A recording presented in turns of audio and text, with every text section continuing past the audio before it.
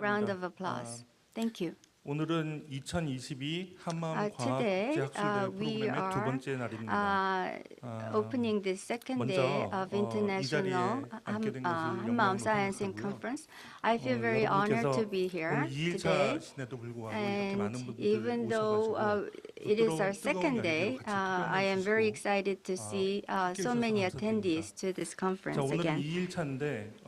This is our second day again. 노멀 시대의 성찰과 새로운 가치. The subject of today's special session is interconnected existence in a new normal age. We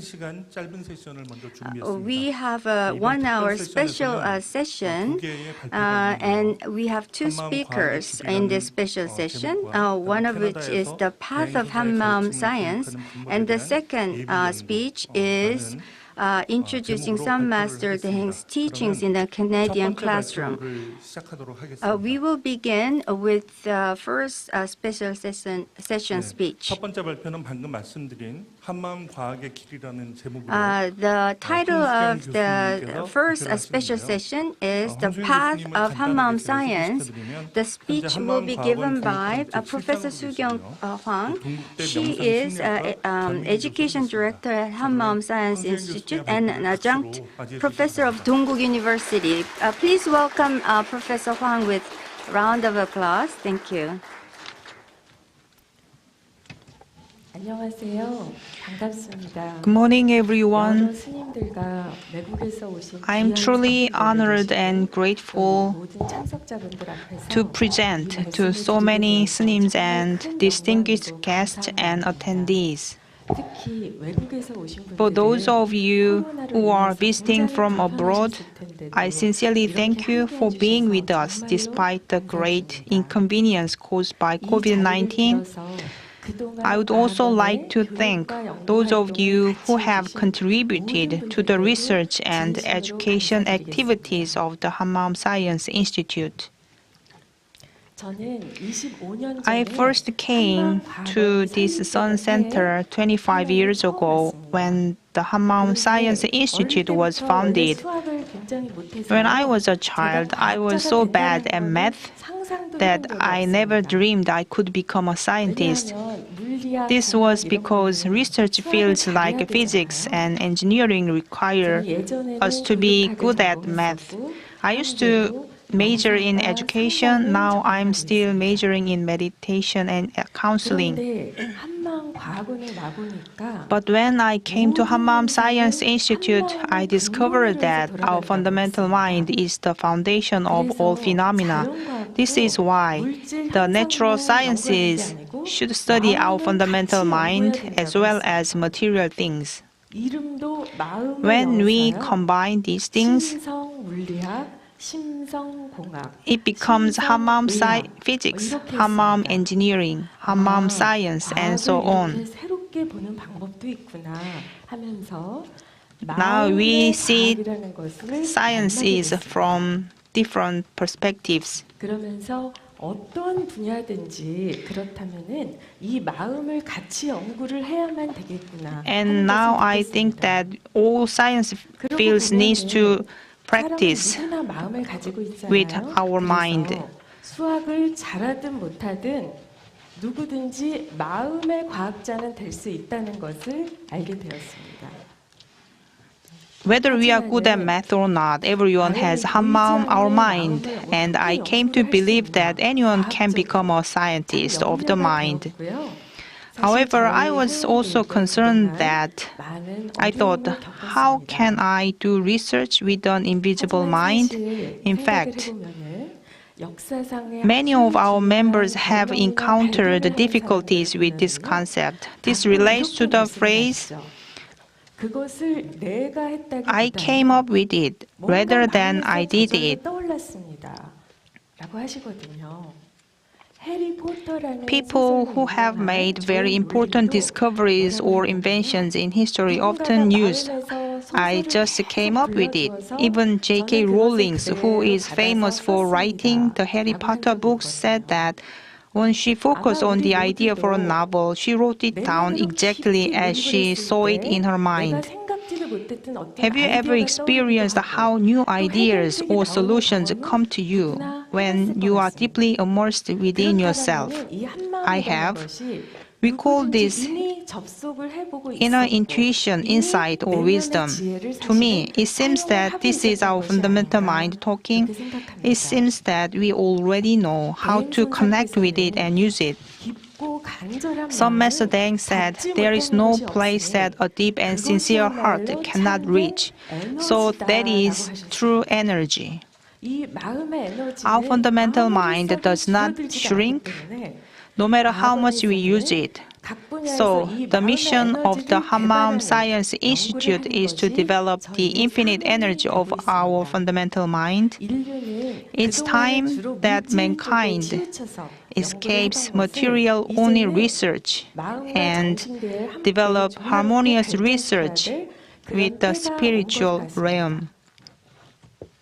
저희 과학원에서는 Along with the 이런 research, 연구와 the 함께 Hammam Science 사람들에게 Institute 이 has 마음의 been 원리를 전하는 running 교육 educational 프로그램을 programs 지난 to 20년 convey 정도 this 하고 principle of 있습니다. one mind to people for 그래서 20 많은 years, 분들이 and many 바로 이 people are 내면의 마음을 experiencing 만나는 meeting their 경험을 하고 inner 계신데요. heart. 이 교육 프로그램에서는 The members who 강의를 하는 lecture 저희 at this 과학원 time 회원들도 always 항상 learn 같이 together 배우고 in the 있습니다. process rather than teaching. 왜냐하면은 마음의 At Mind 학교에서는 School, 모두가 다 everyone 학생이 is 됩니다. a student.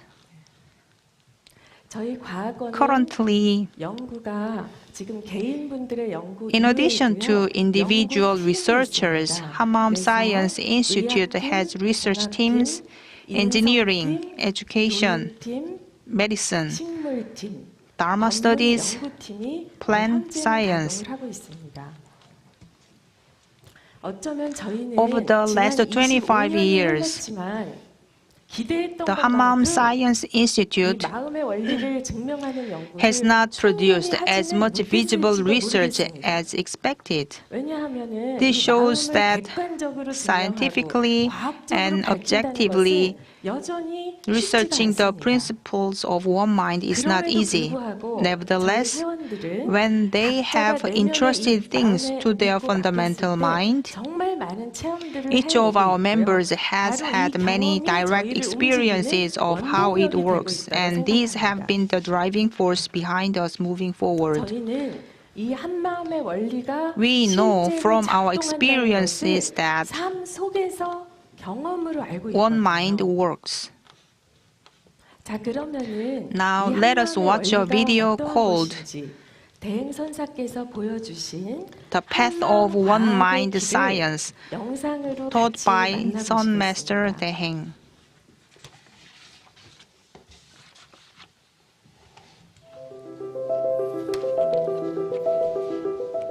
독일의 저명한 물리학자 헬무트 글루브레이트는 In the 1970s, eminent German physicist Professor Helmut Glubbreit met Sun Master Daeng.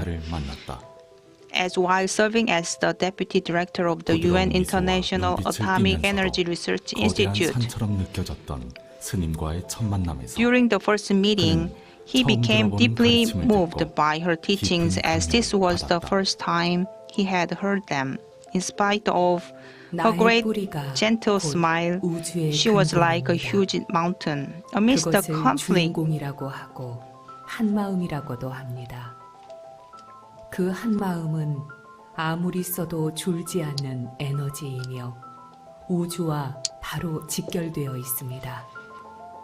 진정으로 과학이 발전하기 위해서는 그 근본을 통해 연구해야만 합니다. 이러한 법문을 받든으로 박사님 내면 세계는 지구와 인류를 위해서 정신과 물질이 조화롭게 하나로 되는 한마음 선언 독일 지원을 유럽의 독일에 꼭 세우리라 결심을 하고 그때부터 독일 지역 곳곳을 물색하고 찾아다녔답니다.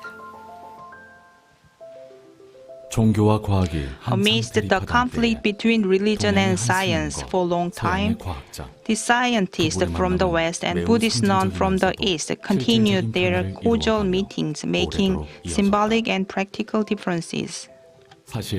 In the meantime, meetings between Sun Master Daeheng and Korean scientists were actively taking place.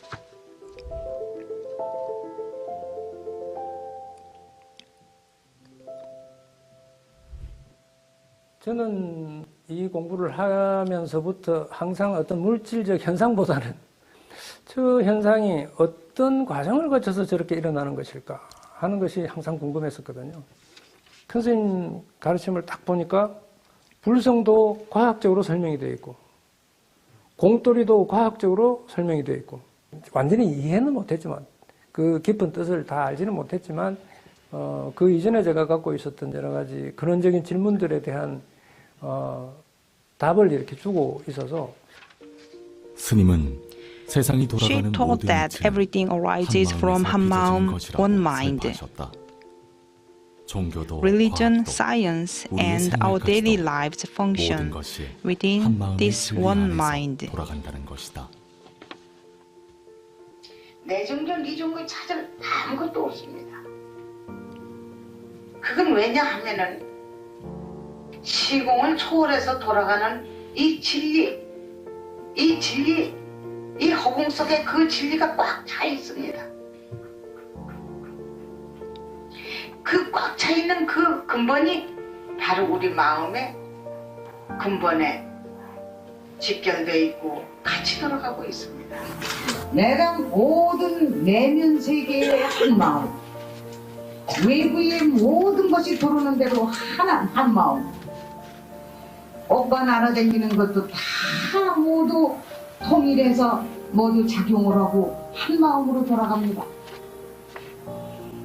전부 통합니다. 하여튼 그래서 한 마음으로 돌아가는 동시에 이 한 마음은 이 개별적인 한 마음이 아닙니다. 포괄적인 한 마음. 즉 공생, 공명, 공체, 공식화하고 돌아가는 한 마음. 이 한 마음을 딱 한 마음으로 씌운다면 중심, 주인공이 되는 거죠. 이 한마음이라고 하는 것은 불성의 다른 이름이기도 합니다. 불성, 한마음 중심, 정신계, 물질계 이 세 가지 요소가 하나로 돌아서 한시도 고정됨이 없이 찰나찰나 놔두고 돌아간다고 하는 이 개념을 담은 핵심 용어가 주인공이거든요. 그 한마음의 진리 In one 안에서는 mind, 모든 경계가 all the 허상일 obstacles 뿐이다. we face are illusions. 그리하여 These days, the 종교와 idea has 과학도 emerged 서로 that 협력하여 religion, science 더 should 높은 work together 차원으로 to 나아가야 할 advance us to a 필요성이 대두되고 higher 있다. level of mind. 여태까지는 종교와 과학이 대척점에 있다라고 이해를 했었는데요. 그것이 현대에 와서 양자역학의 발견이라든지 과학적 발견과 함께 물리학자들이 우주의식이 있을 것 같다라고 하는 그 지점에까지 도달하고 있는 상황이어서 지금까지 서로 다른 면을 바라보고 있던 것이 이제는 한 점을 바라보는 그런 경향으로 바뀌었다 이렇게 말씀드릴 수 있겠습니다. 또한 스님께서 Sun Master 깊이 Daeheng 마음쓰셨던 took a true 정법의 scientific 뿌리가 approach to 불교의 Buddhism, 과학화였다. breaking scientific 그것은 stereotypes. 과학에 She 대한 taught 고정 researchers 관념을 to 해체하고 study based on the 완전한 principle 과학으로 that 나아가는 the spiritual and 한마음 material 과학을 realms are 말한다. not separate but arise from our fundamental mind. 우리가 지금 과학하지만 과학을 깨트려야 진짜 과학이 나옵니다. 과학이라는 것은 고정된 어떠한 못을 박아서 딱 해주는 관념입니다. 그거를 해치시켜야만이 진짜 과학이 천차만별의 과학이 터지게 됩니다. 이 과학적인 진짜 과학적인 건 심성의학이라든가 심성과학 또는 심성 천체물리학 심성천문학, 심성공업 이 모두가 심성 철학이든가 모두가 다 한 군데서 에너지 한 군데서 움직이지 않는 에너지를 배출시키기만 하는 그 가운데서 바로 모든 여러 가지 과목이 배출됩니다. 그렇듯이 그 배출만 되는 게 아니라 여러분들이 연구해서 다 발전시킬 수 있는 현실입니다. 스님은 The 의학, Hammam Science 공학, Institute was 천체물, established in 심리등 1997 여러 after 분야에서 Sun Master 연구하고 Deheng 있는 gathered together lay 1996년 practitioners who were 한마음 researching 과학원을 various fields 설립했다. such as medicine, engineering, astrophysics, and psychology. 선생님께서는 제가 과학원의 초창기 멤버인데 95년, 6년 그 무렵 이전서부터 제가 본문을 보니까 훨씬 이전서부터 이미 물질적 현상과 우리 마음의 현상이 공통된 하나의 원리에 의해서 돌아간다라고 하는 것을 가르쳐왔고 그것을 증명하라. 이것이 진리임을 전문가 각자가 자신의 학문 영역에서 증명해 보이라 하는 것이 큰 스님의 가르침이고 그것이 한마음과학원이 있는 이유이기도 합니다. 우리 살아나가는 것이 전부 과학 아닌 것이 없는데 물질 과학으로 가기 때문에 이것은 50%를 의학도 그렇고 과학도 그렇고 50%를 모르는 거지.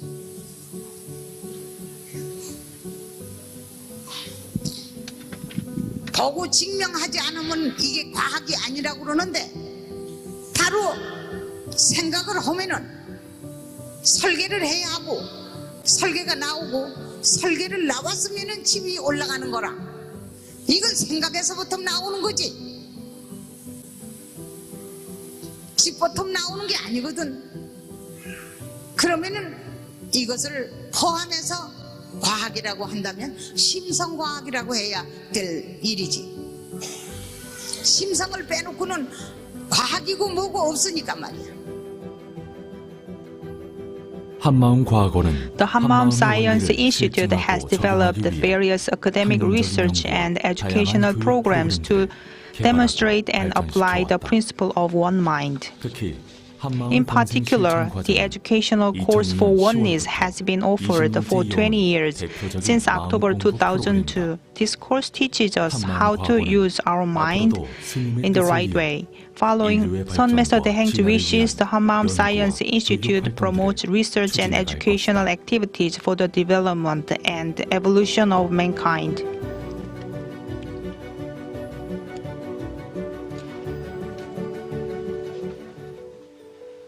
한편 헬무트는 For more than 1 year, 1년 Helmut 넘게 Collaborate 한마음 독일 지원이 had been looking 세워질 for a 장소를 place to 찾아가고 establish 있었다. a German branch of the Hammam Sun Center. 그러던 어느 날 düsseldorf 라인강 건너 작은 카스트시 건물에 들어오는 그 순간이었답니다.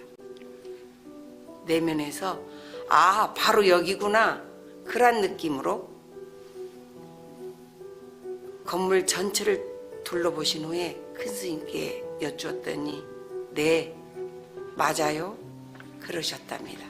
그 후 저희들이 독일로 들어올 때 큰 스님께서 지금 카스트시에 있는 독일 지원 터는 자그마하지만 이 유럽 전체 땅을 덮고도 이끌고도 남아 그러니 독일 지원 첫 2년 터를 그대로 두고 나중에 유럽 곳곳에 2년 따라 지원을 만들어도 된다.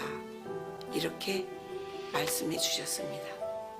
헬무트는 Through 진심을 his 다해 sincerity, he 보수적이었던 managed to 지역 사회를 persuade a 설득하고 conservative regional 방공사의 community 협조를 to 이끌어냄으로써 locate a branch there 마침내 and led the 독일 cooperation 지원을 of public 설립하고 authorities. 뿌리 내릴 때까지 Thanks to 모든 지원을 Collaborate, 아끼지 the 않았다. German branch was finally established and he gave it all his support. 그리고 그는 He 한국에 sent 계신 his last 그리운 letter to 스님께 his beloved teacher, 마지막 편지를 Sun Master 보냈다. Deheng in Korea.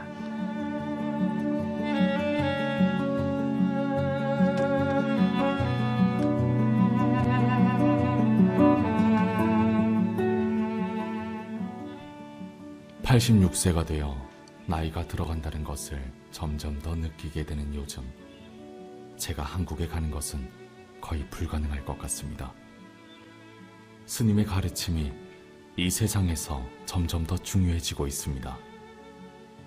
요즘 과학과 기술은 인간을 더욱더 물질로 취급합니다. 그들은 우주와 통신할 수 있는 길인 주인공을 찾으려 노력을 해야만 합니다. 그렇게 스님의 뜻은 헬무트라는 She had met a scientist named Gluck Brecht and cultivated a beautiful relationship with him, which ultimately benefited the spiritual practice of many Europeans. 독일 지원은 물론 Hammam Sun centers across the world, including the German branch, continue their spiritual practice with a sincere heart, following the teachings of Sun Master Daeheng. 있다.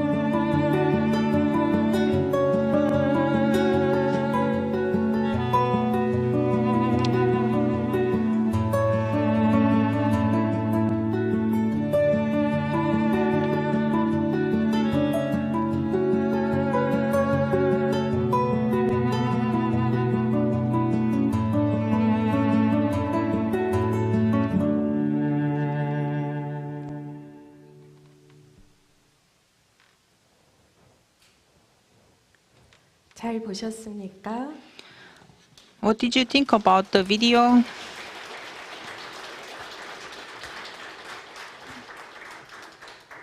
감사합니다. 영상을 정성껏 만들어 주신 분들께 Thank you for the 감사드리고요. people who made the video. 한만과학원 회원들은 이와 같이 Our members follow the teachings of Sun Master Daeheng, and through research in various fields, we aim to find a way to save the earth and live as one. As Sun Master Daeheng said, 대행선사께서는 우리 모두 all of us can grow the flower of enlightenment, one mind within us. Once again, I would like to express my sincere thanks to everyone who attended the conference.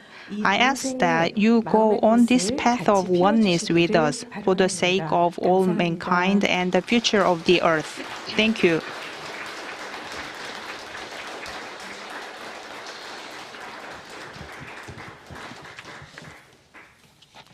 네, 감사합니다. Thank you very much. 발표해 주신 내용은 우리 과학원의 The 사명과 special session speech was the activities of Hammam Science. So we will not receive questions in this subject, but there will be a question and answer session toward the end of conference today. And we will have our second part of our special session. And the second part of special session speech will be given by Professor Glenn Choi from Seneca College in Canada. 글렌체 교수님을 먼저 소개를 I would 드리고요. like to briefly introduce Professor Glenn Choi. Professor Glenn Choi obtained a bachelor's degree in English language and literature from Seoul National University and has a master's degree in science studies from Dongguk University and served at the Korea Herald and Digital Chosun, Hyundai Bulgyo newspaper. He authored a book in 2018 by Sumaru publishing a company, beginning, middle, and to Canada and back again. is the 이 title of that 책이 book. 2022년 This 올해 book, 국내에 번역 출판되었는데 It was published today, this year, in 2022, by Sayusu Publishing Company. We will invite Professor Glenn Choi to the podium. Please give him a big round of applause. I'd first like to apologize for my voice. My vocal cords seem to be irritated with me. So I'm going to do my best, and I hope everyone can hear, and my enunciation is good enough. Okay, so as the title suggests, I'm going to discuss briefly the topic of introducing Sun Master Taeheng's teachings to a Canadian classroom. To my knowledge, this has not been done in any comprehensive way outside of the Hanmaum Sonon Center of Toronto. And so there will be a lot of trial and error, and I'll be the person who will be giving this a go. It's going to be a very experimental and exploratory approach to the teaching of Master Taeheng's teachings in a Canadian classroom. Oh, wrong way.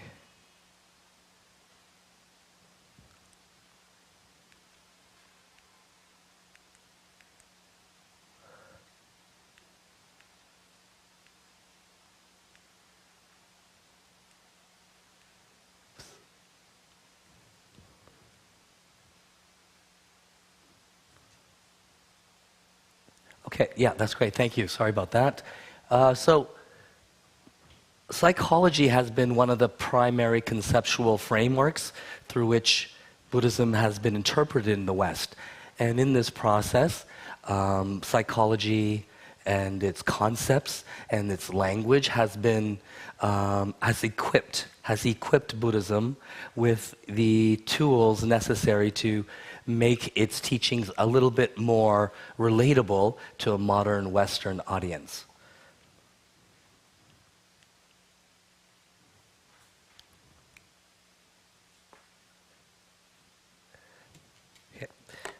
So this kind of approach to the study of Buddhism is part and parcel of the educational programming at the Toronto Center for Applied Buddhism, based in Toronto, Canada.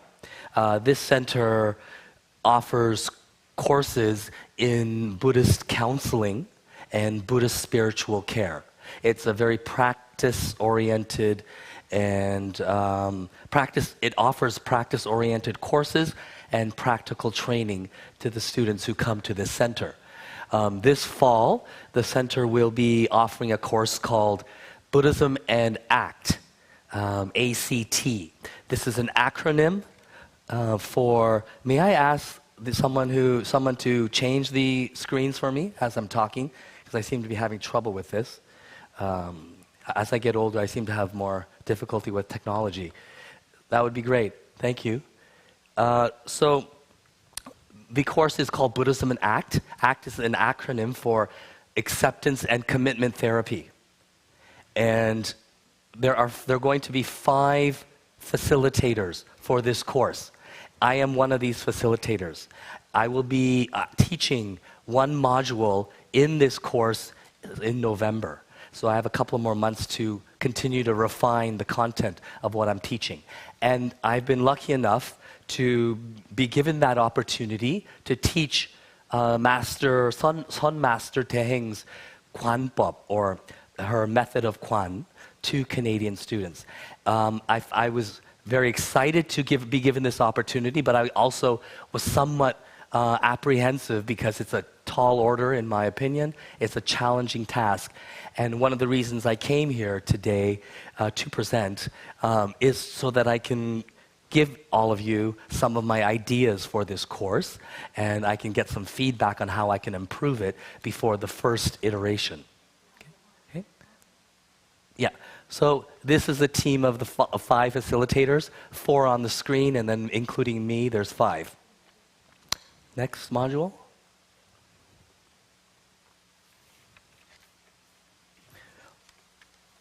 Okay, so on a macro level, on a wider scale, this paper argues that the integration of modern Western psychotherapy with Sun Master Daeheng's method of Sun is a culturally appropriate method or pedagogy in the Canadian context. That's my large-scale argument, I guess you can say. So at this point, I'd like to let you know what my definition of Kwan practice is. And I could be wrong, so I wait for the corrections to come. I define Master Daeheng's practice of Kwan into 3 core components. Number 1 is putting down one's thoughts, whether negative or positive. 놓는다, 생각을 놓는다. And then number 2, entrusting these thoughts to your fundamental essence. Entrust that your fundamental essence will take care of you and your problems or any issues you have. Okay?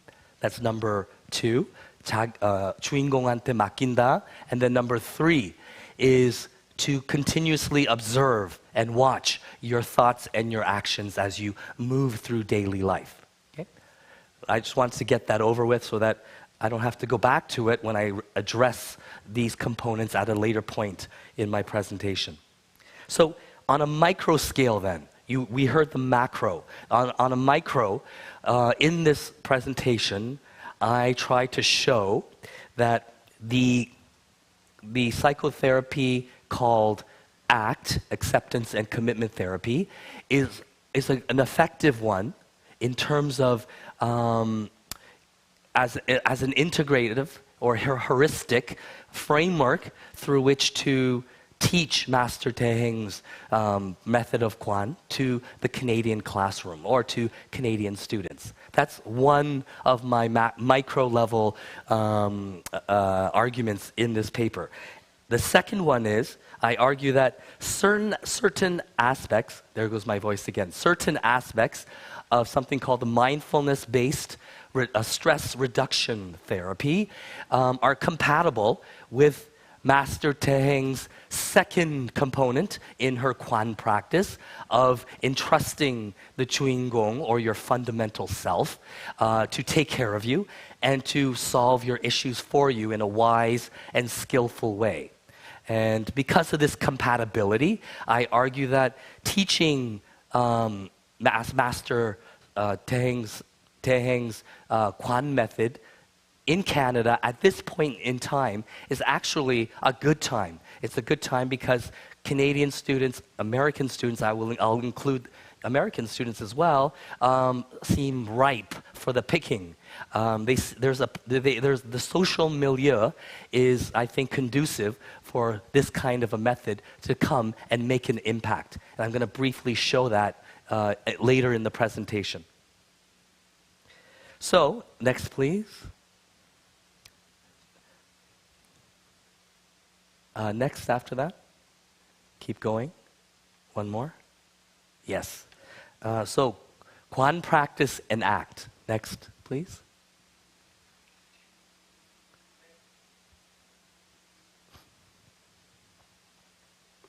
So, why do we, some of you might be asking yourselves or thinking, why do we need this additional framework when we're teaching Master Daeheng's method of Sun? Why can't we just teach Master Daeheng's method of Sun alone? Well, there's a couple of reasons in my opinion. Number 1 is because I have to. The title of the course is Buddhism and Act, and therefore I have to incorporate it. But that's a good thing, because, in my opinion, because the average Canadian young adult, or I'll say the average Canadian post-secondary student, most take a course when they're in university or at the college level called Introduction to Psychology, Psychology 101. And by the time they graduate, they are quite familiar with the concepts and language of psychology. Now, in addition, one of the most popular selling genres of books in the United States and Canada and in many other parts of the world are self-development books, personal self-help books. And these books, for those of you who have looked through them, I have in my spare time, I find the books are filled with the language of Western, modern, contemporary psychology. So what am I trying to say? What is the argument I'm making? I argue that the average Canadian young adult, unless they have engaged in some kind of independent research in Buddhism or on Buddhism, they are much more familiar and accepting of concepts coming from the world or the field of psychology and psychotherapy than they are of Buddhism. So in that sense, it's advantageous, helpful to have this additional framework to go along with Khun Sanim's or Master Teheng's practice of Kwan. Okay? And the second reason is because a lot of the cross-cultural literature shows that Canadian young adults are very analytical in their cognitive, in the way they reason about things in the world.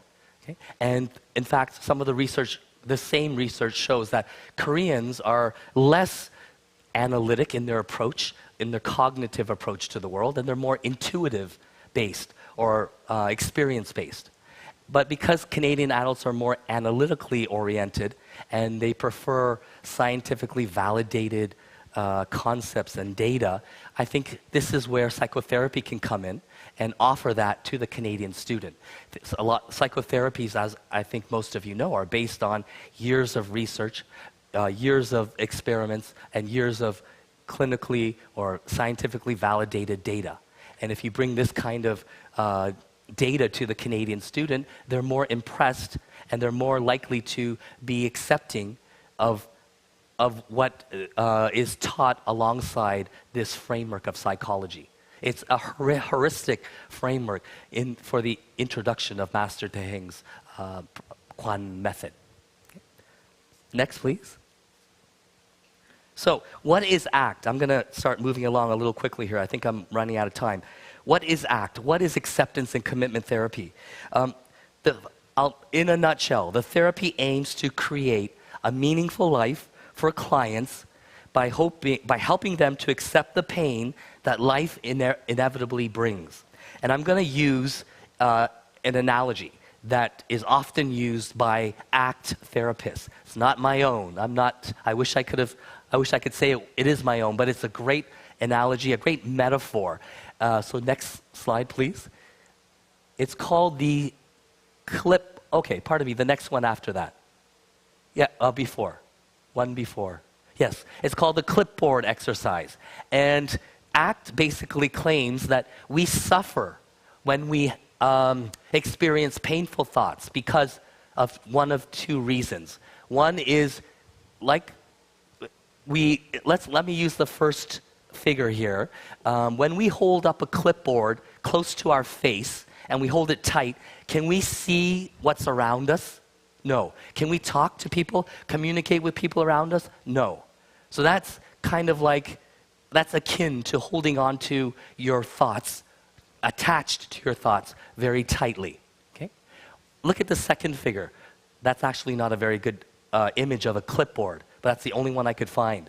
The second image is supposed to show a client trying to throw away his or her clipboard while the therapist pushes back to make sure that the client cannot throw away the clipboard.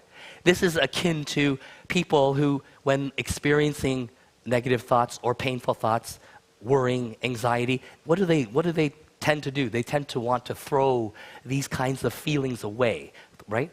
Under the rug, push them away, or even throw them through the window. Well, that does not happen in reality.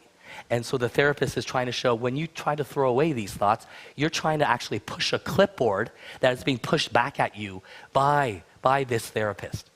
And so that's why you suffer, because in these two instances, your attention is dominated by these actions, by your clinging or by your pushing away. And in that process, you're actually what they call fusing, F-U-S-I-N-G, fusion. You're melding your thoughts with the I or the ego. And because of this melding, coming together, this merging, you suffer. You suffer. So what's the solution according to ACT? Next slide, please.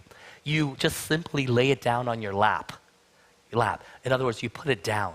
Now, it doesn't go away, though. According to ACT, your thoughts, your negative thoughts, your painful thoughts, your anxieties, your worries, what have you, remain in a space in your head. Okay? But at least they're not occupying all of your attention. You have some freedom now. Your ego has some freedom now. And now your ego has the ability to do what? To think about things that are productive and do the things that the ego, the self, wants to do. And the ultimate purpose of ACT is to help the client live a valued and meaningful life. Okay? As I think a lot of you are getting a sense right now that that's quite different than the Buddhist ultimate goal. But I'm trying to show you this so that we can move on to the Buddhist perspective. Let me just, thank you. Let me just, you don't have to go back, but I'm going to say add one more thing. In order to put down the clipboard on your lap, you need something called psychological flexibility. It's not easy, in other words. If it was easy as that, no one would be suffering in the world, right? So you have to have the ability to be mindful when you see yourself either grabbing the clipboard or pushing it away, and then not react to that reaction. You have to be mindful and strong enough mentally to not react to that situation in order to put it down on your lap. So now, the ACT researchers recognizing that not everyone, let me rephrase that. ACT researchers recognizing that people react differently to diffusion exercises, or the same diffusion exercise loses its vitality or becomes somewhat tedious after repeated usage. These researchers have come up with a toolkit of more than 100 different kinds of diffusion exercises. Diffusion, I don't know if I explained what that means, but I think you can understand. Fusion is that, right? Diffusion is that. The kind of the disentangling of your ego from your thoughts. So here's an example of one of the 100 different kinds of diffusion exercises. This is called Leaves on a Stream. If you are suffering, you are worrying about something, you take that worry and in your mind's eye, you place it on a leaf, on a stream, and then you let it flow downstream. Okay? If that doesn't work for you, then next slide, please. There's the holding the suitcase on a capsizing boat exercise. So this is an example of a person who, when he or she suffers, they actually cling tightly to their suffering or those thoughts that make them suffer. And the therapist will say, the reason for this is because the client actually believes, even though he or she doesn't like these negative thoughts, he or she believes those negative thoughts are true. So for example, I am somebody who can never be loved. This thought will enter the head of some people and cause them anguish. But some people actually believe this to be true. And so they're like the person tightly holding on to a suitcase on a capsizing boat. And what does the therapist do in that case? Well, the therapist says, you don't want to let go because it's full of precious belongings, but it's dragging you down, pulling you under the water. What would you do? The client would respond, let go of it. And the therapist would then add, right. And once you let go, you could put your energy into doing something useful, right? So in other words, as I said earlier, the client has set aside these negative thoughts, even though they don't go away, but it's far enough to the side that the client can see clearly ahead of him or her, and now move on to live a life that's meaningful to that person, that's according to that person's values. Next, please. So what I've said right now, up to now, represents the first half of my module that I'll be teaching at TCAB, at the Toronto Centre for Applied Buddhism. The next or second half will be talking about the Kwan method, And I'll start by, I'll compare the two first, and then I will begin with the similarities between the two approaches. Why? Because when you begin with the similarities between Master Teheng's Kwan method, spiritual practice, and the method of ACT, at least the student has something familiar to work with in the beginning. And therefore, this might breed a sense of familiarity and therefore receptivity to the teachings, to these foreign teachings of Master Teheng. So here's a list of the similarities.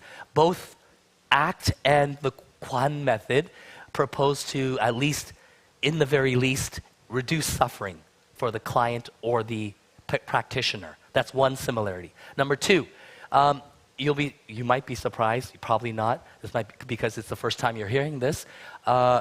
The Kwan method actually, in my opinion, I argue, utilizes the principles of diffusion and acceptance in the Kwan method. How so? Well, let's go back to the first component of Master Teheng's Kwan method of letting go, putting down your thoughts. In order to do that, this in itself is diffusion. Why? Let's go back to my hands, my pretty hands, and see that fusion is the coming together, right, of thought, bad, negative thoughts, and the ego. And then when you realize your thoughts are actually coming from a different source than the ego, which Master Teheng argues, or claims, or states, I should say, or teaches. That's probably the better word. Teaches. She teaches that it's not you, the ego, that has produced these thoughts. It's coming from your fundamental essence. So in that moment, when you realize that the origin of the thought is not you, but some other place within you, deep within you, the thought becomes diffused and goes somewhere else. And in that sense, it's a process of diffusion, just like ACT. And I will be saying these kinds of things when I'm teaching the Kwan method. And then we have acceptance. Let's go to the second component of Master Teheng's Kwan method, of trusting that your fundamental essence within you has the ability to take care of things for you. Well, this whole process, the first component and the second component of putting down your thoughts and then entrusting that your inner self, deep inner self, can solve these problems for you. This is actually indicative of you accepting these negative thoughts. Why? Because the whole time you're engaging in this process, you're actually holding on to these thoughts. You're not reacting to them. You're not kicking them out. You're not holding them tightly. If you did, you probably wouldn't do a very good job of this Kwan method. So I argue that the Kwan method also involves the principle of acceptance and is similar to ACT in this way. Number three, requires psychological flexibility. Just like ACT, when you engage in the Kwan method, it's not easy. At least I don't think so. I've done it on a personal level. It's a very difficult process. It takes years. Even today, after I think I've been practicing for 30 years, I still have difficulties. So it does require you to be flexible. In other words, requires you to be resilient and strong mentally, because you're holding these thoughts that you don't like at all. You'd rather kind of kick them out. It's like dynamite. You'd rather throw them out somewhere before it blows up in your face. And then three, commitment. I didn't mention this earlier, but I should have. In ACT, when you you make the decision to live a life that's according to your values. Well, that's called commitment. That's the commitment part in ACT. You're committed to live every day according to your values after you set aside your negative thoughts. In the Kwan method, Master Teheng, she doesn't talk about living a valued life, at least not, she doesn't emphasize that point, but she does emphasize the third component of the Kwan method, which is what? Which is constant observation, vigilant observation of your actions, your thoughts. Where are they coming from? Is it coming from my ego, myself? Fascinating. You have to instill in yourself this curious attitude and doubt where these thoughts are coming from. Don't think it's just coming from you or who you think you are. They're coming from another source, the fundamental essence. So there's this commitment to constantly observe. It's not, basically what I'm trying to say is it's not a temporary activity. You don't do it at 1 in the morning and then forget about it for 23 hours. You have to do it constantly, but it's a difficult process. Next. So once the similarities have been established, the facilitator, myself, will then turn everyone's attention to the differences between ACT and the Kwan method. And number one, I think you guys can guess, I talked a little bit about fundamental essence, 주인공. For those of you who've been here from day one, you've probably heard this quite a few times, this term. And there are many, many words that are used for this concept. So just be aware of that.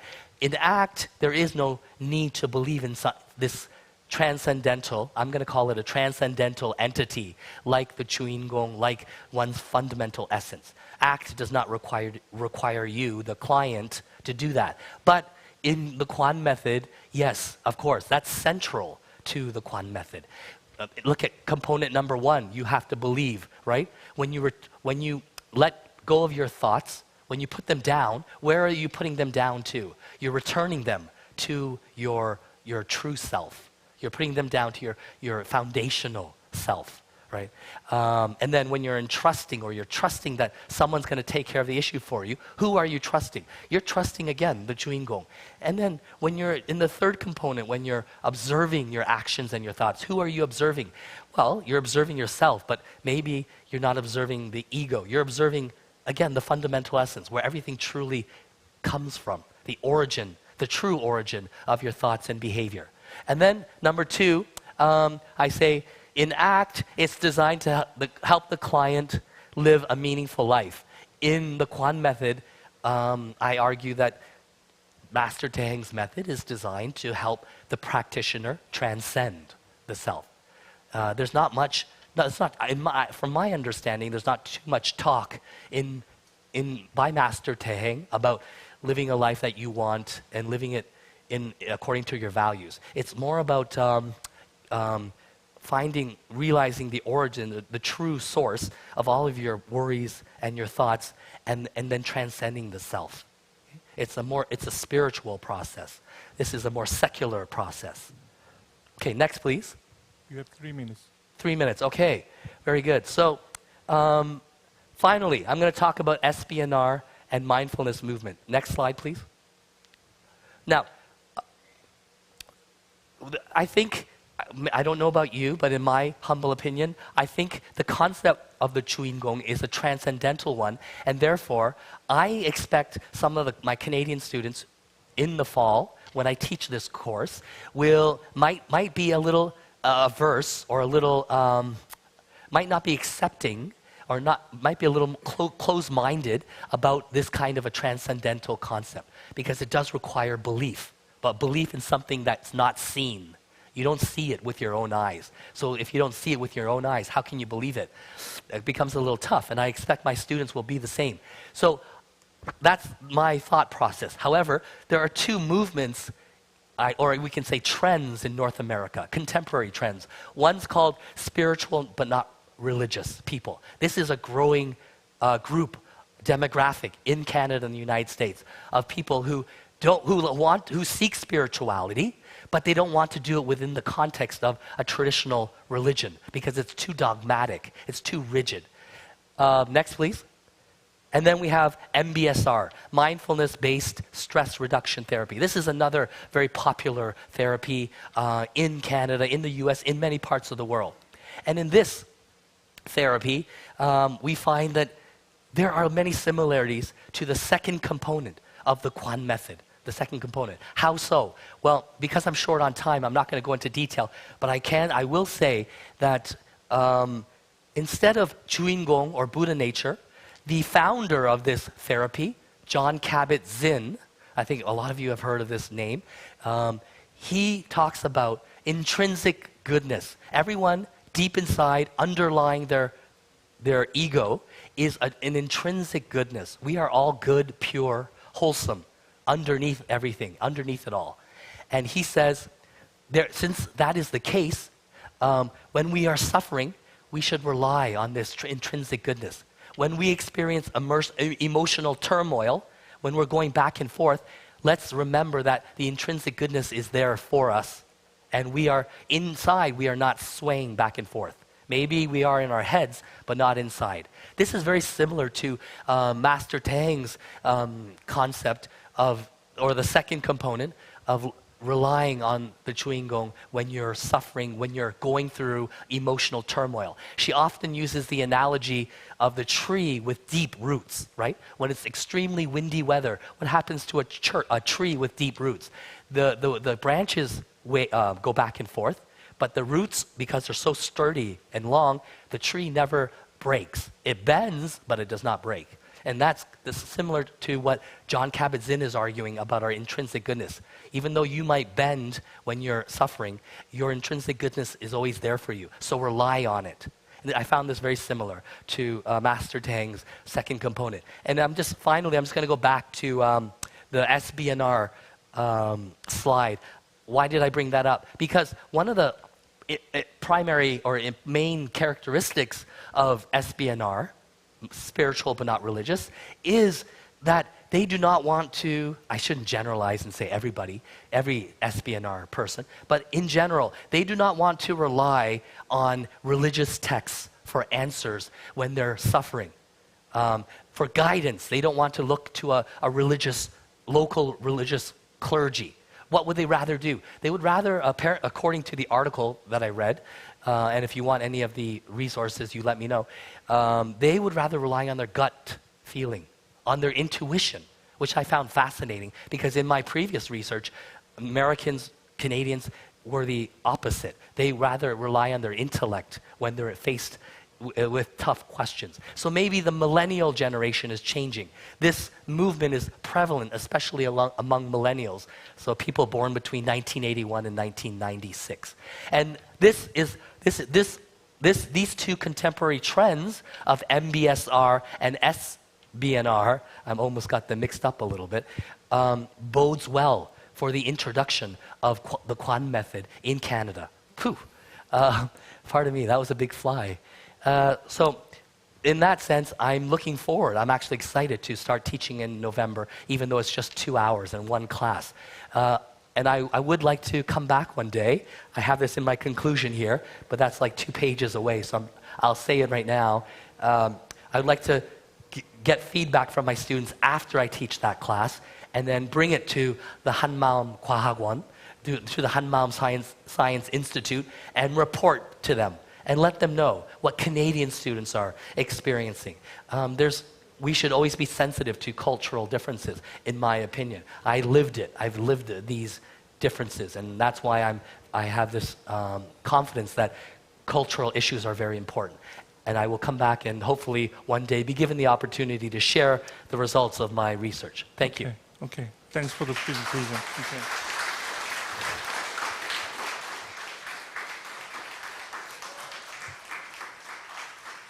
네. 캐나다 대학생들이면 상당히 문화가 다를 텐데. I believe that Canadian students have a whole different culture, so it will be so fascinating for you to teach this Son Master Daeng's teachings to the Canadian students. We are running out of time, so we'll have just short Q&A session. 네. 캐나다에서 와주셔서 이렇게 귀한 경험을 지금 되게 어려운 환경에서 Thank you for introducing the Canadian culture and 이제 이런 공부를 하고 싶어하는 사람들한테 전달하는 방법에 대해서 이제 얘기를 해주셨는데 you introduced the methodology of how you will teach Son Master Daeng's teachings to the Western students. 개선시켜 나갈 수 있을까를 항상 연구하고 있기 때문에 좋은 그 경험이 된 것 같습니다. 참고가 되었습니다. So I learned a lot, and it was a good reference from your speech. 학교에서 가르치기도 하고 I 다른 teach 종교의 학생들, 다른 생각을 가진 학생들을 만나는데 students 그럴 때 different 얘기하는 religion 것은 and 뭐냐면, I am encounter 자기 with 자신을 other 믿고, students with 자기 different 자신의 religion. 잠재력을 믿고 그리고 그것을 해결할 수 있다고 생각하고 나아가라. 그러니까 관법이라는 것이 부처라는 것을 이름 짓지 않고 네 마음, 너 자신으로부터 이제 So what I teach is emphasizes that trust in your dormant capability and trust your inner power that can address and counter everything, and that you have the Buddha nature. 어떤 컨셉트가 아니라 그냥 너 자신에서부터 출발하고 너 자신을 발견하고 너 자신을 실험해봐라 하는 것이 어떤 관법의 그 기본이 아닐까 싶은데. I believe not conceptually, 어떻게 생각하시고 but 어떤 것을 느끼시는지. it's my own opinion that Kwan method Thank you for the question. Kwan method of Kwan is I was going to to address discover that later in Buddha nature. my presentation, because John Kabat-Zinn brings up or uses the term intrinsic goodness or purity or wholesomeness, which are not so technical. When we say Chuingong or Buddha nature, this sounds very difficult right away. And it might be off-putting for a lot of Canadian students who are taking Buddhist classes for the first time. I should have added earlier that on average, the students who come to the Toronto Centre for Applied Buddhism, half are about Buddhist, half identify as Buddhist, and the other half do not. But they come because they've read about Buddhism and there's something fascinating about the religion, but they're not quite ready to identify with it. So you're dealing with this kind of a student. And if that's the case, as you put it, I think it's a good idea, a wise idea, not to, or to maybe refrain as much as possible, to minimize the number of times you do use these religious terms. And I did think about the term, in fact, I ended my presentation on paper with the question, maybe we can not only, maybe as the facilitator for this course, I can not only borrow these such terms as I am originally pure or good or wholesome. I can say, I can refer to this Chuingong as inherent potential or unlimited potential. I think that word was actually used by Venerable Chonggo Sunim yesterday. I'm not sure. Somebody used that word, and I wrote it down. Excuse me. I wrote it down because I thought, oh, here's another word I might be able to use in the classroom come November. So certainly, I'm thinking about that. And if you have any other words besides infinite potential or just the self, you can let me know, and I will be sure to look at it and think about it. 네, 감사합니다. 네. Thank you very much.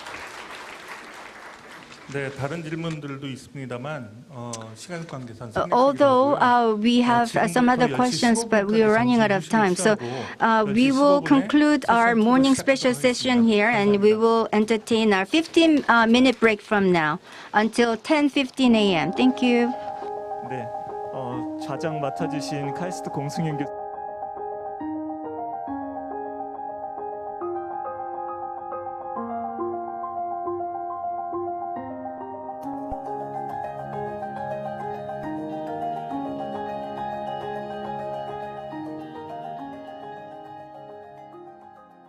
저희는 대행선생 용어집을 개발하는데 그 기존의 용어집 개발하고는 다른 방식으로 핵심어 중심 접근을 통한 용어집 개발을 하고자 하고 지금 진행하고 있습니다. 저희는 멘토가 해 교수님이고 간사는 저 안진욱이 맡고 있습니다.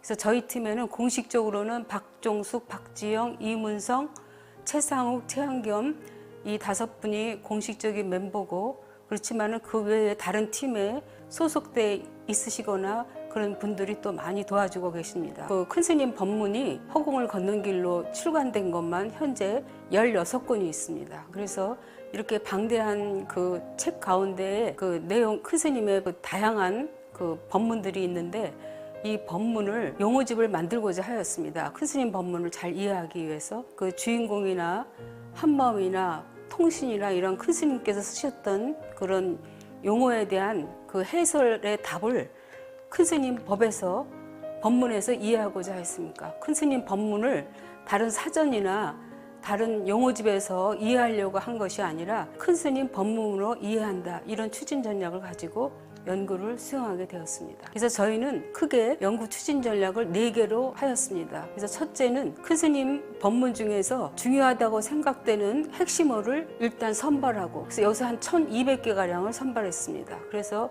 그 선발된 핵심어에 대한 법문을 데이터베이스에서 검색을 해서 그걸 파일로 만들고, 이 만든 파일에서 그 핵심어와 연관된 그 법문만 추출해서 검출하는 작업을 하였습니다.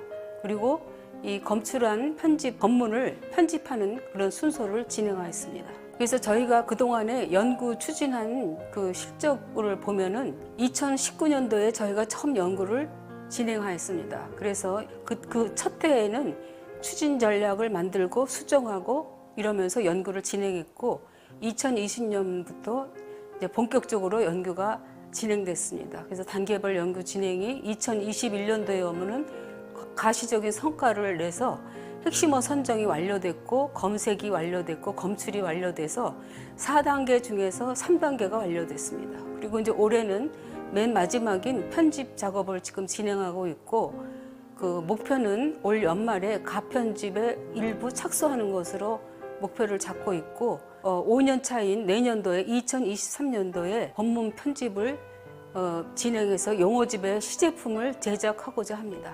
그래서 올해는 우리의 세부 계획이, 당연히는 세부 계획은 8월 달까지 핵심어에 대한 한자를 정리하고 1차 편집을 이제 계속 진행해 나가고, 편집된 거를 다시 2차 편집을 진행하고, 6월부터는 2차 편집된 것을 3차 편집을 진행하고, 또 1차 가편집은 11월, 12월 연말에 시작을 하려고 합니다. 그래서 이런 식으로 이제 굉장히 타이트한 세부 계획이긴 하지만 저희가 여러 명이 같이 함께 하고 있기 때문에 충분히 가능하리라고 생각합니다. 그래서 이 작업이 마쳐지면은 큰 스님께서 옛날에 이런 말씀을 하셨습니다. 그 두 번째 패러그래프에 보면은 이 말을 어떻게 해야 여러분한테 이해가 가고 뭘로 표현을 해야 이것을 그렇게 알게끔 일러드릴 수 있을까 하고 말입니다. 단지 여러분이 어떻게 그것을 맛을 보게 될 수 있을까? 어떻게 하면 저분들이 다 내 형제고 내 몸 아니 없는 것을 알 수 있을까? 이렇게 하는 큰 스님의 그 마음을 우리가 그 깊은 마음을 다 헤아릴 수 없지만, 이 용어집 만들게 되면은 큰 스님이 이렇게 바라셨던 것을 일부 실천할 수 있지 않을까, 그런 생각으로 저희가 작업을 하고 있습니다.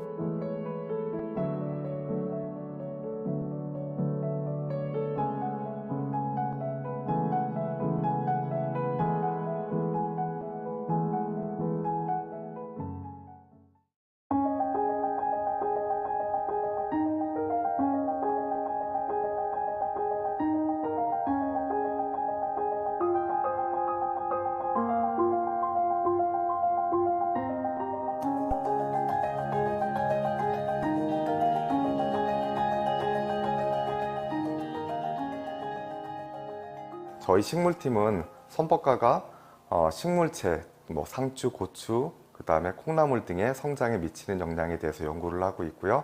저희 스터디 그룹의 엔토 스님은 해도 스님과 혜운 스님이십니다. 저희 팀원으로는 신유옥 박사님, 김학도 상무님, 최지혁 연구소장님께서 같이 해주시고 계시고요.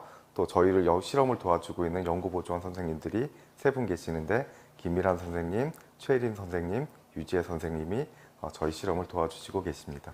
연구 배경을 보게 되면 이미 식물이 그 음악이라든지 음파에 대해서 영향을 받는다는 것들이 이제 보고가 돼서 알려져 있고, 우리나라에서도 농촌진흥청에서 그린 음악이라고 하는 동요라든지 클래식 음악을 섞어서 식물체라든지 이런 쪽에 처리해주는 이제 그린 농업이 진행이 되고 있습니다.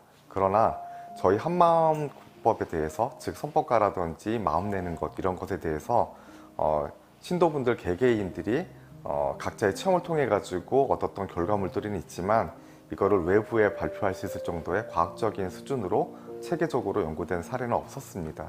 그래서 저희 식물팀이 이 역할을 한번 해보자 해서 저희 식물팀을 구성하였고 실험을 진행하게 되었습니다. 저희 연구 목표와 내용은 다음과 같습니다. 저희 1단계는 큰 스님의 법문과 그 다음에 기존 연구되었던 논문들을 리뷰해서 어떤 식으로 실험 방법을 짜고 어떻게 실험할지를 저희가 목표를 잡는 연구들이 1단계로 진행이 되었고요. 2단계에서는 식물의 종자발화 실험과 그 다음에 비닐하우스 수준에서의 필드 실험을 진행을 하고자 하였습니다. 3단계는 이와 같이 얻어진 결과들을 바탕으로 해서 생리생화학적 실험과 그 다음에 가능하다면 프로테오믹스와 관련된 실험들을 진행을 하려고 생각을 하고 있습니다. 그러므로 이제 이런 1, 2, 3단계를 다 마치고 최종적인 목표는 선법가가 식물에 미치는 영향을 과학적으로 검증하는 것이 저희 스터디 그룹의 목표가 되겠습니다. 잘 아시는 것처럼 그 지구상에는 많은 식물체가 존재를 합니다. 그렇지만 저희가 그 동물 실험을 하면 그 마우스라든지 렛이 가장 기본적인 동물 실험 모델이 되듯이 식물계에도 식물 실험의 모델 식물들이 있습니다. 그래서 애기장대라든지 상추 이런 것들을 저희가 실험 모델로 선정을 하게 되었고요. 그 다음에 한국 사람들만 먹는 과체류인 콩나물, 그리고 농촌진흥청에서 만들었던 그린 농업에서는 성장에 커다란 영향을 주지 않는다고 하였지만 저희가 그 한국 사람들이 이제 고추를 빼놓을 수가 없잖아요. 그래서 이제 고추까지 넣어서 저희가 실험을 하게 되었습니다. 이게 이제 실험이다 보니까 저희가 실험실도 갖춰야 되고 그 다음에 식물체들이 온도라든지 습도들을 일정하게 유지해 줄 수 있는 배양 공간이 필요했습니다. 그래서 저희가 냉난방기라든지 제습기, 그 다음에 방음벽 등을 갖춰서 실험 공간과 배양 공간을 만들었고요.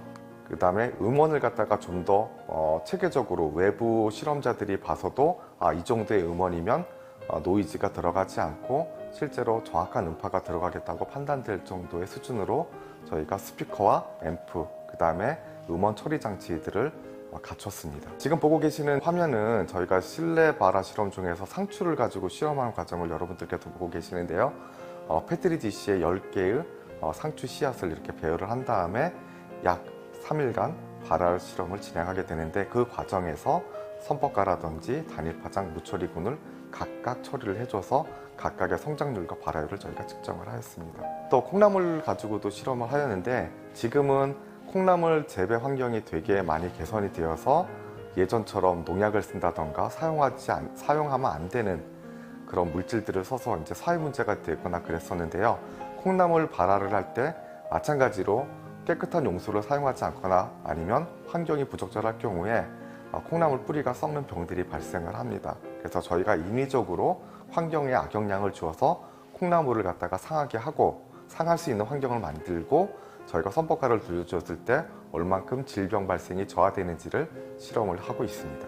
또 간이 수준의 필드 실험을 진행하기 위해서 부산 지원에 유치원이 있는데 그 유치원 옥상에 비닐하우스 3동을 설치를 하여서 실내 실험을 진행을 하고요. 실내에서 발화 실험을 했던 상추에서도 저희가 어느 정도의 선법가가 다른 대조구라든지 단일 파장에 대해서 긍정적인 효과가 나타났는데 이게 실제로 필드에서도 일어나는지를 확인하기 위해서 저희가 필드 실험을 진행을 하고 있고요.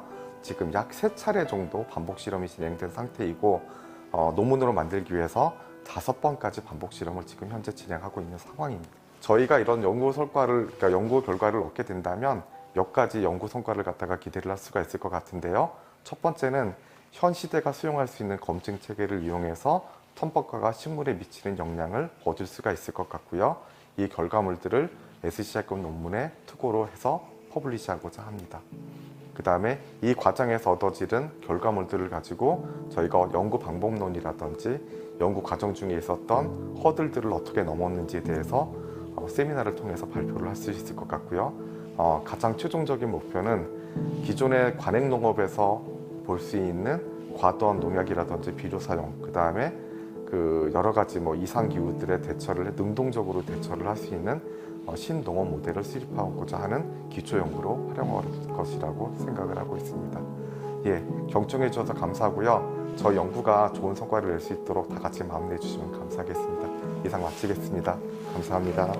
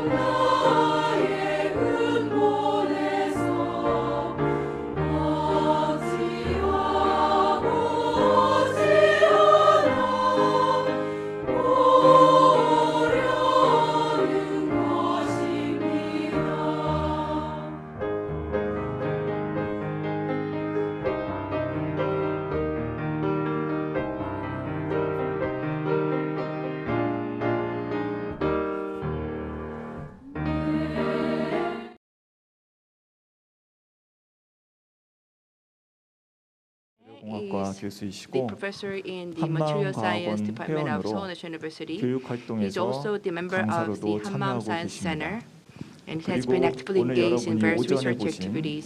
And as we have 한마음과학원 소개 seen, 영상에서 he was actually 인터뷰로 featured 나오신 on the 분입니다. video that 네, introduced 다시 the 한번 Hanmam 큰 Science 박수로 Center that 환영해 you 주시길 watched this 바랍니다. morning. 감사합니다. So please welcome him with a big hand. 네, 두 번째 Good morning. 세션 Now we are going to 좌장을 begin 맡은 the session 2, 서울대학교 and I'm very 박종래 honored to serve as a moderator for this 이런 session. 뜻깊은 I am 국제 Park Jong-rae, 학술 professor of 행사에 Seoul University, 좌장을 맡게 and I'm 돼서 very 개인적으로 privileged to serve as a 기쁘고 moderator in 영광스럽게 this 생각합니다. significant and meaningful international 오늘 우리가 conference. 함께 할 세션 2는 The session 2 생명 is 위기를 about 통한 the 미래의 visioning 성찰이라는 future through 주제로 life crisis. 세 분의 And 아주 for this, 귀중한 under this title, we 초청 have three 연사분들이 presenters. 말씀을 주시게 됩니다. 세션 2는 10시 15분부터 시작해서 Session 2 will start 12시까지 진행될 at 10:15 and it's 예정으로 going to be ended at 12 따라서 o'clock. 각 And therefore, 연사분들께는 each presenter, I would like 미리 to, 안내를 받으셨을 걸로 as you may 짐작합니다만 have already 약 heard, 25분간의 I would like to allocate 25 minutes for each 말씀과 speaker for the presentation 10분간의 and 10 minutes for Q&A 시간이 session. 주어집니다. 따라서 각 연사분들은 주어진 시간을 So each speaker will be given total 35 minutes, and please, 정확하게 including 지켜주시기를 Q&A, and please keep your time limit for the smooth proceeding of the conference. 주제인 생명위기를 통한 The 미래의 title of the session 2 is Visioning Future Through Life Crisis. 팬데믹이라고 하는 이 And as we all go through a very unique phenomenon, the COVID pandemic, we would like to discuss how we can view this phenomenon and also how we can interpret and diagnose the reality that we are facing so that we can vision the better future for humanity. 세 가지 And for this 톡을 topic, 듣게 됩니다. we have three presentations in store for us in this session. 현실을 바라보는 관점들이 각각 So our 자신들이 perspectives 어느 to 위치에서 see the 있는가, 어디에서 reality 있는가에 따라서 may 상당히 vary depending 다를 on 수도 where you 있고, stand 동일할 and where 수도 you 있고 are. 한 그런 Or there could be 있을 뿐만 commonalities 아니라 and also 그러한 분석을 differences 바탕으로 in our 미래를 어떻게 perspectives 바라보고 toward 있는가 하는 reality. 것 또한 And also 굉장히 our vision for 다른 future. 그 I'm sure that there are a lot 보여줄 가능성이 of things 있습니다. to be 그래서 shared 그런 and also 관점으로 that are different. 세 분의 So in that sense, We would like to hear from the three 발표를 presenters. 경청해 주시면 감사하겠습니다. 첫 번째 The first 발표를 해주실 연사분부터 소개를 presenter, 해드리고 let me 첫 introduce the 번째 first 연사분을 presenter. 초청해 보겠습니다.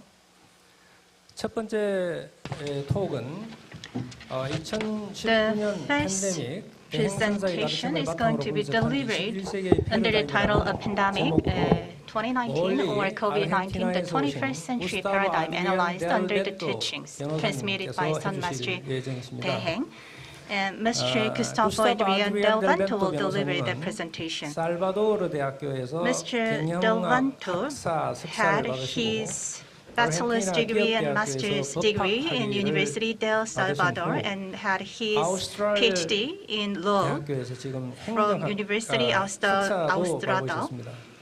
He also had an MBA in the same university. He also finished a postgraduate course in project management in the Universidad Tecnológica Argentina. And is currently pursuing a master's degree in aviation space in airport law at the Institute of the Argentina Air Forces. It seems that he is quite passionate about studying and researching. Despite all the difficulties, he continued his practice in Hammam Son Center, and he conducted a research based on a survey carried out to different groups, practitioner group and non-practitioner group, and also researched what kind of changes made in family life and the labor market as well as ecological environment. So he just came up with the analysis result of the research. So you may find his presentation quite interesting, and also you will be able to get some implications from his survey. Thank you very much to everybody. Firstly, I will take some minutes to thank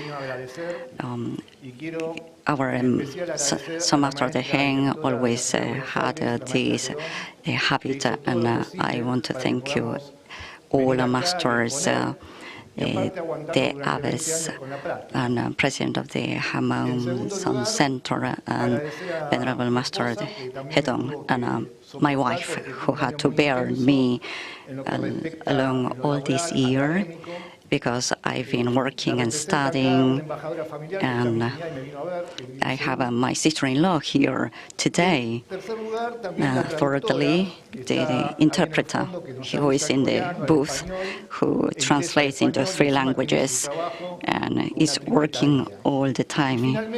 And finally, to everybody present here, and I say finally because I receive all your energy.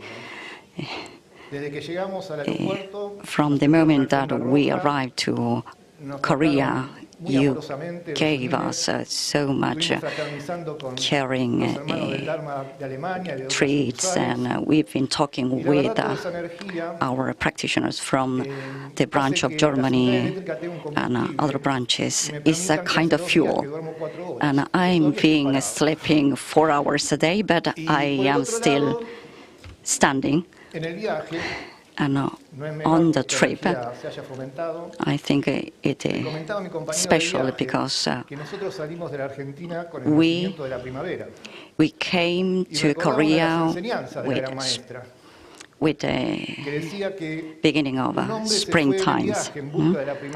I remember what Son Master Daeheng said about spring. Somebody went looking for it, and when he returned home, found his tree in blooming. And this is special because I have this spring energy inside of me, thanks to all of you.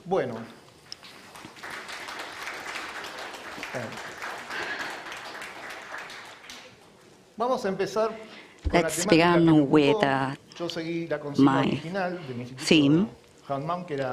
I follow the original theme about the pandemic 2019, the 21st century paradigm analyzed under the teachings of Sun Master De Heng. I would like to convey to you how the pandemic affected everybody living in Argentina and how lived this experience practitioners as non-practitioners. As Professor Park has said already, I analyzed the 4 dimensions of what was going on in Argentina, from the governance perspective, family life, how this affected our habits and customs, and the changes in the labor world, and lastly, in the ecosystem. I think that this is very important because Sun Master De Heng always emphasizes about the caring of our planet. And I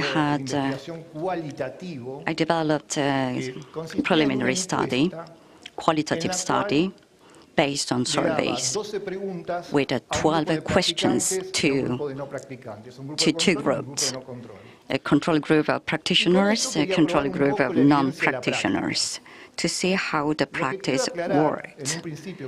I want to clarify that this is not a final judgment. It's only to show a tendency, because the sample was very small.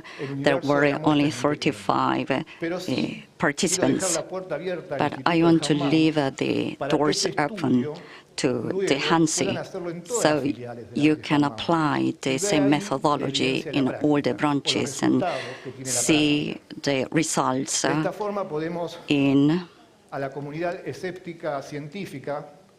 And we can, in this way, convey the proof that the scientific world always requires paradigm. Surely many of you know what this means.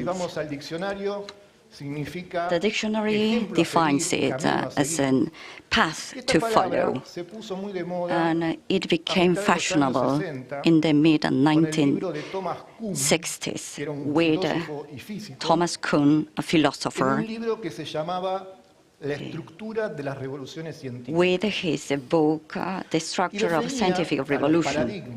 He defined paradigms as theories that are not discussed in the scientific world and lead to solve problems in a certain time.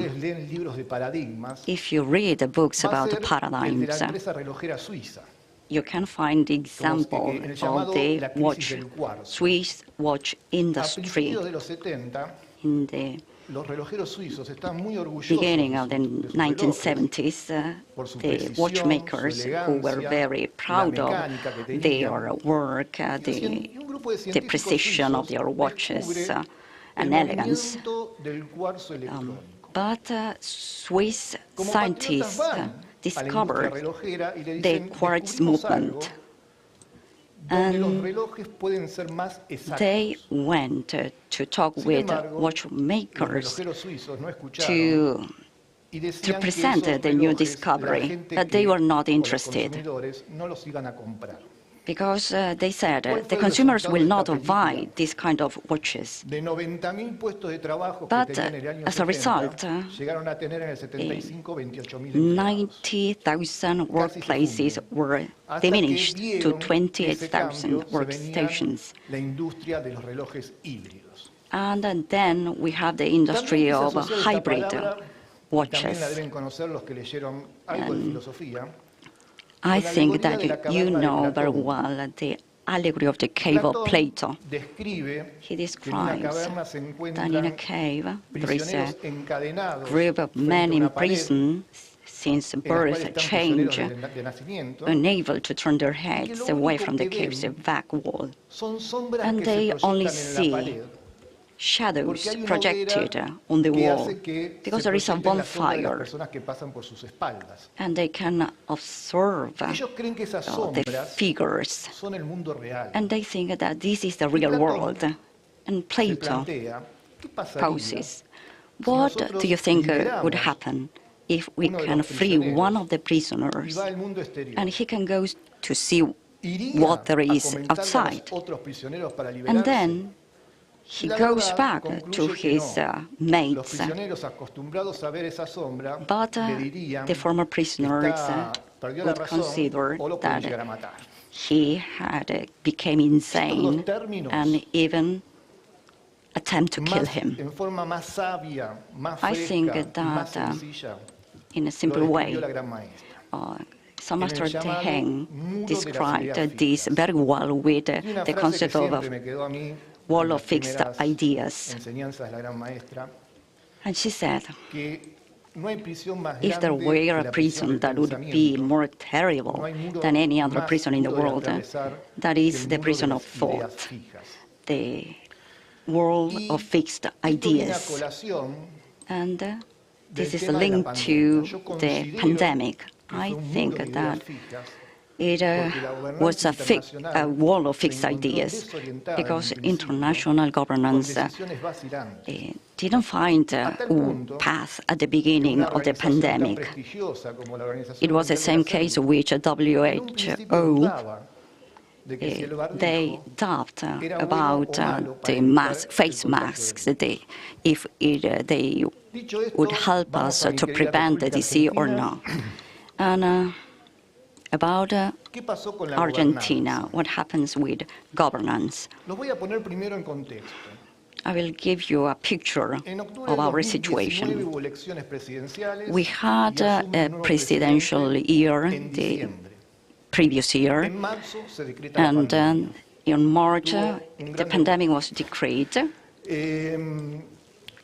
The Argentine President Fernandez had to take decisions between alternatives of public policies in the name of the public welfare.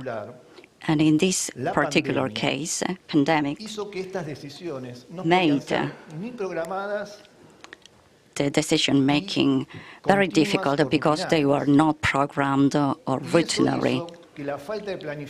And the lack of planning and processing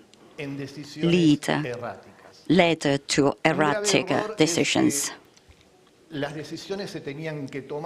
And decisions were taken not in a professional table or a political arena where they think more about the welfare of the general public. You can see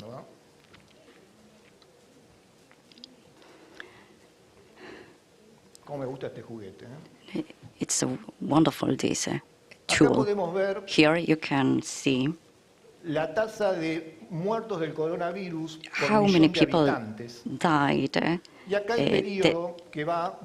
The cumulative confirmed the COVID-19 deaths per million people among different countries. And this graph begins from January of 2020 to March of 2021.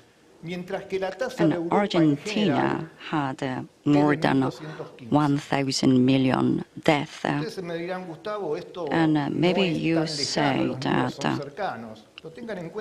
they are similar figures between different countries, but we had a very severe and long lockdown.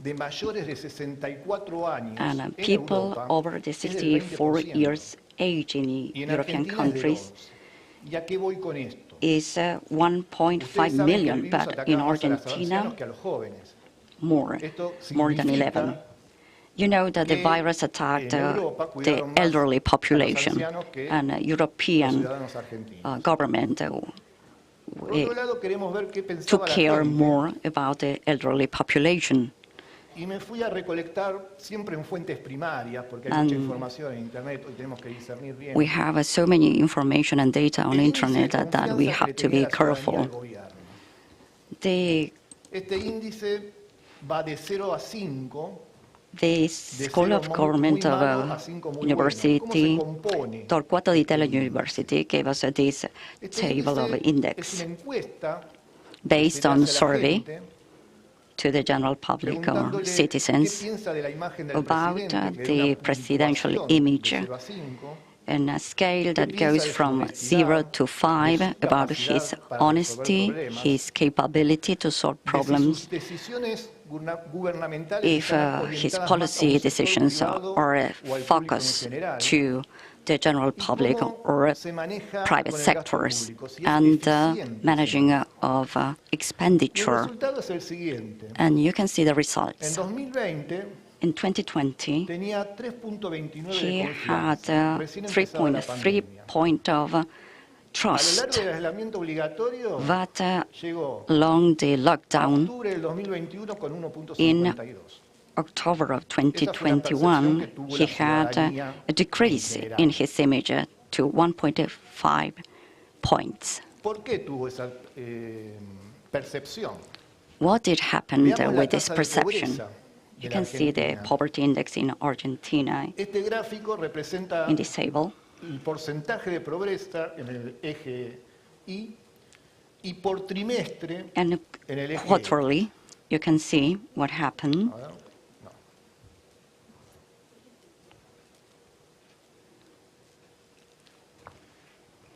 Ahí está. Fíjense, en el primer trimestre In the first quarter del 2020, of 2020, acá, estamos acá parados, 38% teníamos de progreso en Argentina. we had a 38% of progress, and after 3 months, we have a 47%, because we had a stoppage in the economic activity, and the government policies were focused to subsidiaries. They had 100 euros granted by the government. I don't want to criticize the government policy. We'll see the results on the exploratory study later on. I think that this was one of the most transcendental events in the 21st century. And what happened in the family life? I have only 20 minutes, so I took a survey carried out by UNICEF, an international organization for the children of the UN. UNICEF surveyed the families telephonically to 6 million of households with a representation of 26 million individuals. You can see the different colors on the map. 55% of women over the age of 18 had a burden of household chores. 62% of youngsters assisted with household chores. And you can see that if the youngster participated with more household chores, they had little time to study. 79% of students were in communication with their schools through e-learning. And it is interesting to know that only 20% of homes increased had different fights and anger between its members in Argentina. What happened in the labor En el world? mundo laboral, primero quiero referirme un poco I want a to un futurólogo que se llamaba refer Alvin to Toffler, Alvin Toffler. que yo lo leí por el año 90. I en un read libro que him se in llamaba the La 90s, tercera ola, and he wrote about the third wave, donde él hablaba que la humanidad where atravesaba he tres discussed olas, una about agrícola, the una agricultural industrial, wave, the industrial esta wave, última que estamos and the last viviendo, one, que era una informática o sobre exceso de an información. information Que íbamos a hacer pequeñas technological islas wave, where he comunicados en described formas interdependentes. individuals as islands, interconnected Ejemplo más claro, and Kakao, interdependent. WhatsApp, WhatsApp, Kakao Talk, Zoom. We are connected by social media, but not Acá physically. quiero demostrar Here, la gran I want to batalla o el gran problema que había, show you presencialidad the o battle virtualidad. between Nosotros the como practicantes y caminos del medio presentiality or virtuality. tenemos que tomar las cosas según las circunstancias. As Yo, por practitioners, ejemplo, no le puedo for example, exigir la I virtualidad, ahora que yo estoy hospedado en un hotel, in this moment, I por Zoom que necesito am para el baño. accommodated in a hotel. I can ask for more soap if I need it. No hace falta que vaya a su And a trabajo, software puede hacer el engineer trabajo de su casa, can work from porque home trabaja resultados. because he only Un delivers oficinista puede results. ser But an puede ir office a su worker casa, can have a a su hybrid oficina, mode a of completar el working. lugar de Some days su trabajo con in su his grupo de compañeros. workplace, other days Este gráfico from his home. se nos borró Corea ahí, pero piensen tranquilo que andan bien. There is Korea, don't worry, Demuestra in the el map. color verde In green, you can see que un 25% al 31% that Argentina 25% utilizaba la to virtualidad en su trabajo. 31% of A Argentinians comparación de worked Estados Unidos y virtually. Europa, In estamos comparison bajos. to Están en United States and 31, Europe, we 37, have a o 37, lower index 55% Estados Unidos. because Pero United estamos arriba del States promedio de had a América Latina, que es 22%. 53%. Esto también tiene que ir acompañado And this must de la be infraestructura accompanied tecnológica by the que tiene cada país. technological Corea structure of también estaba entre el 37 every y country. el 55%, lamentablemente ahí no salió bien el dibujo. Korea had a higher index in this sense. Otro tema, el ecosistema. And what happened with Los practicantes sabrán que la ecosystem? gran maestra insistía mucho con el cuidado de la tierra. Hay As sermones practitioners, we know que how habla Master únicamente de Heng ello. highlighted about Y yo quiero quise hacer una comparación. the care of Estas our son ecosystem imágenes and our satelitales planet. Here you can de la Comisión appreciate de the Investigación Espacial de satellite la República image Argentina of de cómo estaba la the contaminación desde el espacio en la level provincia de of Buenos Aires, nitrogen desde el 13 de dioxide in marzo al Buenos 23 Aires de marzo atmosphere del before and 18 de after the 2020. implementation of the Este índice de mandatory contaminación isolation. es el This dióxido de nitrógeno, pollution index que el dióxido de nitrógeno measures the está nitrogen compuesto dioxide, por el monóxido de nitrógeno, que es la quema de combustibles which is fósiles, más el contacto con el the oxígeno combustion del aire. of fossil fuels Eso provoca la with contaminación. the contact with Y oxygen, generalmente and this is what pollutes está our en air. el mercado automotor, And this comes from en el the transporte aéreo. automotive or automobile Fíjense en cómo esas manchas industry. marrones You can intensas see the tenían acá spots acumulada la contaminación el 13 de marzo, and the el 16 pollution we había had acumulado, y el on 20 empieza March, el primer día de aislamiento. and Miren después cómo se va the dispersando. 20th Algo of March, similar these y dots más contundente got dispersed pasó en una provincia argentina llamada Córdoba. in an tan Argentine importante province como called Buenos Aires. Córdoba. Córdoba también.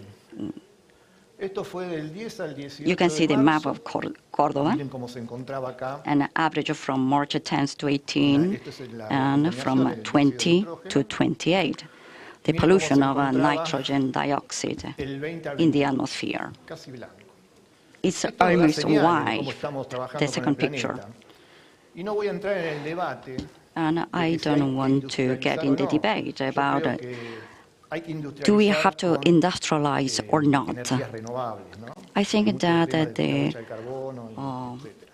renewable resources are important in this sense. Otro de nuestros amigos menores. And we have our friends in the animal kingdom. En Argentina In aparecía en Argentina, lugares pocos transitados a un animalito que se llamaba carpincho or Yo me capybara lo puse en la foto porque es began un to roedor gigante que appear podía asustar. in the city. Puse en otros lugares del mundo una foto, por ejemplo, de un You puma can paseando en appreciate las calles de here Chile, a puma in o the un streets of cerdito Santiago, en Chile, las calles de Japón. or Eso nos da a deer también la idea de in cómo el Japan. animal se encuentra rodeado del ser humano. You can see how we are. We have these Ya teniendo este escenario en animals of the Argentina, animal kingdom with us and without vamos al restrictions, estudio how they exploratorio moved. And about Como les the había exploratory anticipado, study that I los carried out, resultados no son the results sino tendencias. No must be es interpreted as a una muestra trend, muy not as a representativa. judgment. It is Puede not servir después en un a futuro, representative dejo la puerta abierta al sample. Instituto Hammam para The hacer Hammam cosas. Science Institute research Está limitado a las can, filiales de Tucumán can y Buenos apply Aires. to, in a broader sense, tomé later como on. herramientas, Discovered the study was Google, limited to y está Tucumán compuesto and por Buenos 12 Aires, using the Google Analytic tools. And La verdad que Google I facilita mucho las presented cosas porque 12 tira questions. la encuesta al encuestado y después nos da todas las estadísticas. Google resulted very usefully in this sense. ¿Qué indicadores tomé en estas 12 Which preguntas? were the indicators in these Y un 12 poco questions?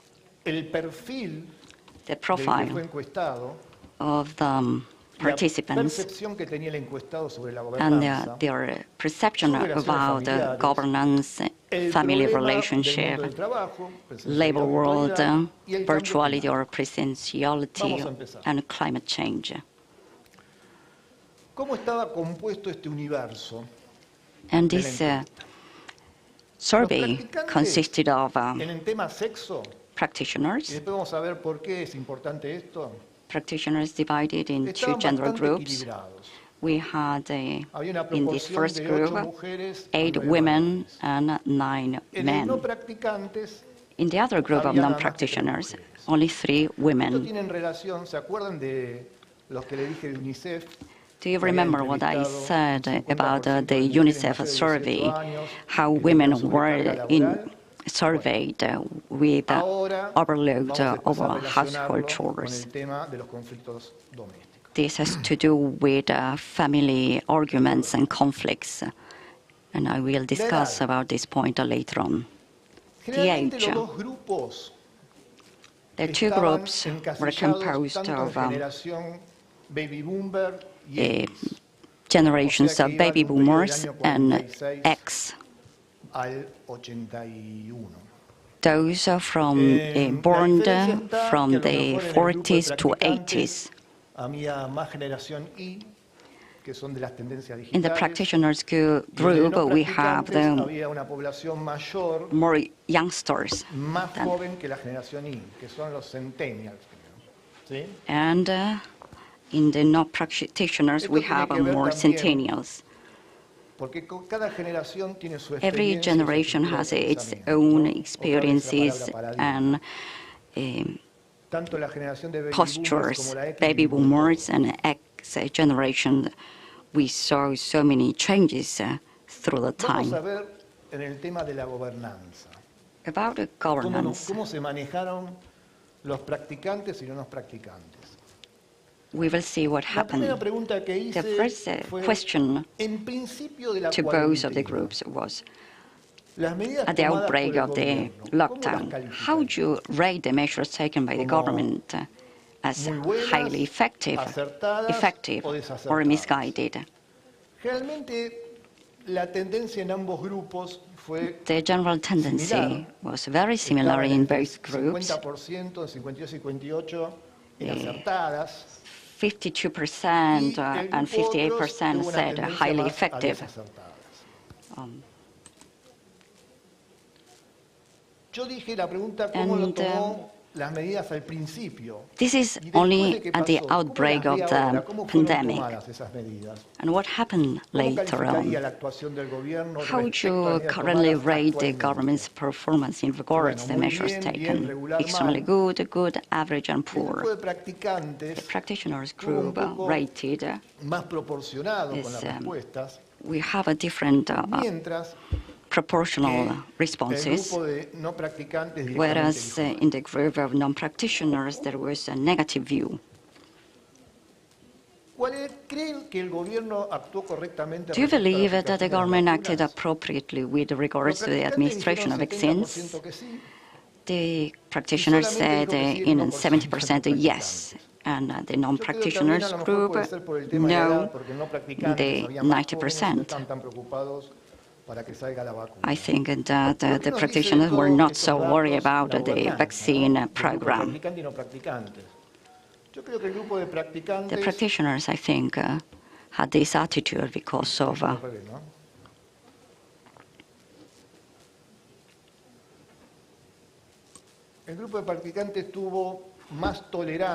more tolerance. They had more tolerance in face of the government policies, and they were more empathic. It means that the government was in critical situations, so they accepted it with more tolerance. And about the family life.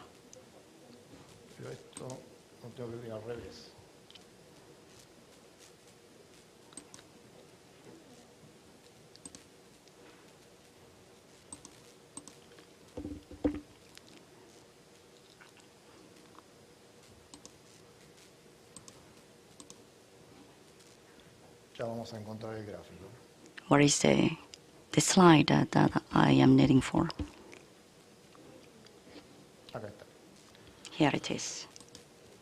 Para el tema de la vida familiar y ver si aumentaron los conflictos familiares, primero tuve que saber to survey about the family en los grupos de practicantes y no field, I had to know how promedio, the families of the both groups were composed las of. familias se integraban entre 4 y 2 How many individuals, including yourself, resided in your home during the mandatory quarantine? In the non-practitioners group were smaller families. ¿Cuál era su principal hobby o pasatiempo? What was your primary pastime or hobby? Plataforma de películas. Both of the groups said the platform to see movies, it was the most popular, and then the internet. And here, Durante la cuarentena obligatoria, during the mandatory diariamente, quarantine, aumentaron la cantidad de malos did the number of misunderstandings or daily conflicts arose in your family group on a daily basis? It was the same in both groups. Y ustedes se preguntarán, And maybe you ¿por qué ask me el why, practicante y el no practicante if the practitioner and tienen un non-practitioner, nivel de conflicto familiar? why is that this happened in both groups? Because En primer lugar, firstly, la encuesta de UNICEF the UNICEF survey que el 58% de las said mujeres that les había sobrecargado la tarea menor. 58% of the women were overloaded with de sobrecarga household chores. la saca de la zona de confort. Y cuando uno lo This saca de la zona de confort, empieza el estrés. y took luego el conflicto. took them Y en el from grupo de the practicantes or había más mujeres took que them out of the comfort por un zone. lado. Por el otro lado, And the other el grupo de side, practicantes on the other hand, estaba compuesto por más the cantidad de gente en practitioners cada familia. had more O sea, a mí me members da in the esa family. tendencia de decir que hubo So una mayor práctica there y was more tolerancia a los practice conflictos familiares. in the practitioners group and more tolerance than in the other non-practitioners group. Bueno, esta pregunta era evidente. El grupo de practicantes, si no practicaba meditación, Did you practice meditation during the mandatory quarantine? Obviously, the practitioners in 76%, whereas in non-practitioners group, they did not. vamos a ver el tema del trabajo de la virtualidad. Did you believe that teleworking or learning using new technologies is superior or more advantageous than face-to-face interaction? 76% of the practitioners preferred the presentiality, the face-to-face interaction, and the non-practitioners grew at 64%. And this is due to the fact that we always gathered in Dharma reunions, or it is not the same to be in the Dharma hall than to watch the ceremony from home. And about ecology, regarding the decrease in pollution, were you aware of climate change during your quarantine? Yes or no? 81% of practitioners said yes, and this is because of the Master Deng's teachings. Do you remember that this was analyzed under the teachings of Master Deng?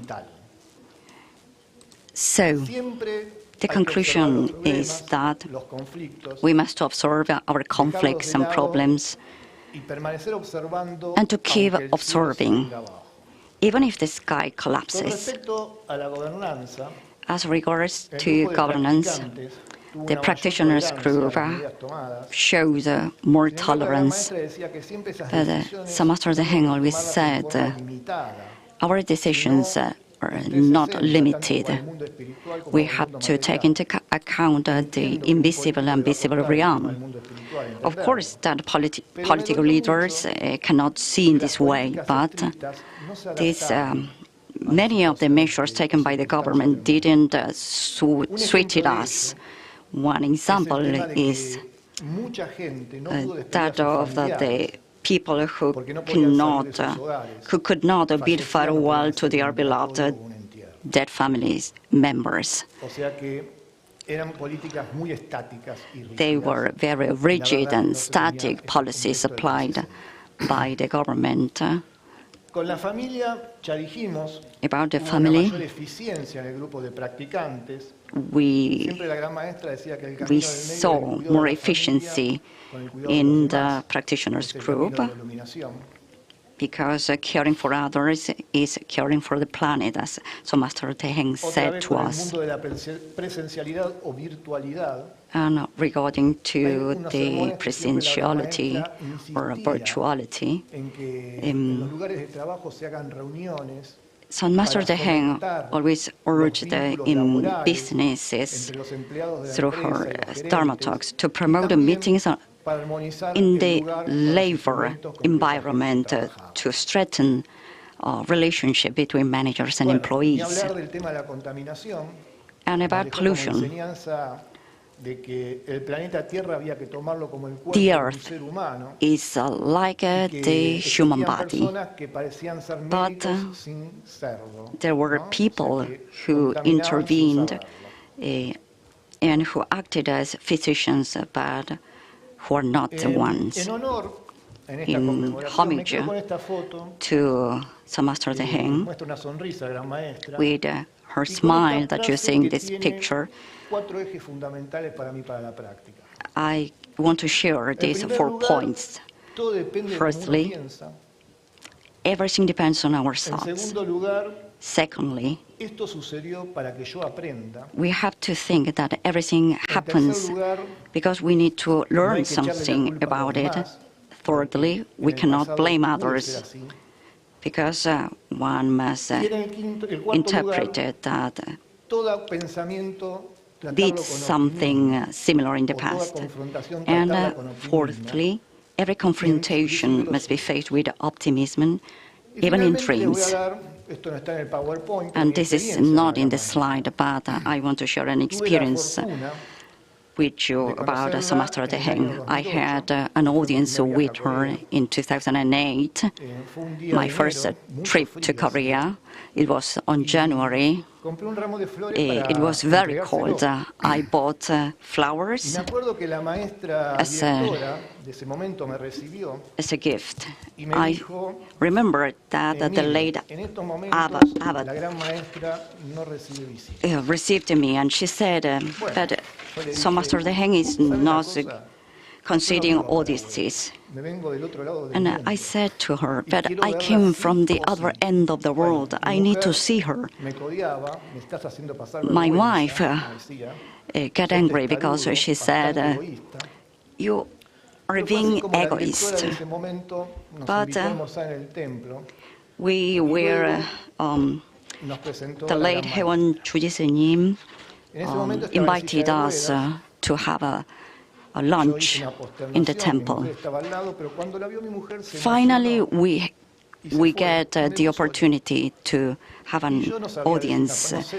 But in a moment, my wife gets so emotional that she retired from the room, and I remained there in front of Somastra Deheng. And you must say that maybe I am crazy, but I think that her were the bluest eyes that I ever seen. And I thought, I am in front of a Buddha, but I can say nothing because I don't know Korean. But from the moment, I think that she scanned me all through, and she said to me, keep practicing. And that's all. Thank you very much.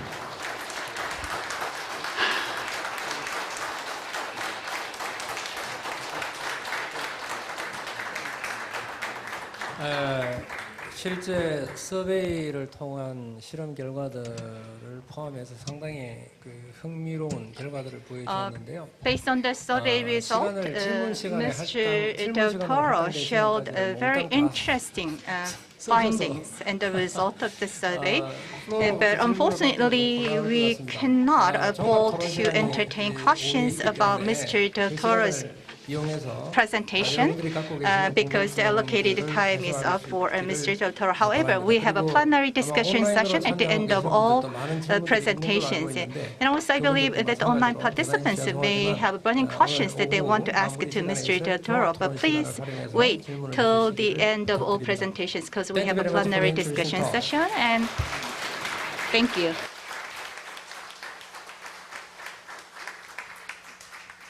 Moving on, we are going to move on to the second presentation. The second presentation will be delivered by Dr. Manfred Hutter, professor of the University of Bonn, and he's going to talk about the spiritual care in the pandemic crisis and in the shadows of dying. 사실 우리나라에서도 팬데믹 상황에서 가족과 격리되어서 병실에 during the pandemic, we have had several people who were on deathbed, isolated from their family members. So we have quite a significant number of people who died in isolation. And in such cases, not just the deceased themselves, but also the members of the deceased, the family members of the deceased also suffered a lot of pain.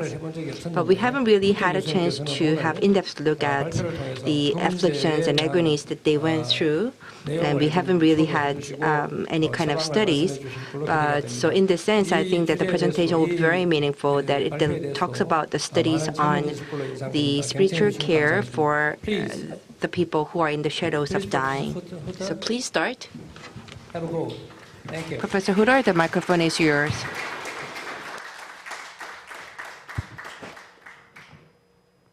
Venerable Bhikkhunis, Venerable Bhikkhus, dear guests,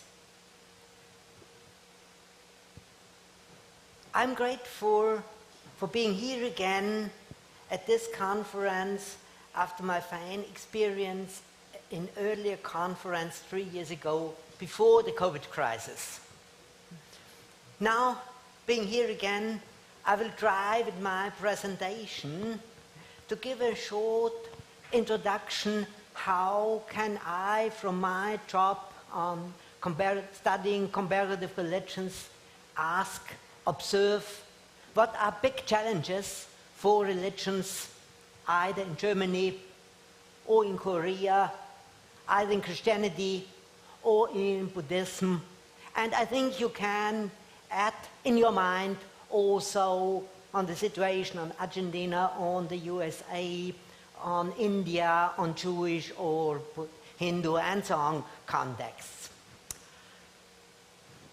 I will try to stick to my manuscript as a kindness to the translator and also to keep with the schedule. So I will try to read. Oh, sorry. Okay, yes. It is well known that the COVID-19 pandemic brought some existential crises, both for religious persons and non-religious ones. Because of the risk of contagion, many public activities or meetings have been cut.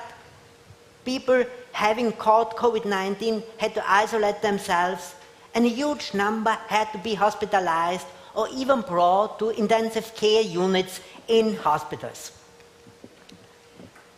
My paper wants to discuss some aspects of how religions deal with this situation, reacting to public measures to keep safe and avoid infection by new arrangements of religious meetings to offer spiritual care, by using online media for religious service, by upholding contacts between group members or parishioners. Further, my presentation takes a look at dying people to comfort both the person until his or her last breath and to help the relatives of the dying one to cope with the grief about the loss of a beloved one. Religious traditions which help people to cope with physical or mental weaknesses are well known. Even if a social crisis or individual misfortune is understood as divine punishment or as the result of karmic causality, religions cannot totally restrain themselves from the world. Therefore, questions about sickness and health, of old age or death, are important to most religions.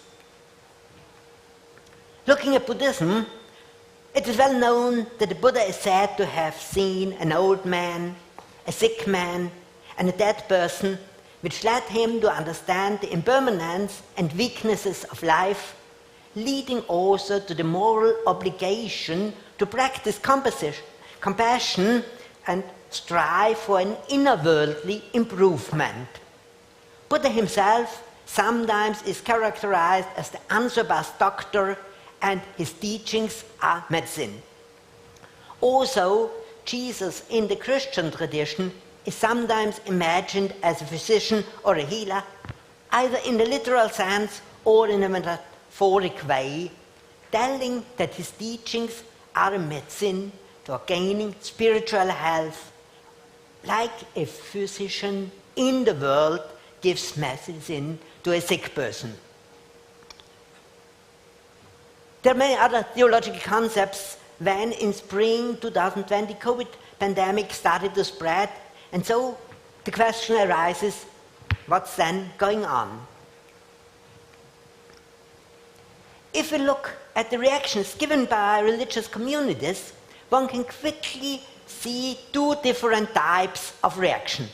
One type focusing strongly on God without considering mundane or social components, and the second type looking for new ways to combine religious practices as necessary social consequences. Take first the group A. This group, or members of this group, are simply laying the emphasis on religion and on God's help to protect them in the time of crisis, therefore keeping their face-to-face services, neglecting widely the authorities' ban or at least suggestions to avoid religious gatherings in person.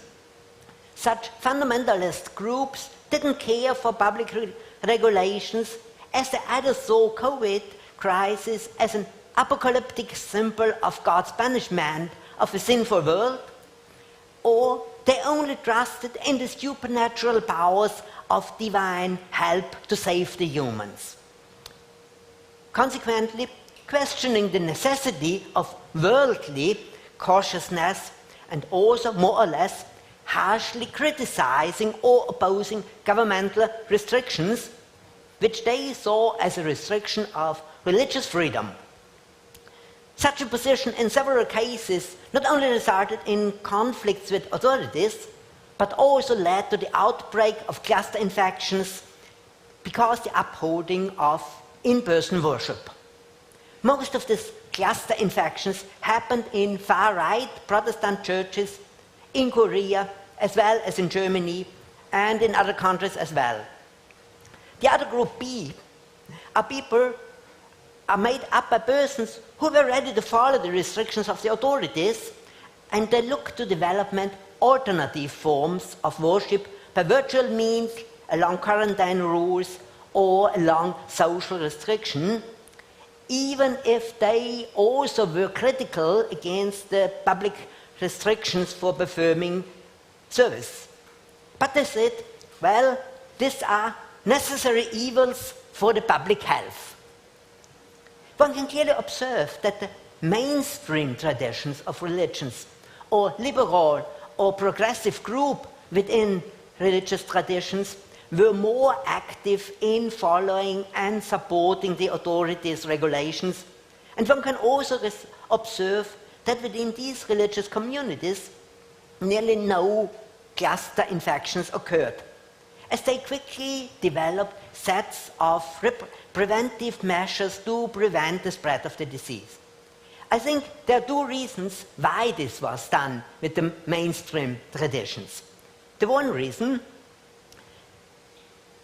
the well-structured Roman Catholic Church, not only in Korea but also worldwide, could use its excellent networks to propagate its own regulations quickly, in an effective way, throughout the parishes. In a similar way, Buddhist orders like Chogye here, but also Buddhist orders in other countries, with their hierarchical structures, were also successful to provide not only monks, but also layman members and followers of the order's tradition quickly with information about what to do and what to do not. So one can guess one reason why in well-organized religions infections didn't appear in a high level was the structural order that a religion could handle its adherents. The other reason was surely based on ethical arguments for counteracting the spread of the virus. Religious leaders and individual religious persons quickly became aware that the crisis might be a challenge to look for one's own responsibility according to the so-called golden rule. Anything you like to do for yourself, do to the others. And anything you don't like by yourself, don't do to the others. Or on the general rule of the Buddhist principle of not harming anybody else. That means also not harming myself, protecting myself, but also caring to protect the other. This situation also led to some legal discussions, including lawsuits, and in the paper by Professor Scharf yesterday we had many examples on this.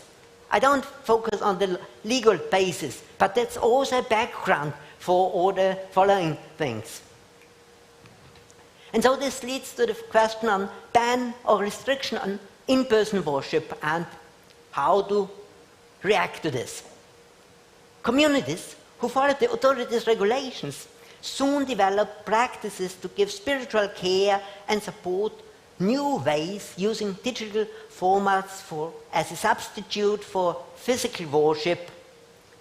But it quickly became obvious that the possibilities to change from community service to online service were very different for several congregations.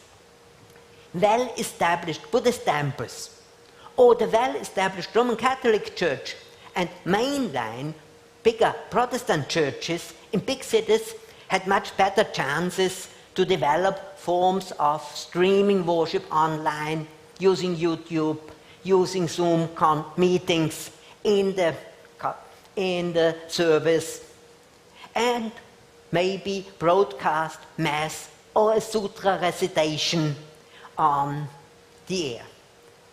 On the other hand, smaller communities in rural areas or in remote areas were less successful to shift from in-person worship to online meetings. Also, of course, depending on missing man or woman power with ID capabilities. As far as communities members made use of these forms of services, one can see two results. On the positive side, it is obvious that pre-recorded or video conference meetings allowed cooperation among the community members. They even created or continued bonds between the members. Two cases might be shown as such examples. Already in mid-February 2020, monks of the famous Jade Buddha Temple in Shanghai in China started to broadcast sutra recitations on the internet. A few monks were sitting or standing in the large Buddha hall, their mouth and noses covered with masks. All adherents who regularly attended the large hall to join the sutra recitation stayed at home, sitting in front of their computer, laptop, or smartphone. And there, at home, they could listen to the sutra recitation and they could join the recitation recite by themselves also. The second example is from a Roman Catholic background, where you see, in this case, 3 Catholic priests celebrating Mass alone at the altar in an empty church. You can imagine it on the slide. The documentation of this case also referred to a family who was sitting at home in front of their computer, watching Mass, also partaking actively. That means they stand up, they sit down, they bend their knees, they make the gesture of making a cross, just as if they were in person inside the church. So, in some way, it worked. Both examples show that online rituals could work and include the adherents actively into worship and not only consuming a ritual. Also in the field of intellectual teaching and learning, digital tools proved to be an advantage for bettering religious life. Meditation classes in Buddhist contexts, prayers or sermons, encouraging sermons in Christian contexts, aired via podcasts, had just a positive effect to improve mental health stability. Thus, such online activities and online rituals did not change the ritualistic situation totally. Believers who joined the service in front of the computer prepared sometimes, as is documented, for this ritual by arranging a table with the statue of the Buddha, by putting flowers of roots in front of the statue, burning joss sticks, dressing themselves. In a similar way, Christians arranged a table with flowers, with candles, putting a cross on it, also dressing themselves up as if they would go to church. So in this way, it worked. But there was also one, for instance in Catholicism, problem, how to engage with taking the Holy Bread, how to have physical Eucharist or only spiritual Eucharist. Because giving the Holy Bread via internet is not possible. So, as far as I know from some Catholic parishes in Germany, some priests tried to overcome this difference of physical and spiritual Eucharist in this way. First, they broadcasted Sunday Mass via internet, with no parishioners coming to the church. And then half an hour later, the priest went outside in front of the church door and he offered the holy bread to those people who only showed up for this moment and then went home. Also my own experience, I didn't take part in it then, because I am skeptical if this really worked, but that's only my personal meaning. I had the chance in the parish where I go, we always had open air service, also in winter if it was not snowing. So there was outside, and on one Sunday morning the weather was not fine. And then the priest came and asked those who came up, because the telecommunication was not perfect, if they want, take the holy bread without Mass. My wife and I, we go home, some others took it. So it shows this flexibility, how to work on this physical or spiritual Eucharist. So in this way, the positive side. On the negative side, one has to mention that people often said, well, they missed the sensory experience and the direct social interaction. More often than not, members of religious communities mentioned the following shortcomings. Well, there was no doubt about the positive effect on teachings, on sermons.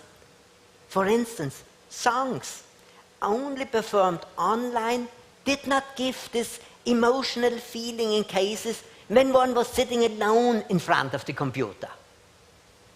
If you sit alone in front of the computer, joining the singing is more difficult, as in cases when all the family, maybe grandparents and children, join and sing together.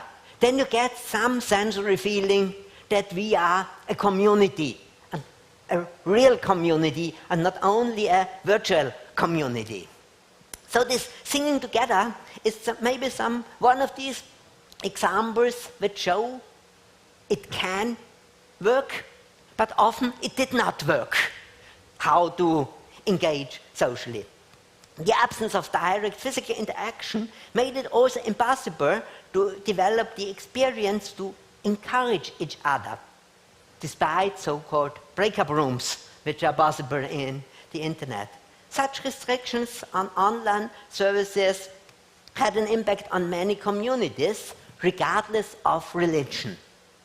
Some adherents lost the contact with the community as long as only virtual service was offered. And some of these did not re-establish the contacts with their fellow believers now when face-to-face worship is possible again. Losing such physical contact with the community had another consequence: less for the well-organized large temples or churches in bigger cities, but a serious consequence for smaller independent communities, smaller minor Buddhist temples in local areas, because religious communities, religious institutions also always depend strongly on financial contribution of their members.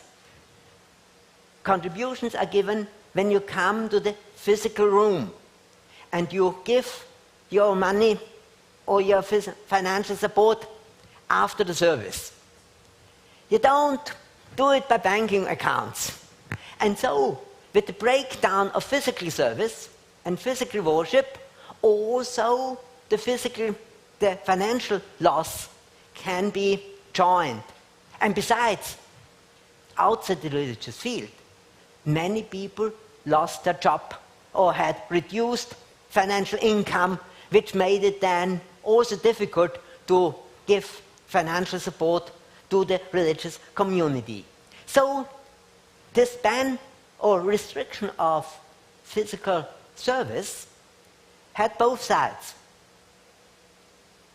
The religious communities were active, were successful in managing it, but we don't have to overlook the bad consequences, which are still a task to be overcome until today. That's maybe more on the social logical side, going to the individual aspect of living and dying with dignity despite isolation.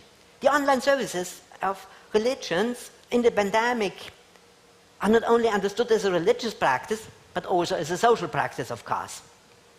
There's no doubt that religious activities are related with social well-being, mental health, and some people lost their mental health if they cannot practice religion. Besides physical suffering, like sickness and death caused by the outbreak of COVID, also mental suffering with various anxieties, stress caused by the fear of a COVID infection changed the life.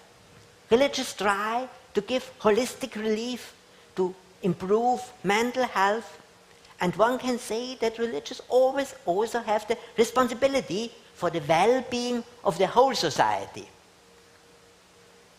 I only refer to, you know better than me, of course, example from Korean Buddhism, which already during the period of the three empires, long time ago, was understood as a counterprotecting Buddhism, and rituals were performed to, in the course of history, to bring blessing, to bring protection to the peninsula of Korea in periods of war, of famine, of other crises. Look for instance, for the Sun practices which are able to help with this. I have on the next slide one quote from Sun Master Dang from the year 1988. Of course, you know, nobody talked then about COVID. Just remind yourself that everything, including my job evaluation, my livelihood, and whether I keep or lose it, whether I'm better or worse off, that's all working of you, your foundation.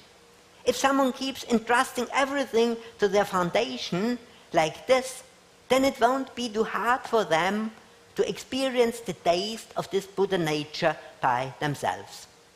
So, if you're walking meditation, lying down meditation, all are one. Everything can be meditation. I shortened it a little bit. A similar quote from the Dalai Lama from 2014, also before the COVID situation. If we watch the mind and can prevent its being overpowered by disturbing emotions, we can try to lead it towards virtuous qualities. All good qualities come through having a mind that benefits other sentient beings. We are social animals. We live in a society in which the very basis of our existence is cooperation and mutual dependence. Cooperation is founded on the attitude of loving towards each other.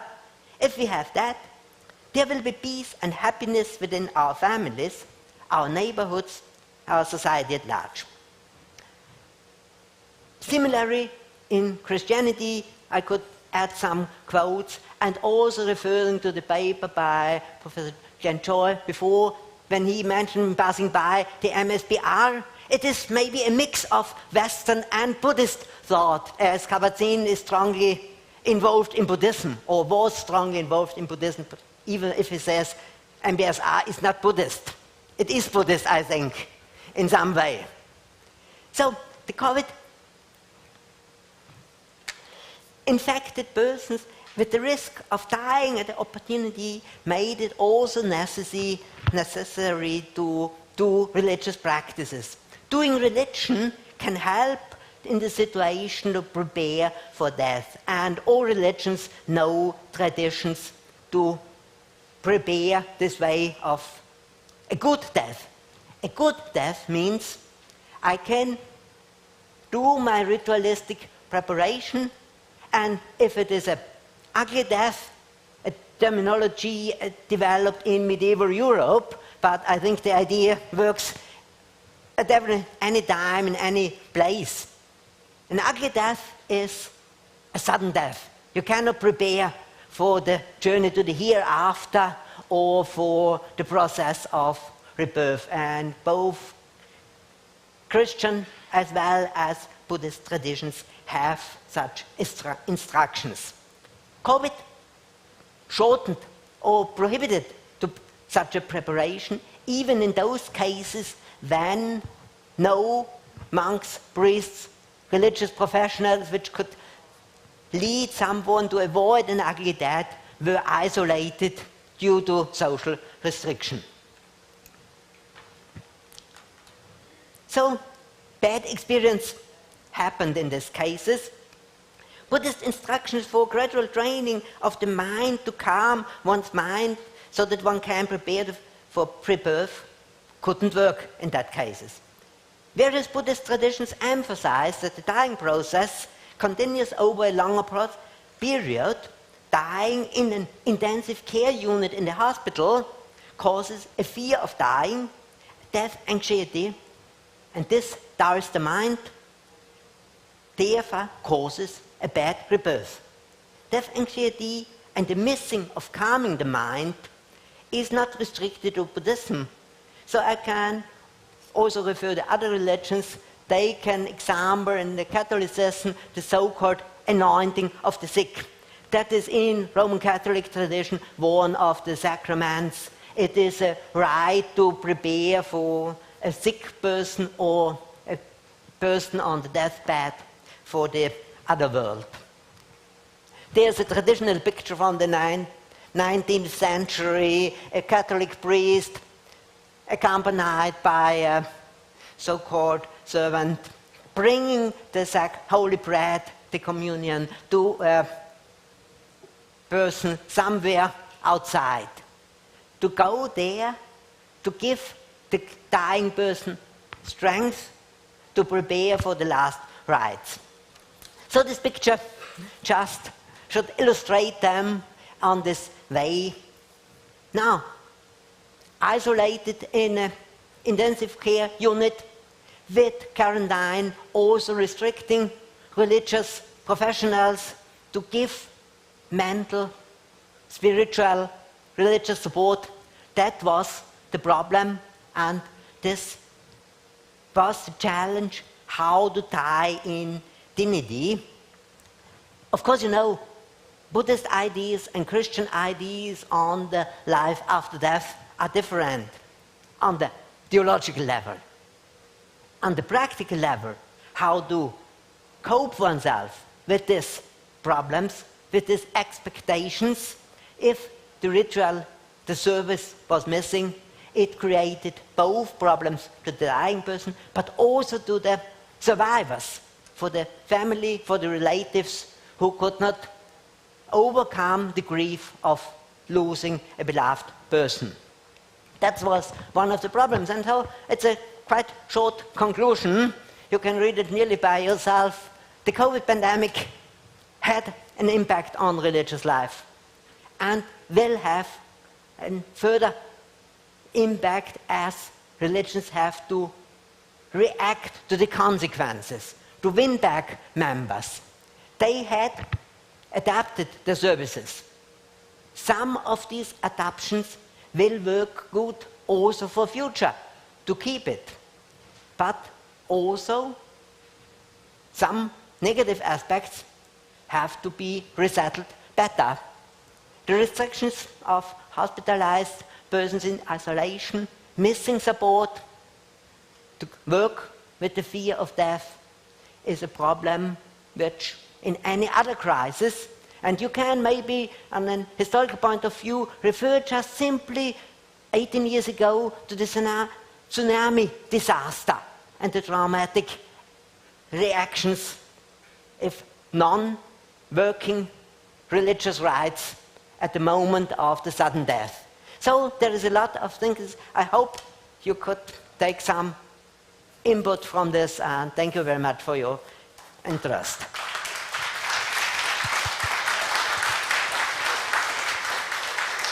Thank you for the interesting talk. 시간은 조금 초과됐습니다만. Although we are constrained by time, maybe we can entertain one question from the audience. Do you have any questions? If not, then I'm going to briefly ask you the question.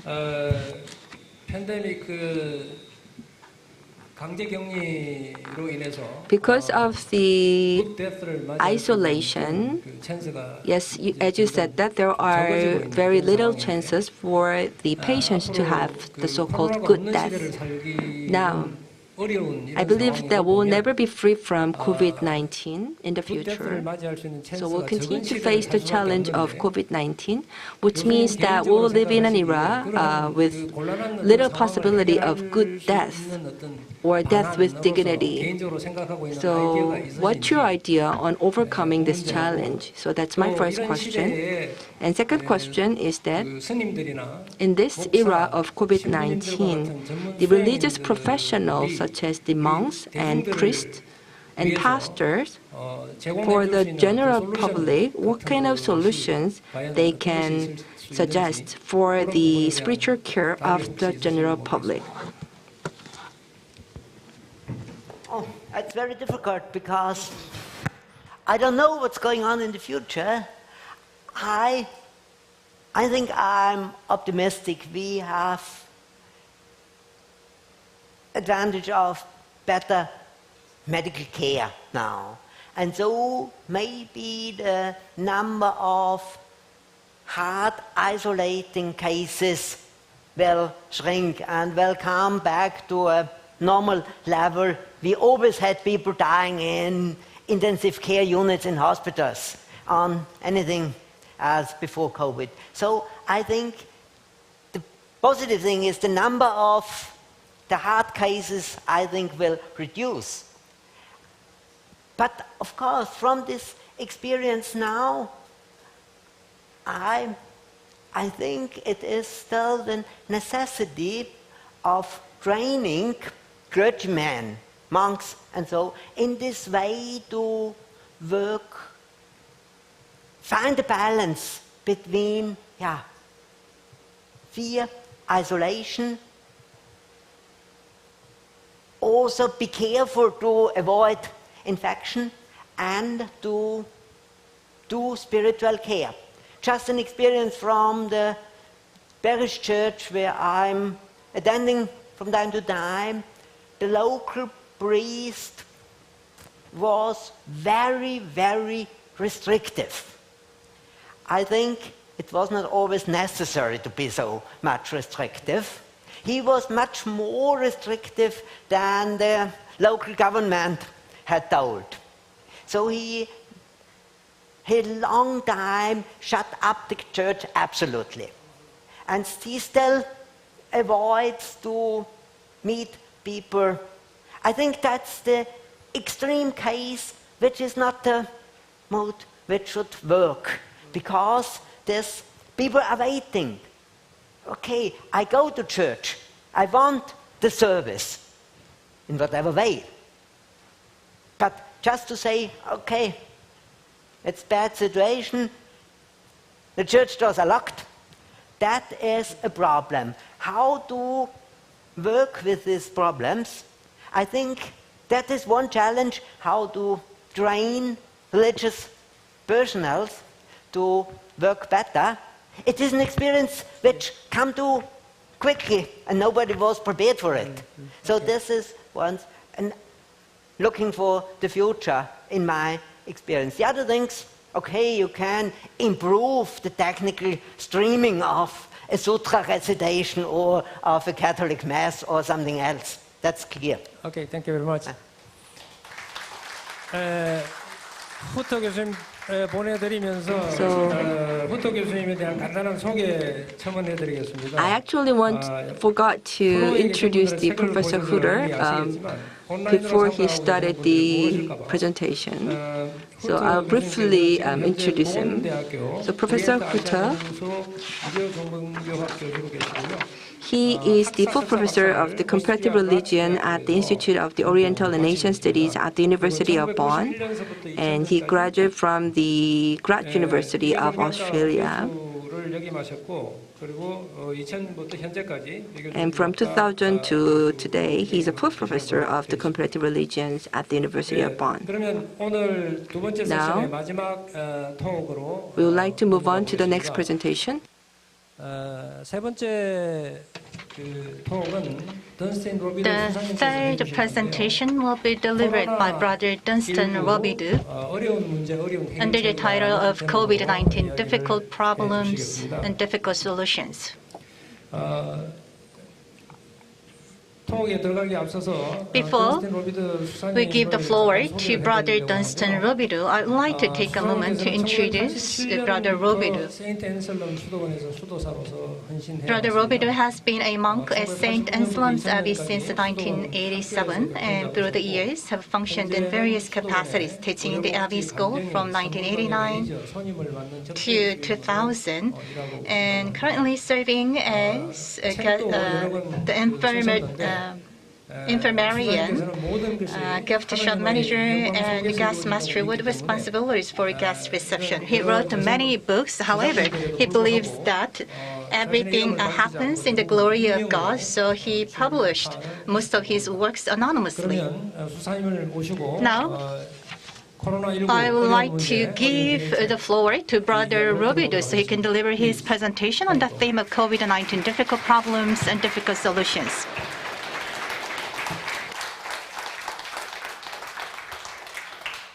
감사합니다. Thank you very much. Please excuse the fact that I do not speak in Korean. I must begin by thanking four persons. Seon Foundation President Ye Hee-soo Sunam, also the headmaster Hee Seol Sunam, and the Haman Science Institute Director Hee Yi-shan Sinam, and the Vice Director Dr. Lee Yang-hee. Thank you so very much. 감사합니다.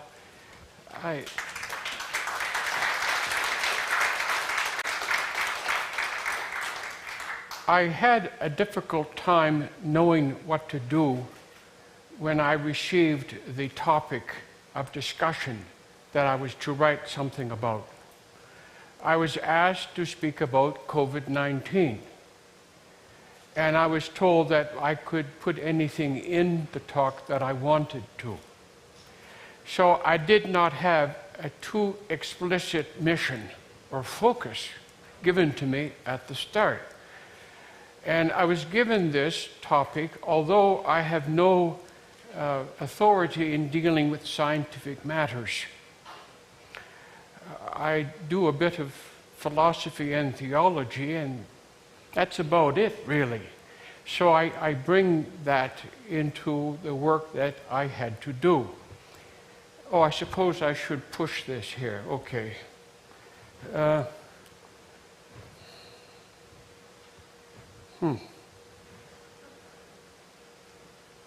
Here we go. I find myself thinking of the Greek philosopher Heraclitus, and I've been thinking of him this morning. There is a connection between Heraclitus and Buddhism. I was told years ago by an American professor at Louvain. He was a student of the philosophy of Alfred Whitehead, the Englishman who taught later in the US. And he is the father of process philosophy, and he became the father of process theology when religious believers took his philosophy and brought that into the order of theology. And in Whitehead, change, perpetual change is primary. And that recalls the philosophic insight of Heraclitus, who believed that perpetual change is primary. I was told years ago that in Buddhism, change is something which is very primary. And so when I was faced with this unusual topic and trying to determine what to say, trying to determine today what to say to you, because I came here largely ignorant of the work of Sengye Master Daehong. One walks into the stream not knowing what will happen and what one will say. So let us simply be in that spirit. So I began this work on COVID-19 perplexed as to what to do. And one jumps into it, into the water, and you discover that there are many different problems that exist within this whole business of COVID-19. And no problem can be reduced to the other. It's a multitude of problems that cannot be reduced to one thing. So in the end, I came up with 6 distinct issues. The status of COVID-19 as a disease, man-made or artificial. Then this whole problem of who do we believe? Because when we do research on a controversial topic as this is, we go into the internet and we get all kinds of divergent views. And we don't know what to do about that. We are trained to believe in what experts tell us, what our teachers tell us. And we find disagreement amongst the so-called experts. And this was a continual problem for me in working on this topic. And it illustrates that we're faced with a cultural problem in the order of cognition when we have to deal now with the internet. Reminds me of an insight I came across. There was an Englishman, Hilaire Belloc, who wrote a book in 1912 called The Free Press, small book. I read it. And it warns against relying too much on the major newspapers when you read them. We tend to think that if we read the newspapers and so forth and listen to the TV news, we know what's going on in the world. But we may not really know what's going on in the world. And the experience of internet has brought that awareness to us. And this is central, I find, in dealing with the whole COVID crisis. 3, the whole controversy of trying to force people and all that type of thing. The question of side effects, short-term, long-term, liability, who is responsible if things go wrong. The generation of vaccines is also a distinct issue if we go into that. And then there's other implications. I only made a selection of possible implications. So there's a certain bias on my part as to what I selected. So let us maybe go to the first question here and see what we can do. Now, I have to make one confession here. I found in trying to deal with the question, is the COVID-19 virus man-made? Is it artificial? Or is it a purely natural thing over which we don't have much control? And in finding differences of opinion, and in looking at all the data and reading through things, I found myself relying on advice that I found in a book by an English cardinal, Cardinal Newman, in his book, Grammar of Assent. And in that book, there is a criticism of the cognitional philosophy of John Locke, 17th century English philosopher. Now, Locke argued in his day that we can only truly know something if we know it with certitude. If we don't have certitude, then we cannot claim to validly know anything. And Newman criticized that position of Locke as too strict. Because if we truly examine how we know things and how we move towards judgments, we work with probabilities. We see where the evidence points. We find that no single piece of evidence conclusively proves anything. We rely on different experiences of evidence pointing in one direction. And at a certain point, the mind can move to making an affirmative judgment of some kind. Anyway, there were three options here. Contact with an infected animal, which points to a natural cause. An accidental laboratory leak, which implies that there was something happened in the laboratory, suggesting that the COVID virus was being cultivated in some way or being played around with.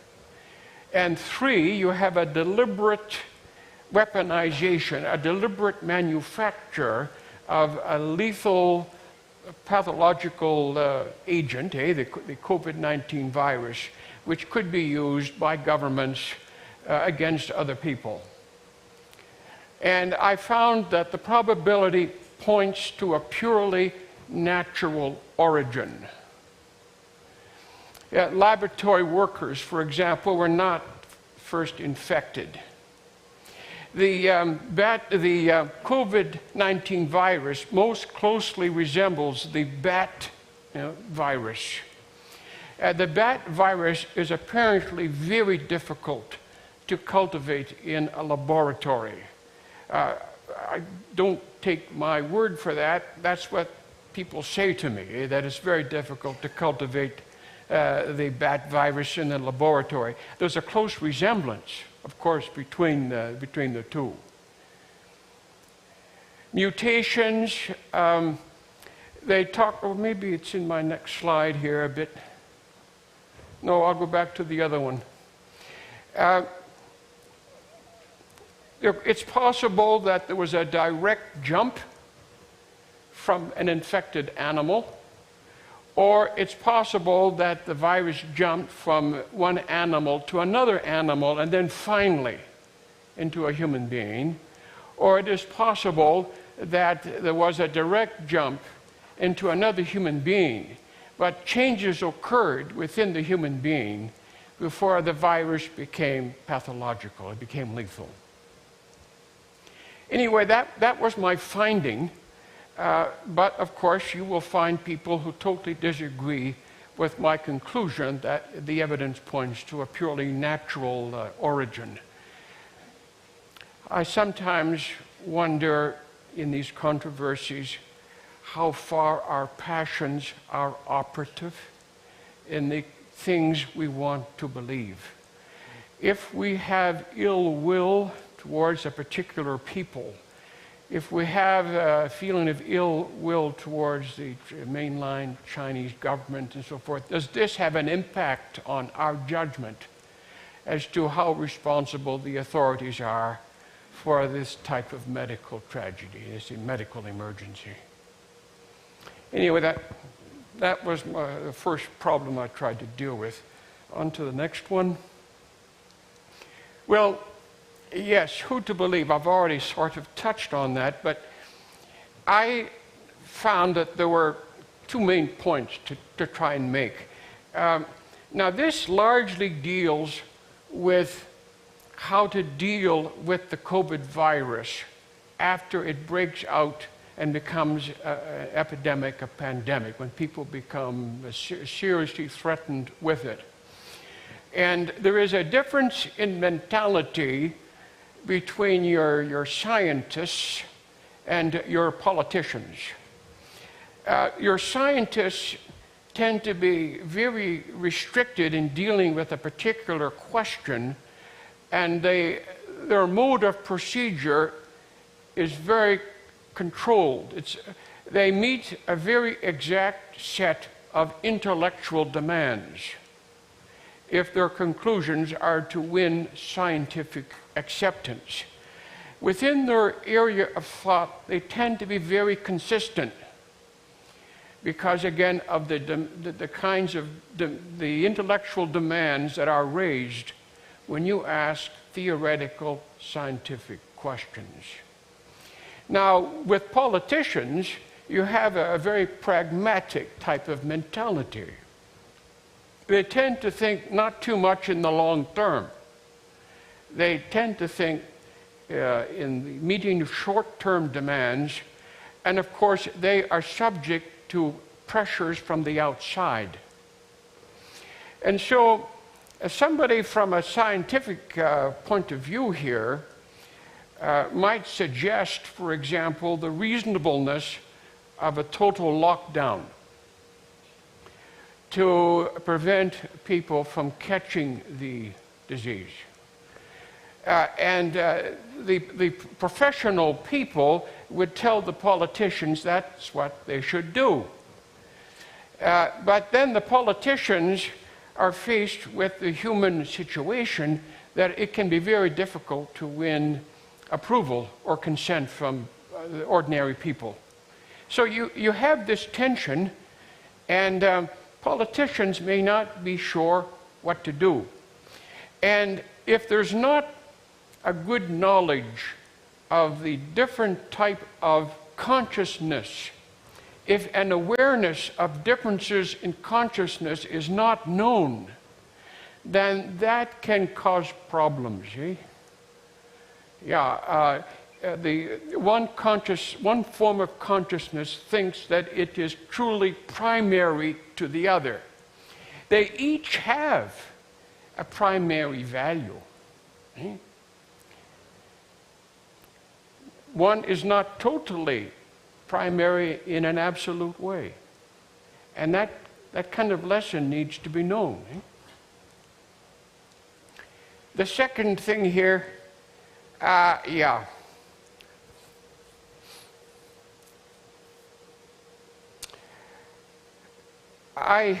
will probably touch on this later on, and I've already talked about the contrast between certainty and probability.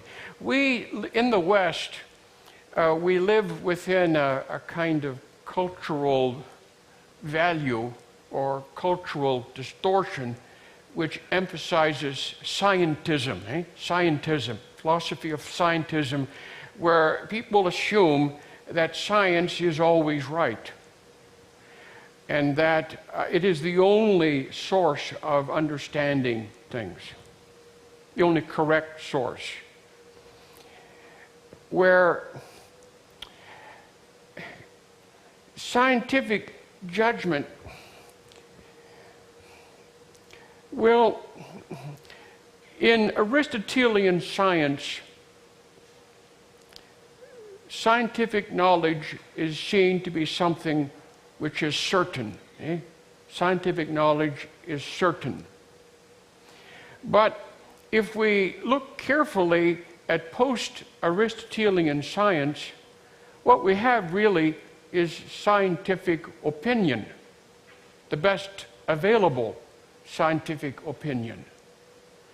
And so the scientists are not necessarily right. There is a possibility of error here. And this type of conflict is part of this problem of who to believe. So I felt it had to be mentioned. All right, next issue. Now,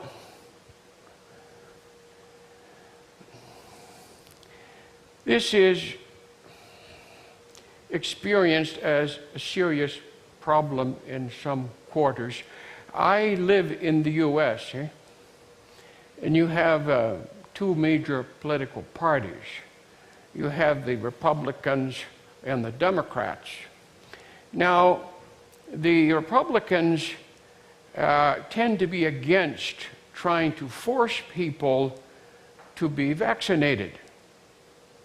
because they have a tradition of libertarianism, that the best kind of government is the least kind of government. Ideally, no government is best. People should be free to make their own decisions. So this business of government forcing people to be vaccinated, they're very much against that. Now, the Democrats tend to believe in the value of forcing people to be vaccinated, threatening people with loss of job and demotion and all that type of thing. And I have found it rather strange to find this amongst them, because in the US there is a big emphasis on freedom. In the 18th century, you have stories of people planting liberty trees as a sign of opposition to British colonial rule, this business of liberty and freedom and all that. But the Democrats they espouse a certain kind of liberalism which emphasizes the importance and value of government intervention and creating a society where everybody is safe and all that.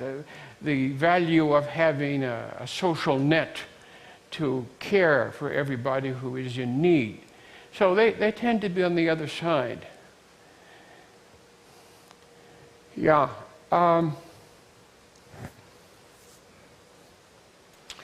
Now, here I talk about compulsion and force. And on this side, you have this whole business of persuasion and cooperation. Now, there are two kinds of forces. There's external force, often material force. But then there is the inner force of one's understanding. Whenever we come to understand something and to believe in something, we want to do it. There is an inner kind of compulsion which exists in understanding. And the inner compulsion of understanding is the source of freedom, source of inner freedom. And to me, this is an utterly wonderful thing, that we can find freedom springing from our understanding and from our belief, which exists in understanding. I believe that there is an intimate connection between understanding and believing. I've been sensing this all morning here. There's no real division here. Oh, I see I must begin to speak shortly, not to say much. Well, all right, I guess I'll go on to the next one here. The whole question of side effects. We're familiar with short-term effects that some people have. I've never had any side effects at all, despite I've had 4 shots. I took the shots because I live in a monastic community, and I didn't want to disappoint my brother monks by not taking the shot. So I didn't behave maybe in a completely irrational way. Anyway, long-term effects. We can never know the long-term effects now with any medical procedure. That takes years before we can know about these things. And I think we have to accept that. I must stop now? Okay. All right.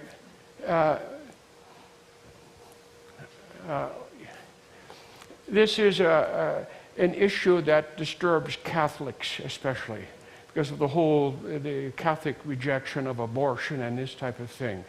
I suspect abortion is, of course, rejected by others. And when you take vaccines from aborted children, what is the morality of that? Does this lead to beginning to use people as instruments, as means for your own purposes? And this is an extremely painful sort of thing. you can distinguish between formal and material cooperation. In our history, many terrible things happen, things that we don't approve of, and yet we benefit from them, unfortunately, in some way. What would be examples of that? Well, somebody told me, I don't know if this is true, that Velcro was developed in concentration camps during the war. So the origin of that is terrible, and yet something good came out of that. I think we have to admit that the world is set up in such a way that good can come out of evil, but we should never desire to do anything evil. This is the last sort of thing here. We have this conflict between zero tolerance and controlled risk. Zero tolerance, in some cities in China, they would shut everything down. And that happened in Italy and so forth. Is that really an intelligent way of doing things? Because there's a huge price that is paid when you force people to stay in their home. They cannot go out, they cannot do any work. You separate people from others. And I think that has been mentioned already in some of the talks we've had here. Now, we can only move towards a controlled risk situation if we have a decent human community that we live in. If we care for each other and are sensitive to the needs of others, we immediately, automatically, we protect them from us. We take measures. Governments do not have to tell us what to do. We can care for each other in a very local way quite effectively. And so we reduce the dangers of unhealthy elderly people becoming sick and coming down with COVID. If we younger people, I try to still feel that I'm young, if we younger people get it, well then we're not going to worry too much about it. We try to protect our elderly, however. And we need to develop policies that respect this difference. Last thing, in a society which devalues spiritual values, if religion is regarded as a purely private thing, as a purely eccentric thing that is of no real importance or consequence, materialistic policies will come into effect.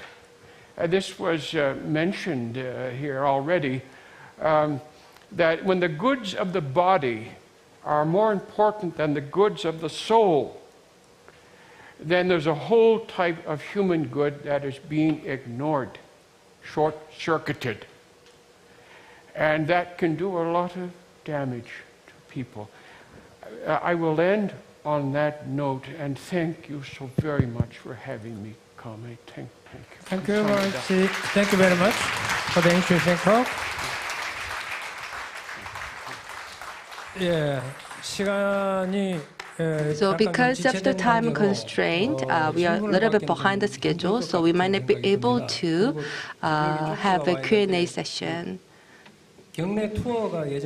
And also we have a tour program scheduled, so we do have very tight schedule, so we will not have the question session.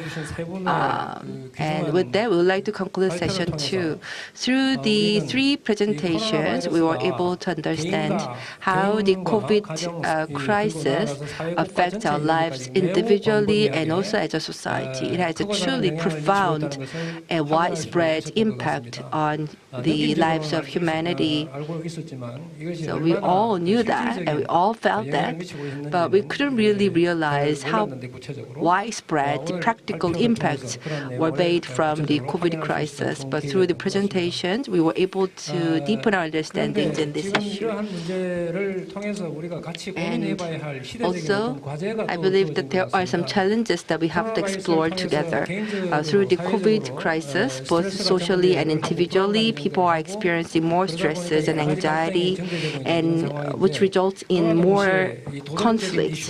And also there are issues of the distrust and moral decline, as well as the dilemma that which should go first between the individual freedom and the public health. So these are the challenges and dilemmas that we all have to tackle that are newly brought by the COVID crisis. So as we experience this, I think that we have to be reminded of the Master Deheng's teachings, that I think that all of these things are actually referred to the phenomenon that are generated from the Juingong, and therefore we have to return to Juingong to have a fundamental solution. And we have to practice Juingong. So in this situation of COVID crisis, I think that we really have to abide by Master Deheng's teachings, and we have to rely on Juingong and believe that the Juingong can take care of this. Now with that, we would like to conclude session 2. I would like to thank the 3 presenters. Why don't you give them a big applause? And although we are slightly behind the schedule, I would like to thank all the participants in the floor. Thank you very much.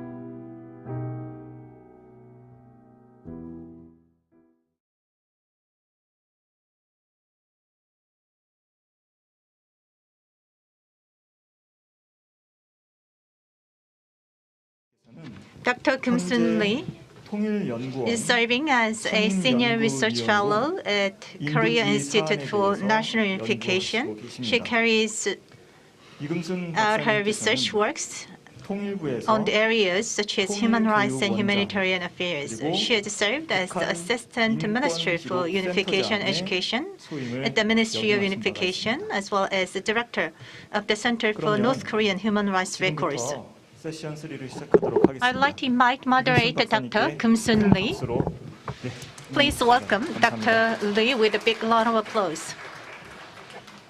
네, 여러분 반갑습니다. Good afternoon, ladies and gentlemen. 세션을 맡게 된 통일연구원의 It's a great honor for me to be moderating our afternoon session today. My name is Kim Soon Lee. 22년 한마음과학 국제학술회의 And I know that there are a lot of participants who are joining us online. And let me declare the official opening of our afternoon session on day number 2 of the International Hammam Science Forum. And the theme of session number 3 is Rising Values in a New Normal Era. And in our yesterday's session and the first and second session, and this morning we have given a lot of thoughts to the current reality, which is swept by a COVID-19 pandemic. And also, those sessions were such great opportunities for us to listen to the experts' opinions on the current status of the humanity. And I am taking a sabbatical year from my work this year.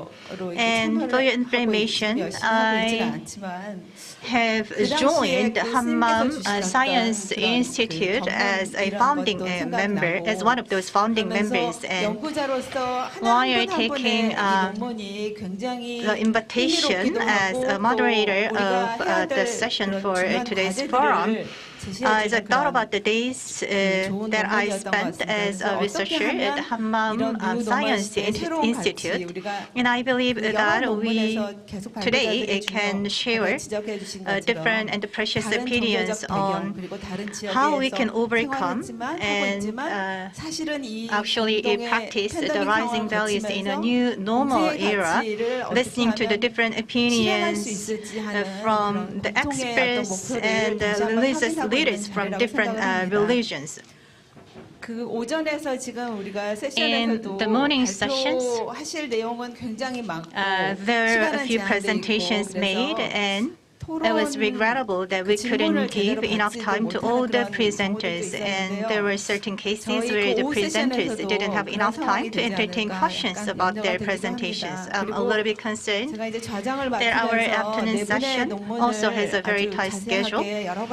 After taking the job as a moderator for the afternoon session, I had a chance to take a look at the papers of all of our 4 presenters who are scheduled for this afternoon, and I feel really sorry that we cannot give enough time to all those 4 presenters so they can have in-depth discussion on their presentations. But still, I hope that you'll find the afternoon session productive and insightful, and at the end of all the presentations, we would like to have a plenary discussion where we can get together and discuss all the presentations made today. The first presenter of our afternoon session is Mr. Sang Man-jung, and Mr. Jung will deliver a presentation on the theme of the meaning of family from the perspective of spiritual practice in terms of Son Mastery Daeheng's teachings. Mr. Jung, could you please come forward to the podium?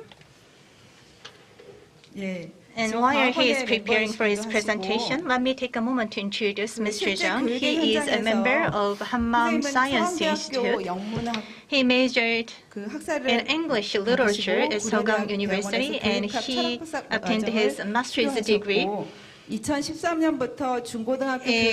the National University of Graduate School of Education, and he got his PhD from Korea University. And he also has given special lectures on the theme of personality education. He also wrote a textbook on middle school or personality education titled Living Together as a Juingong, and he's going to deal with a very interesting and insightful topic.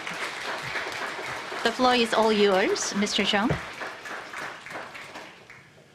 Good afternoon, ladies and gentlemen. I am Chung Sang-man. I am a teacher at a middle school here in Korea. It's a great pleasure to meet you all. Today, I'd like to talk about a universal theme of family, and also I'd like to share a few thoughts and opinions of mine on the theme of family. So if we take a look at the films or the TV shows, we can understand what kind of consensus there is on family among the general public here in Korea. And also, I'd like to talk about the peculiarities of the way that the Korean society sees its family system. And also, I'd like to talk about the meaning of family and the teachings of three major religions here in Korea. And also, I'd like to take a look at the spiritual perspective on family in Venerable Son Master Daeheng's teachings. Before I get started with my introduction, I'd like to quote an editor of Joseon Daily newspaper, who is Lee Kyu-tae, and he actually mentioned one of the biggest characteristics of the Korean social system is its focus on family. And also, he just mentioned that Koreans place family at their very heart as a kind of top priority and the most important value. So this is the title of his book, Korea, with its people placing family at their very heart. And he also mentioned in his book that this kind of family-centered value system is common to peoples in monsoon climate, particularly among the rice-growing people. However, Korean family-centeredness is far stronger and more thorough than Japan or China. And also in his book, he mentioned that Koreans never sacrifice selfishness for the sake of the community outside of their families. So we all know that actually the family orientation of the Korean society has been the driving force behind the nation's rapid economic development and modernization. But still, there are certain side effects. So I just wrote this paper to explore such kind of side effects and also the family value system in the Korean society. Now let me talk about the definition of families before I get started the main topic on my paper.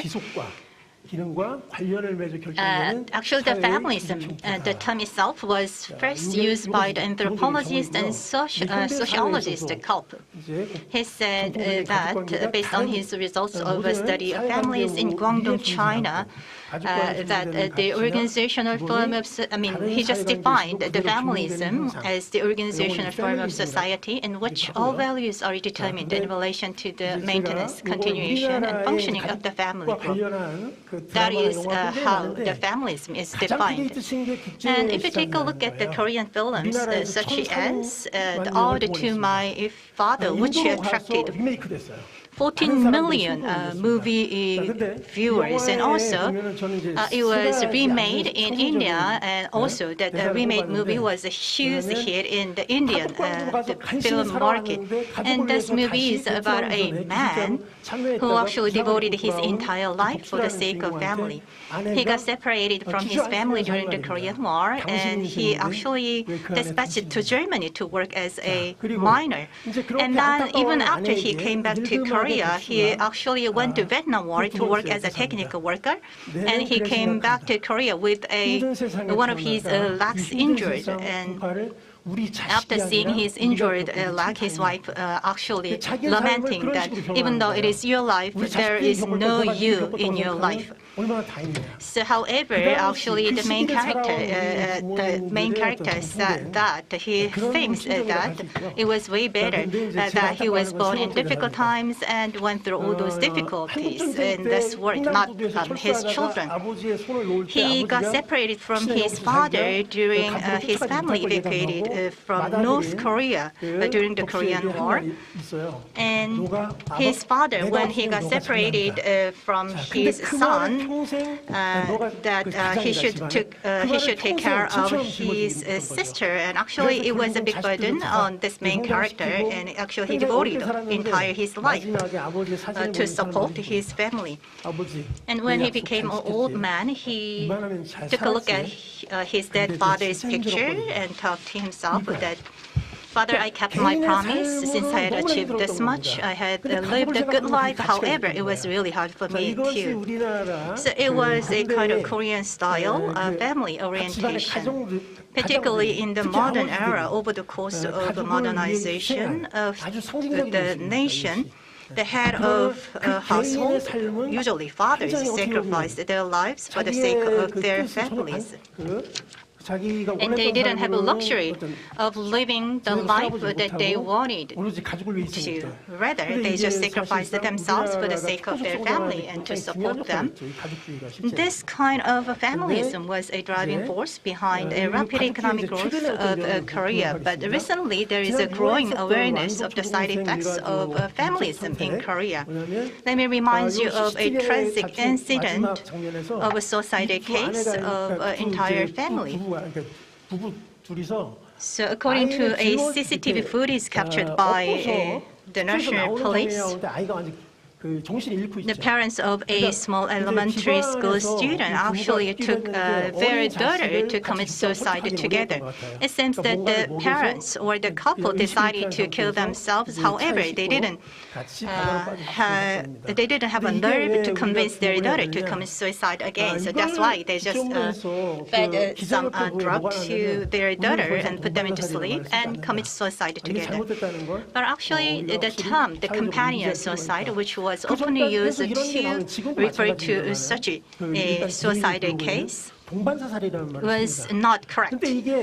So there is an opinion that the term should be changed into suicide after killing a child, and this is nothing new here in Korea. But in the Western society, this kind of companion suicide was not allowed. Rather, it was adopted as a suicide after killing a child. And as I've mentioned before, with this, the incident of a companion suicide committed by the parents of an elementary school student, there was a growing voice that we should condemn this kind of suicide case. So we should call it a suicide after killing a child. So in Korea, this kind of suicide cases are nothing new,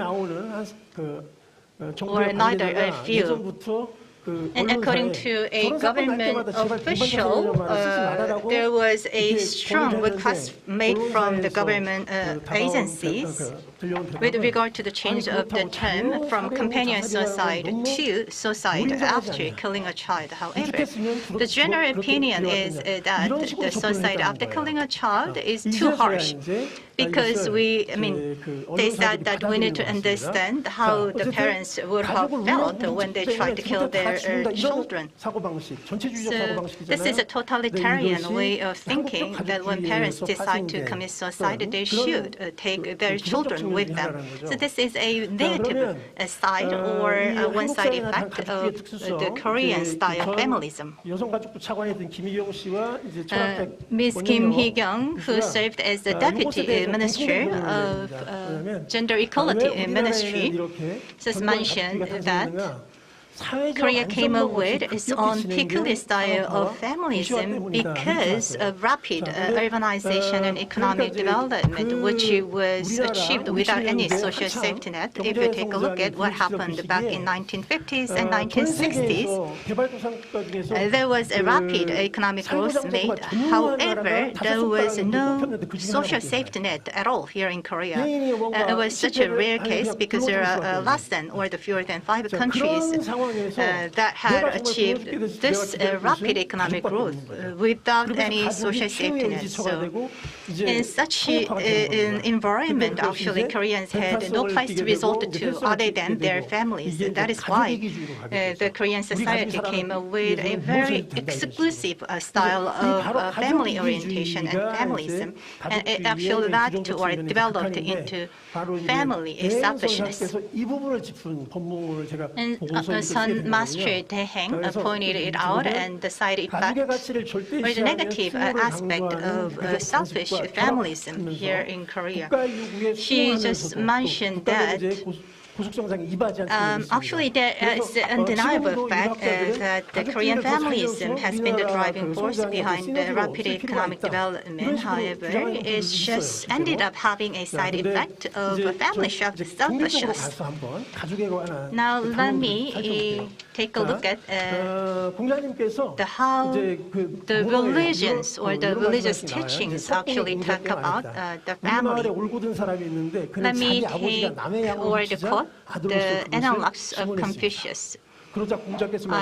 There is one episode about Shigong. Shigong said to Confucius, "There is an upright man in my village who testified as a son when his father stole another person's sheep." Then the master said, "This is not the case with upright people in my village. The father hides his child's ears for the sake of child, and a child hides his father's ears for the father. Righteousness is right there." So Confucius said that son should hide his father's mistakes rather than exposing it to others. So you may misled that in Confucianism, actually the family comes first before the interest of community, but that's not the way it is. What Confucius said is that when you serve your parents, even if your parents make a mistake, you should be gentle and euphemism.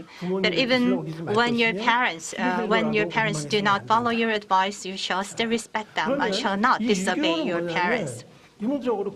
So what Confucianism teaches us is that actually loyalty or obedience to your parents is the very foundation of all social values, and actually family is the very starting point of the entire society and entire nation. And also there are certain rules and principles that all family members should comply with.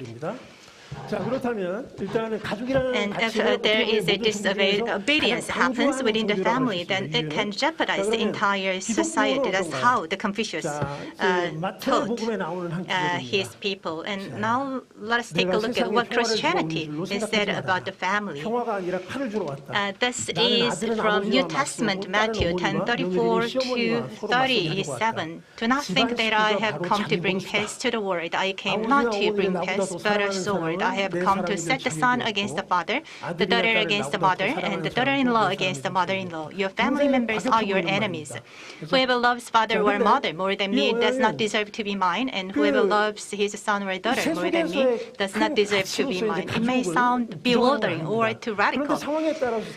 Jesus does not deny the family relationship. Rather, it seems that there are many cases where the people just faced with the obstacle in terms of their religious beliefs because of their family members or the family relationships. So while pursuing the religious beliefs, particularly in terms of Christianity, people or the believers of Jesus should go over their love or attachment to their own families. So let me take another episode of Abraham and his only son Isaac. This is what God has commanded. Take your only son whom you love, Isaac, and go to the land of Moriah. Go up there to the mountain. I will show you and offer him as a burnt offering to me. So Isaac is a son that Abraham had when he became very old. So from the viewpoint of human beings, actually Abraham had no chance to have another son or another child. So Isaac was his only son, but God actually commanded him to offer his only son to him as a burnt offering. But Abraham actually obeyed what God said. And when he tried to stab his son with a dagger, there is an angel coming to him and stopped him. And God says actually he tested the faith of Abraham by asking him to offer his most precious son to God. This is the episode that I found in the Bible, and this is unimaginable from the perspective of Confucianism, because God is asking a person or someone to offer his own son as a kind of offering. However, by actually passing the test of God, Abraham became the ancestor of firm belief. And now let us take a look at what Buddhism says about a family. Let me take an episode from Udana, which is the early scriptures of Buddhism. There is an episode about Visakha. While Buddha was alive, and there was a devout Buddhist called Visakha in Savatthi Castle. And Visakha, the old woman, came to Buddha one day as if she had lost her consciousness with her hair wet and tousled in the rain, and complained of suffering because the young granddaughter that she cherished a lot died suddenly, and she could not contain her sorrow. And then the Buddha asked Visakha that would you be happy if you have many offsprings or the granddaughters like the one that you cherished? And the Buddha, Visakha said that she would be happy, and the Buddha actually asked her again whether she would be happier if she had as many offsprings or the granddaughters as many as the number of the entire people living in Visakha Castle. And she said yes. And Buddha asked again, how many people do you think would die within the Visakha Castle? Visakha Castle is a large castle, so she answered that maybe 2 or 3 people die on a daily basis within Savatthi Castle.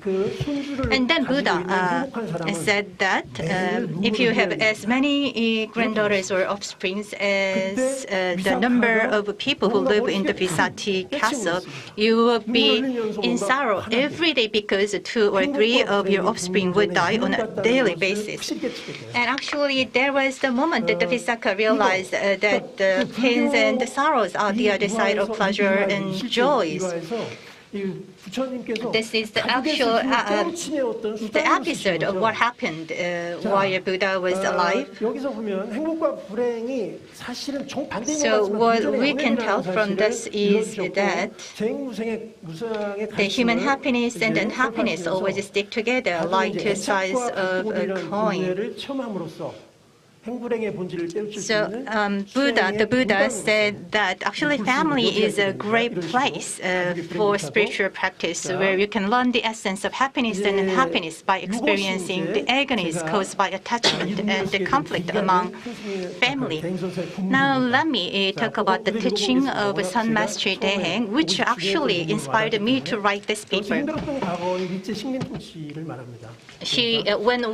When she talked about the Japanese colonialism of Korea, she just mentioned that who do you think made us go through such a difficult past? Because we only cared about what was comfortable and what was ours. We didn't know what other people were doing, and we haven't gone out to see, so we haven't even discovered the research materials or what to study.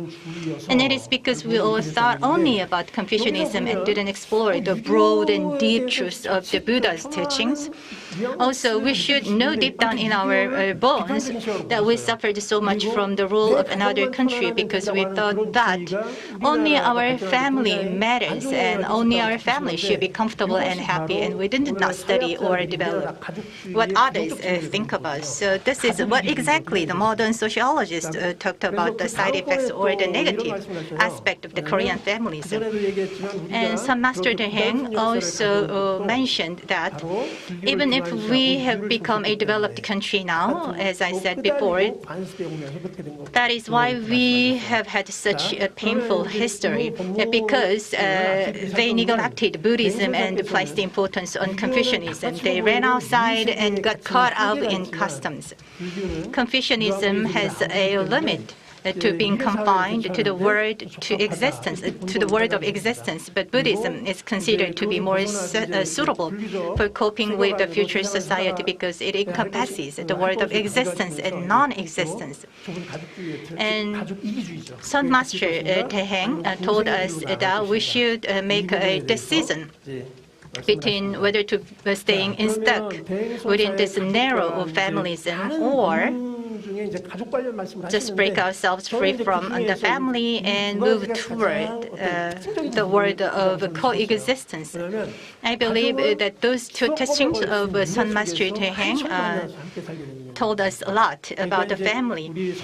A family is a group of people who meet and live together in a reincarnation that spanned hundreds of millions of eons. So everyone is our family. So we should not stick to our current family in our current life. So when we break ourselves free from our obsession with the current family and current life, then we can become a bigger people or a bigger person. And she also mentioned the role of or the law of the birds of a feather.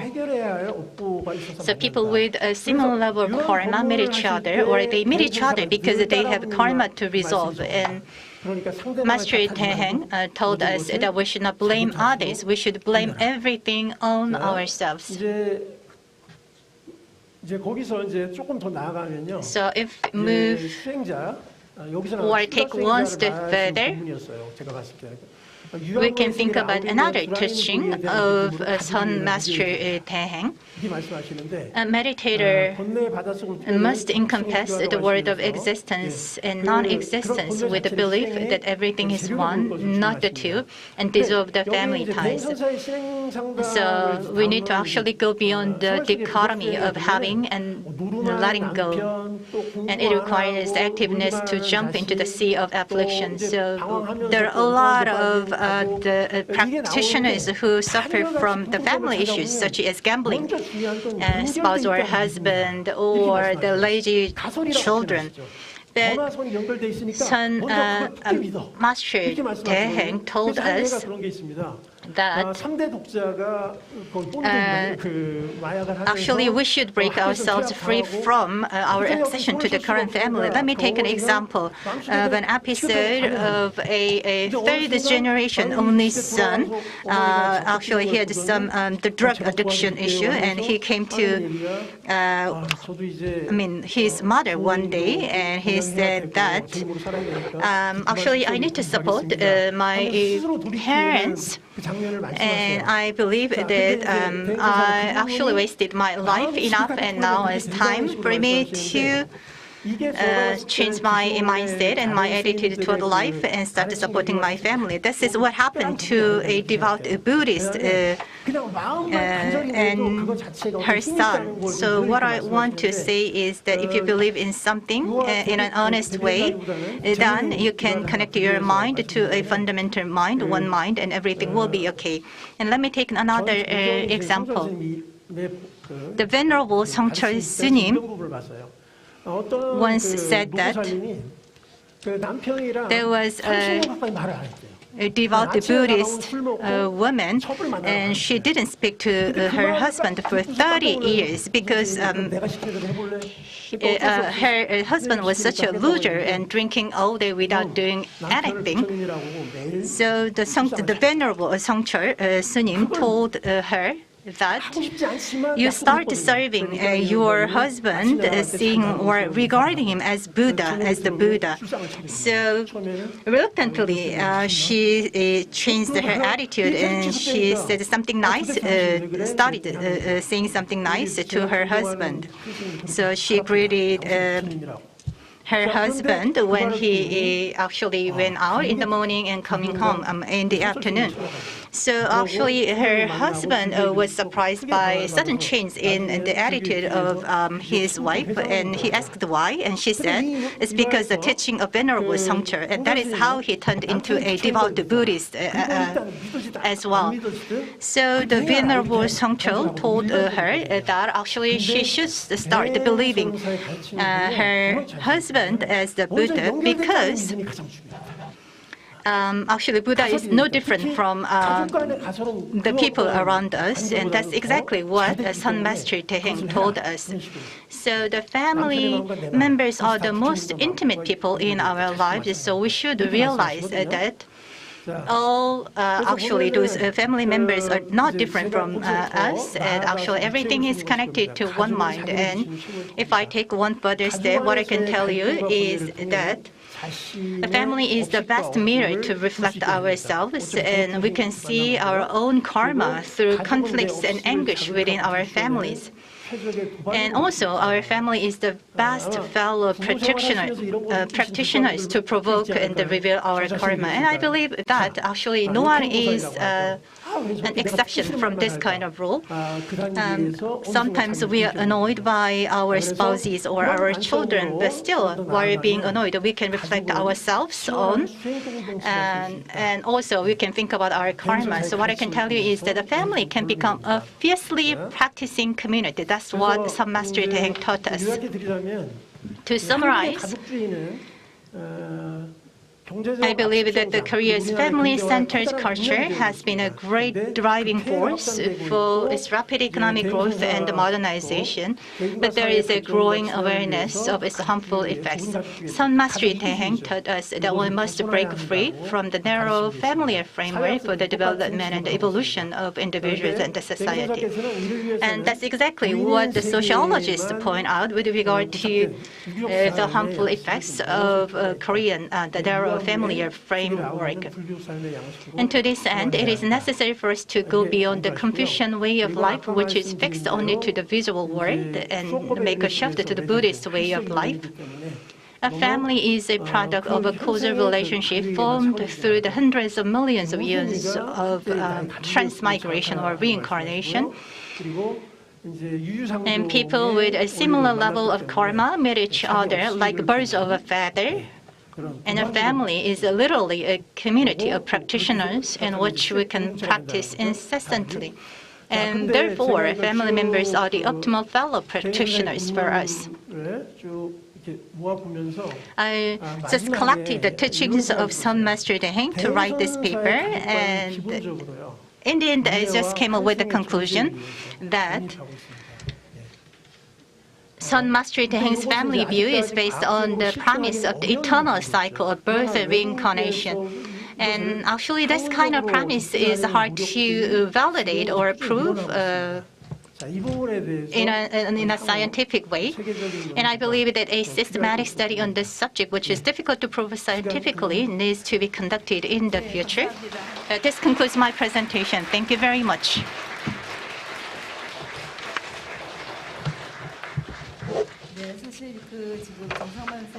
Mr.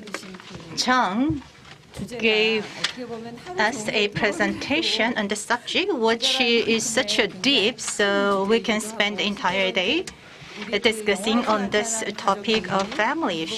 He also briefed us of the meaning of a family, which has been a most popular motif in the Korean movies.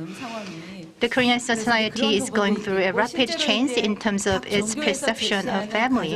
And also in his presentation, he briefed us on what each different religion says about family and what kind of implications we can have. Even though his presentation was short, I believe that it gave us a lot of the materials to think about. In his presentation, Mr. Chung also mentioned what Son Master Daeng taught us about family and how we need to break free from our obsession with our current family.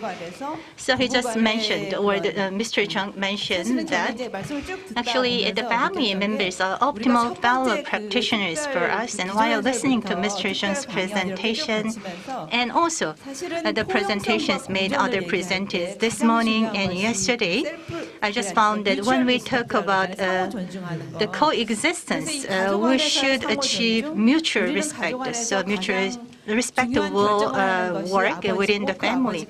But if we take a look at the ordinary family, father has the strongest voice and he makes all the decisions. And also, it is regarded that the father should take responsibility for the entire family, supporting it. But actually, we need to take a different or a new perspective with regard to how we see family. Based on the teachings of Son Master Daeng, it seems that we have around 10 minutes to entertain questions from the floor. Actually, while wrapping the presentation made by Mr. Jung, I just asked a certain question in the form of comment. Is there any question from the floor? 사실 저는 이제 다들 뭐 가족 관계가 사실은 So it seems that the family relationship is the source of agony of many people. So family members go through similar experiences. However, each individual member of family can have a different perspective, and also it is widely known that parents tend not to respect their children, and it will take a long time for us to change our mindset or the family the relationship related framework. While working on a research with regard to the family affairs in relation to the UN organizations, I just came across a finding that in order to have a well-functioning family, we should actually cherish the individualism or respect each individual member's rights. But it's very hard to implement such kind of principle within our family. Actually, my children became adults, and they are older than 30 years old, and still I just find it very difficult for me to respect my children as independent individuals. And during the presentation, Mr. Jung mentioned that some Master Deng mentioned our family members are our optimal fellow practitioners. So could you please be more specific about that phrase? Or do you have a question from the floor? 방금 이것은 박사님 말씀하고도 연결이 되는 I 부분이라 think my question is related to what Dr. Lee mentioned. You just mentioned family.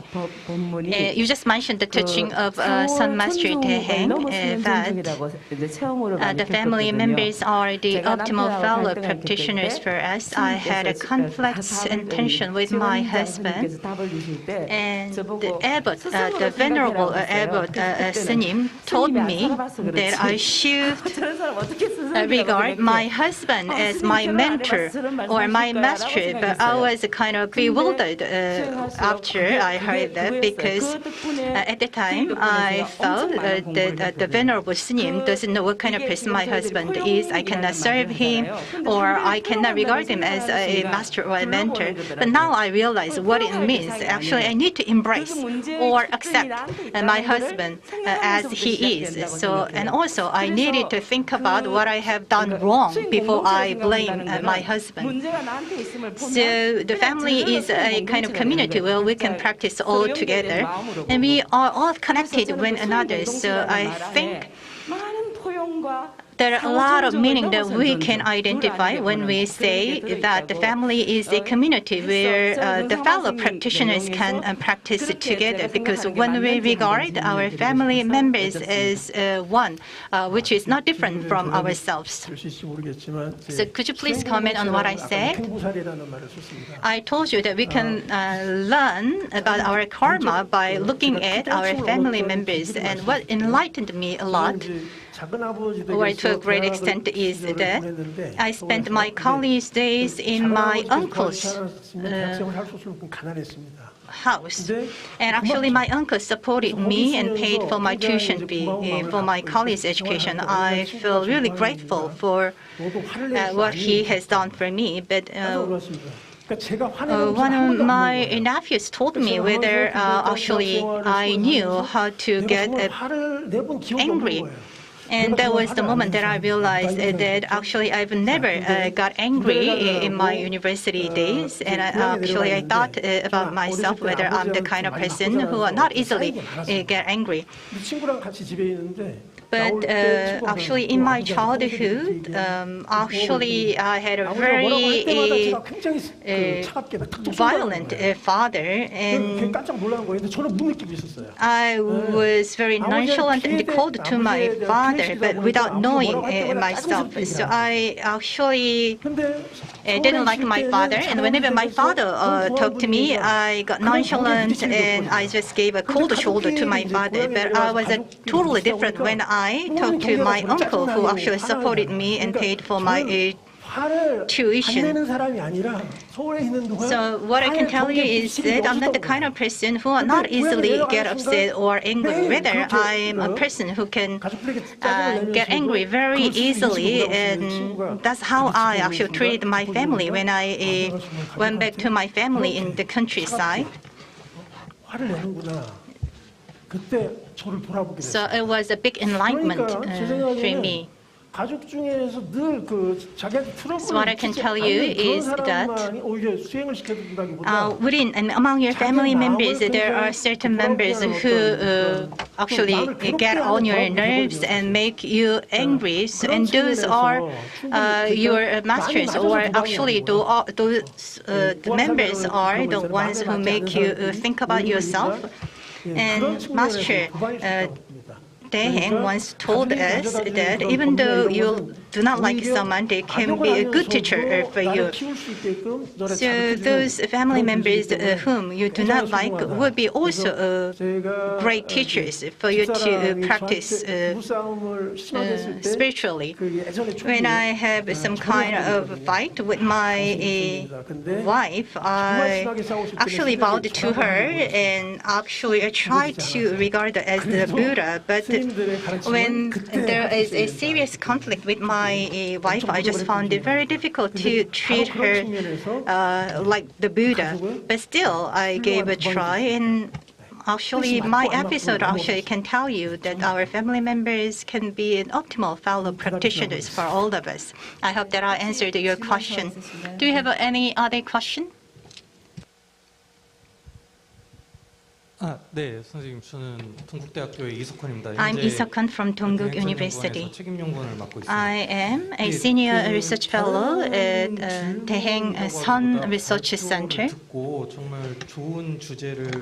I am not here to ask a question. Rather, I would like to talk about what I felt after listening to your presentation. You just gave us some kind of clue how we can utilize the teaching of Sun Master Daehaeng for our family relationship. But there is one point that I want to make here. You just make a comparative study among Confucianism, Buddhism, and Christianity.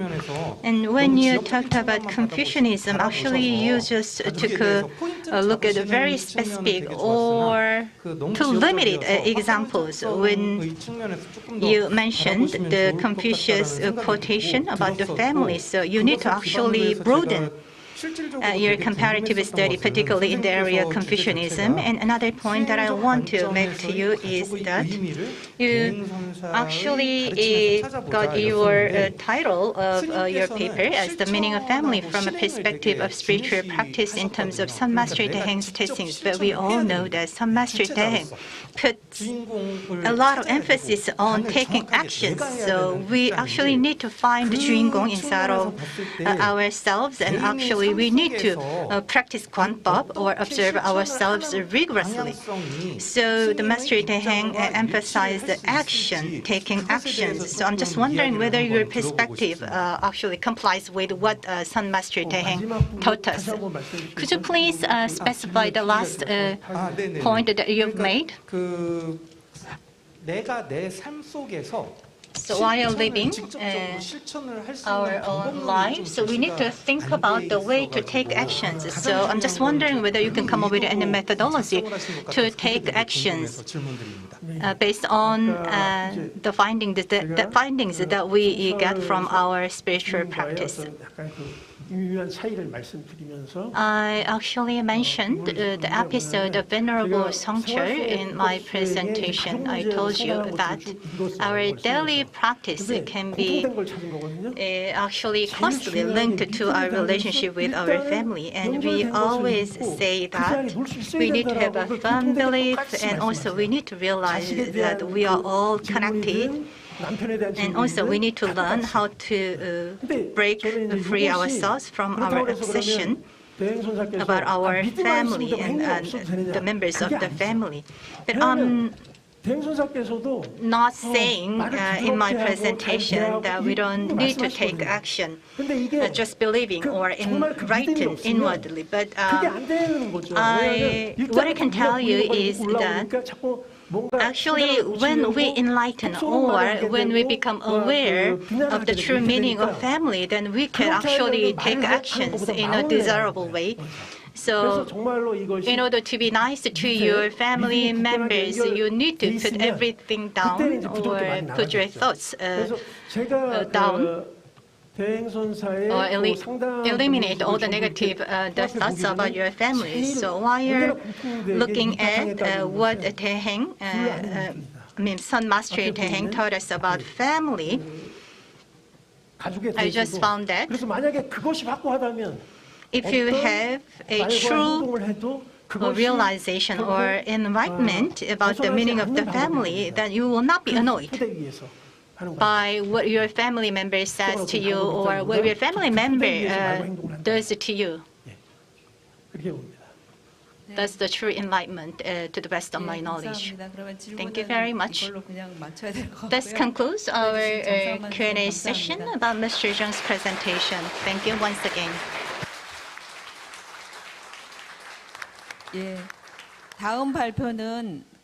Let's now move on to the next presentation. The presenter is Professor Oliver Jellner from Germany, but unfortunately he could not be with us in person, but instead he sent us the prerecorded video, and during the general discussion session he will join us. Professor Oliver Jellner is a professor of media research and media sociology and digital ethics and broadcast journalism at international communication in the media economics program at Stuttgart Media University. He also teaches as an honorary professor at the University of Düsseldorf. He's an expert on questions of digitalization, digital transformation, and media literacy, as well as digital ethics. And today he will be talking about the new practices, new values, the perspectives of digital ethics for living a flourishing life. And with that, let us watch the video. Hello and greetings from Germany. My name is Oliver Zollner of Stuttgart Media University, and I'll be talking to you today about new practices or new values, the perspective of digital ethics for living a flourishing life. Here's an overview of what I'll be talking about. I'll start with digitization in context. That is the question, how do we rebuild the world at the moment? Then I'll have a look at the new worldviews or new views of the self that we as humanity are building at the moment. And then finally, my look at thought and action. That is the core question of digital ethics and how it can be used to address these issues.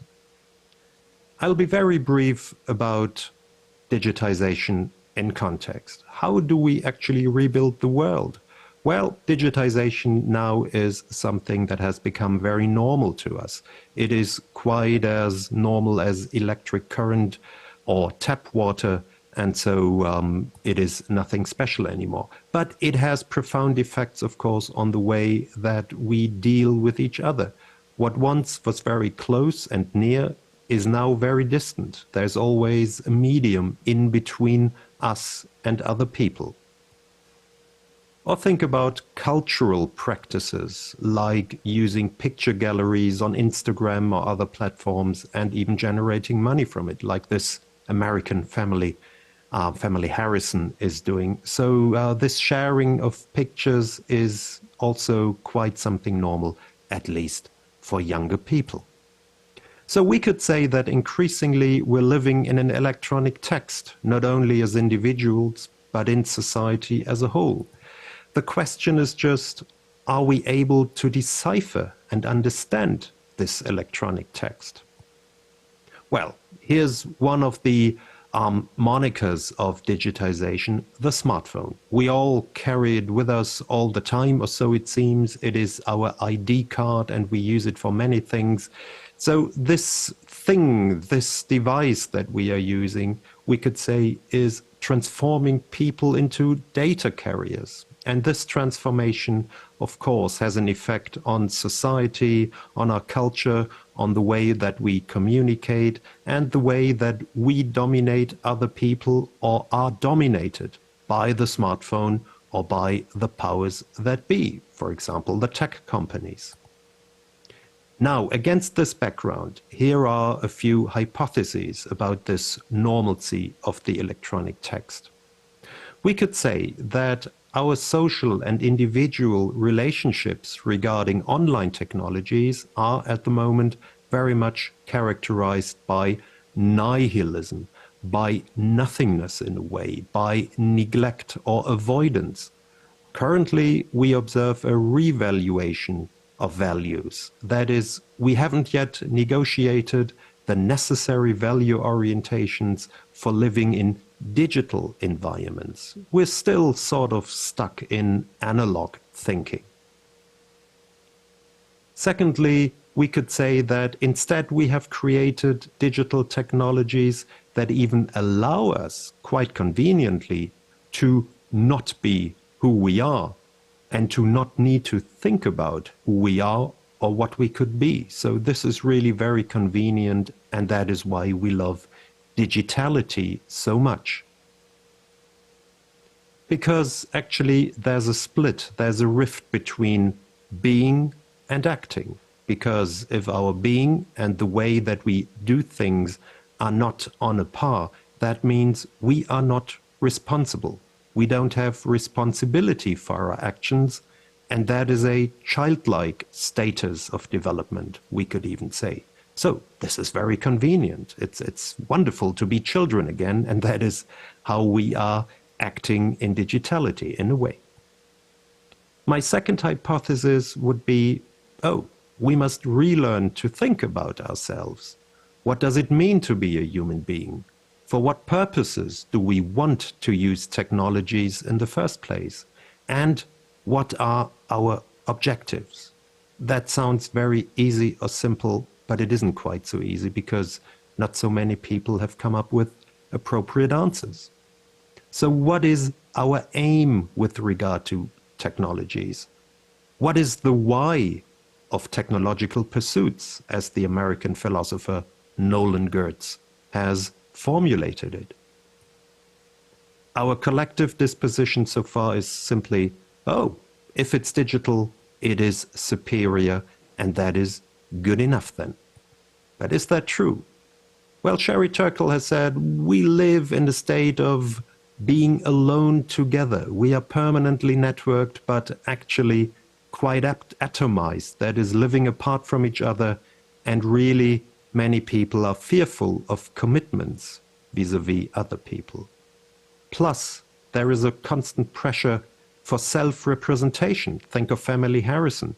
We always feel we must show ourselves to the rest of the world, to fill voids, to fill the gaps that perhaps indicate that we would not be there or not be present enough. And thirdly, we are losing the capability or perhaps the will to look each other in the eye, which is, of course, a part of dehumanization, if you will. Now, what does this tell us about humanity? So here's my second chapter where I'll look at the new worldview or the new view of the self that has come along ever since the arrival of digitality. The old promise of digitality was always to connect people. But actually, if we think about it, no, it is about connecting data. And that is what is creating perhaps a new view of the human self. Now, using TikTok and Instagram and WhatsApp and Twitter and Snapchat and whatever we have that does something to us, we could say it is quite a profound change that Canadian media theorist Marshall McLuhan had envisaged about 50 years already, so before the arrival of mass media computers like we have them today. It is this gradual shift from linear print culture, where things have consequences and we think in linear terms, to a more circular networking structure of society, not only of society, but also of thinking, of things happening simultaneously all the time and where everything is linked to everything else. So this is, I think, something that has come true under the conditions of digitality. But that also means that we are living in a different position with regard to other people or with regard or in the context of society. What we, ever since Western Enlightenment, would call the autonomy of people, that is, the notion of an individual self, is gradually shifting over to a more complex network of a relational self, as Charles S. has called it. So that is the gradual replacement of the idea of human autonomy by the idea of a more networked heteronomy. That is where I, as a person, as an individual person, will always be looking at, oh, where do I stand in relation to other people and what is happening right now? And this, of course, is increasingly shaped by algorithms, or what we call artificial intelligence, that will link us not only with other people, but also with other people's ideas, or perhaps ideas set by, well, the artificial intelligence itself. So perhaps this is in an historical view, the most profound change, where in older times we would be living in a theocentric, that is a God-focused world, where superior beings, no matter of what religion, but where superior beings would guide us and our thinking, and we would be living in relationship with these superior beings.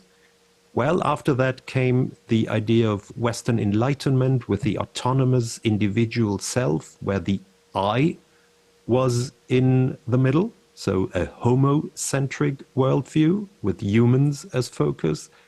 And now gradually we would be living in a data-centric world. So where let's call it a system is supreme, where a system is ruling our thought and action. Not completely, of course, we are still partly autonomous, but increasingly we are sliding over into this networked world of algorithms and artificial intelligence trying to steer our modes of thinking and relation. Paradoxically, this is something that tells us things about ourselves. We are, in digitality, more communicative as ever and more networked. And there are all those offerings that are really catering to the individual. But if you think about it, the individual as a real-life person becomes increasingly meaningless. The individual data point is only interesting as part of a larger data set, that is, as part of a crowd of millions of people, and not so much as an individual. So this is the paradox about individualization in data modernity. But that is, of course, something we need to address, because the future focus needs to shift back to a form of humanistic digitality, where the man and woman are, of course, in the focus of our thinking, where human intelligence is at the heart of our thinking and not so much artificial intelligence. Well, artificial intelligence, or what we call artificial intelligence, I don't know if it's really intelligent at all, but it can provide us with many services that might be very beneficial. So I'm not totally against this. But I think we must stand clear of just focusing on this artificial intelligence alone. Because the key question will always be, whether with regard to digitization or any other technology, what problem is it solving or capable to solve? And that is, I think, where human intelligence is far superior to so-called artificial intelligence. And we as humans, we need to think about the question, well, what do we need all these digital tools for? What do we want to do with them? It seems very obvious, but this simple sounding question, again, is quite difficult to answer if you think about it. And secondly, what do we do about the fact or the possibility that in the future we won't be dealing with humans exclusively? So how can we envisage or plan for a society that is at least partially and partly being not dominated perhaps, but at least deeply infused with artificial intelligences, chatbots, for example, robots, etc., etc.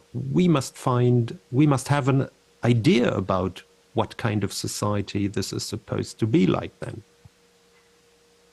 We need to navigate the future and these challenges. And in order to be able to do so, we need a value-based ethical framework for being human, for all our fallibilities, but also for thinking about aspects like freedom, creativity, education, values, yes, and human intelligence. We need to re-cherish human intelligence, I feel. That is important. So these will be competences in the future data sphere that we need to focus on. And I think this is where digital ethics comes into play. You know, how do we as humans design our thought and action, or how ought we to design our thought and our action? Well, this is always, we could say, a three-step process, starting with the motivation, leading to an action that then has consequences. The motivation, we would always say, is a form of habitus or disposition. And the key question is always, what kind of human being do I want to be? Not only individually, but also in society. On the level of action, the issues of rights and duties are addressed. How should I, but also how should others, be acting? What will be right? What will be wrong? What are our higher orientations, you know, in our action? And then thirdly, consequences. Well, what's the effort and what's the revenue? What do I get out of my action, and what do others get out of it? What's the net result of all this? So these are things that we also need to address. And of course, as you can see, these three steps pertain to classic concepts in Western philosophy. The motivation or disposition aspect deals with virtue ethics of the Aristotelian kind. That is, our relationships and our striving in everyday practice, case by case, day by day, to become excellent human beings with a like-wise predisposition or habitus.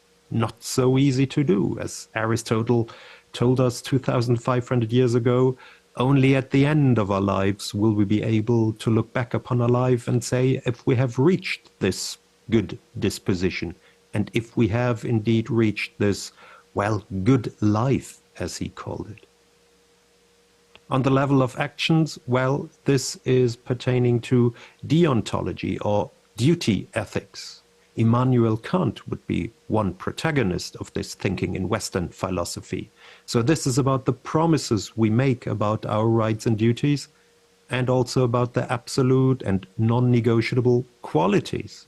So the higher things that we as humans need to have in our thinking and in our hearts in a way.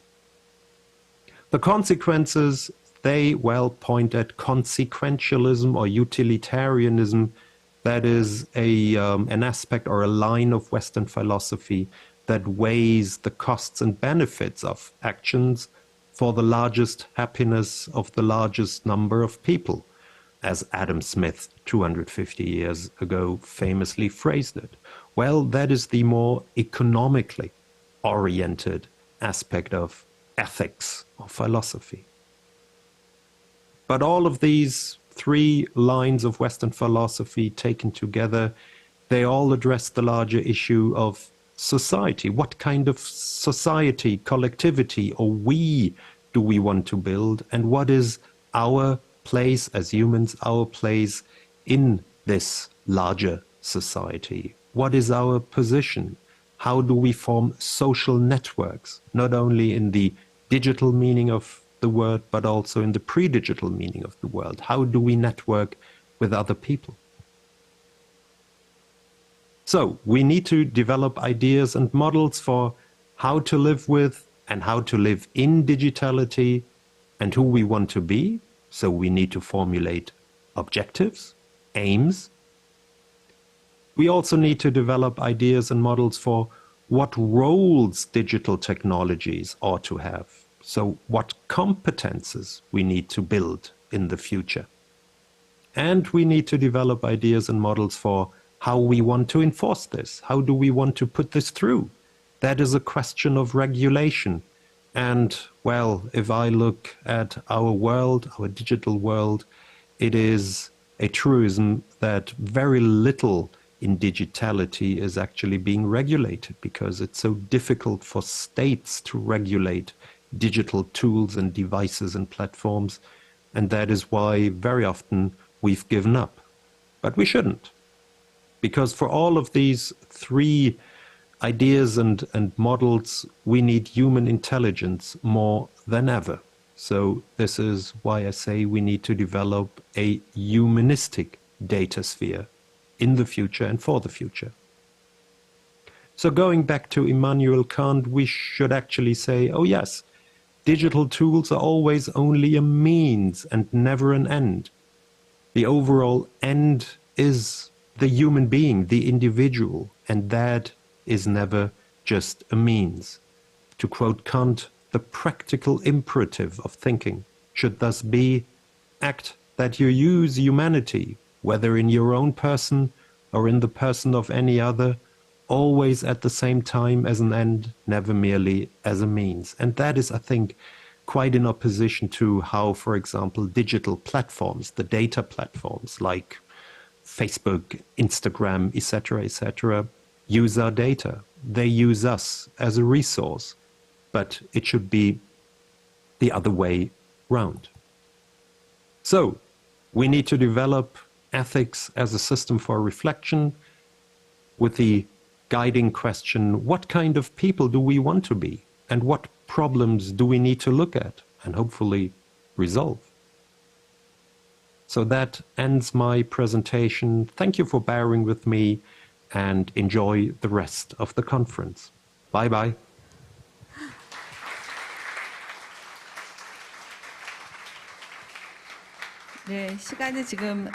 Thank you very much. I think that we have reached the time limit. Yesterday, the Israeli ambassador talked about various side effects of the digitalization and digital technologies, and Professor Chelluner's presentation is much aligned with the ambassador's speech, and we can actually find out answers from his presentation regarding the questions that the ambassador raised yesterday. So later we will have chance to discuss more about that during the general discussion session. Nowadays, everybody carries cell phones, even elementary school students, and it actually provides us a very good convenience, you know, like usually people, right after they wake up, the first thing that they reach their hand is the cell phone. I myself also did the same thing, but then I found that this is very problematic, and therefore I changed my routine. So every morning when I wake up, I read the Buddhist sutra and recite them for my meditation. But sometimes, even before doing that, I just naturally picked up the cell phone and checked the news and email, and sometimes to my surprise. So digitalization is something that is deeply weaved and integrated into our day-to-day lives. But I think that in this new era, we have to have some new ethics framework. Now we are going to have 10-minute break before moving on to the next presentation session. So we will have a 10-minute break and we will resume the session at 2:50.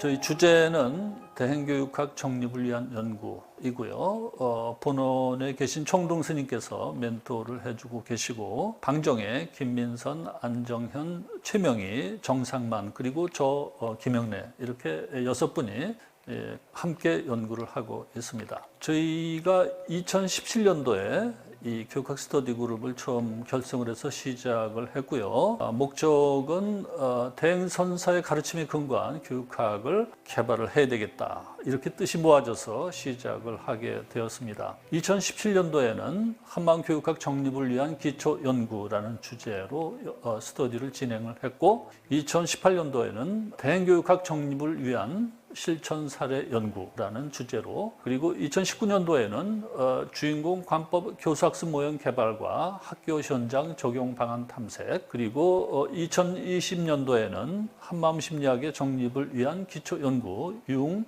메슬로, 윌버의 마음 이론을 중심으로 라는 주제로 스터디를 수행을 했습니다. 그리고 저희가 2022년 교육학 스터디를 이제 다시 시작을 하면서 그동안 저희가 서구 교육학의 이론의 관점에서 좀 접근을 하는 경향이 많았다라는 것을 이제 깨달았습니다.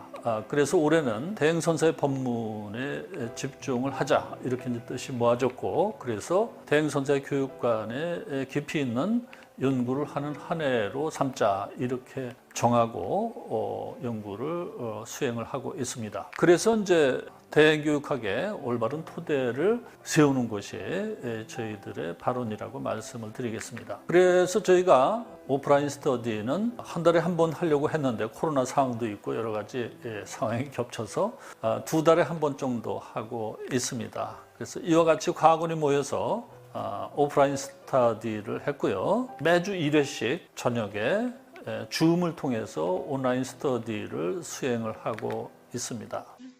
그 다음 갈게요. 내 마음은 체가 없이 둥글고 쉴 사이 없이 시공을 초월해 돌아가기에 과거도 액난도 병고도 세균도 유전도 업보도 붙을 자리가 없다.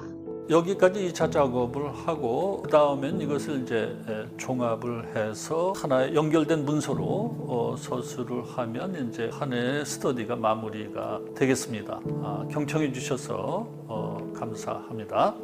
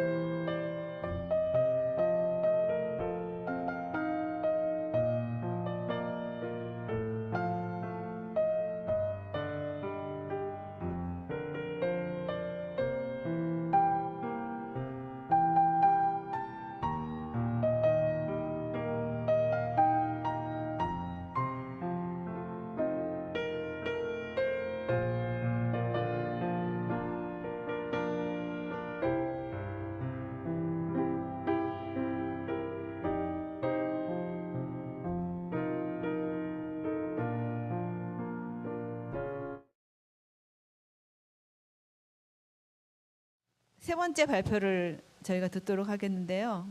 세 번째 발표자는 우리 해유 스님이십니다. 예, 해유 스님께서는 발표 제목을 글로벌 위기 극복을 위한 한스퀸과 대행선사 제한 비교 이렇게 해서 논문을 준비해 주셨는데요. 제가 스님을 잠시 소개해 드리도록 하겠습니다. 해유 스님은 독일의 도르트문트 대학에서 교육학 석사 과정을 졸업하신 후에 본 대학에서 Professor Heyu graduated from Bonn University and he got a PhD in comparative studies and currently working as the research director of the Hammam Academy. Hammam Academy is a subsidiary of the Hammam One Center and in relation with the various academic teachings, this center promotes the international exchanges and it has several divisions. For example, like the inter-religious dialogue division, as well as the cultural exchange department. And with that, we'd like to invite the speaker.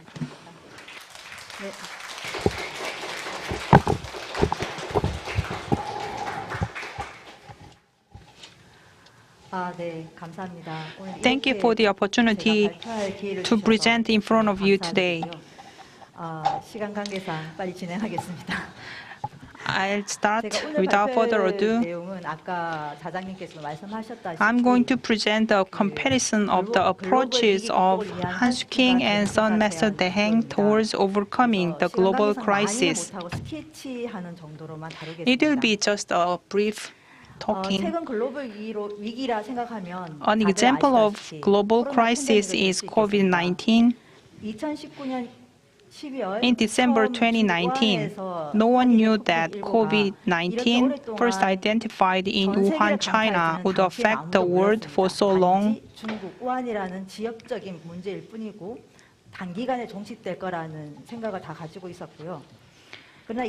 People thought it was only an epidemic that occurred in Wuhan, China. But between 2020 and 2021, COVID became the biggest issue in the world, and it demanded from us a sense of crisis, a recognition of the problems, a new paradigm. Therefore, humanity has needed a new change of perception. Today, I would like to take a look at how to overcome the current global crisis caused by material-centered expansion under the key word of life as oneness through two innovators who lived in the same era in Germany and Korea amid these new changes. Han Suu-king is a late 20th century influential theologian and the most famous Catholic reformist. Sun Master Daeng was an awakened Buddhist nun who led the 21st century Korean Buddhist Reformation, which introduced the Buddhist practices into the daily lives of the public. Although Sun Master Daeng, who led the Buddhist Reformation, and Han Suu-king, who cried out for reformation in Catholicism, were born in the same period, their upbringing, educational backgrounds showed great difference. I briefly compared their lives. Sun Master Daeng was born in 1927. Han Suu-king was born in 1928. They had completely different childhoods, and they independently experienced the turbulent times leading to the Japanese colonial period, World War II, liberation from the two, and the Korean War. Although the world was in chaos due to World War II, Switzerland was a neutral country at the time, was not greatly affected by the war. Growing up in an environment of strong Catholicism, Han Suu-king experienced the foundation for a new direction of perception by attending the gymnasium in Lucerne, the provincial administrative capital. 한수킹에게 새로운 인식 방향의 밑거름이 되는데 The reason why this period was so important for Hans King was that he learned modern education and an open attitude with multi-religious classmates and gender-integrated education that was limited to the Catholic denomination. 이런 학급 친구들과 남녀 통합 교육으로 근대 교육뿐만 아니라 열린 자세를 배우게 되었습니다. It can be inferred that this background was basis for Hans King's idea of economical unity and interreligious dialogue. In 1950, some Master Deheng received novice ordination with Master Hanam as a teacher, and the Korean War broke out. In the meantime, Hans King was walking the path of an elite priest. Hans King received a doctoral degree in theology from the Pontifical Gregorian University in Rome and the Sorbonne University in France, where the best elites attend to become Catholic priests.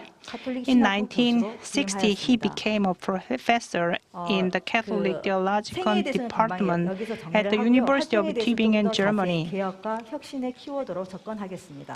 Now, perspectives of reformation and innovation.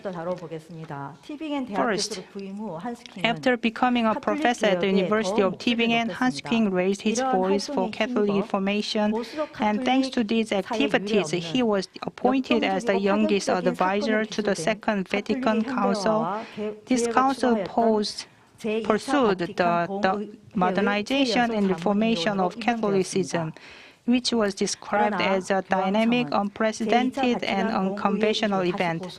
However, the Vatican Church once again became conservative after the Second Vatican Council.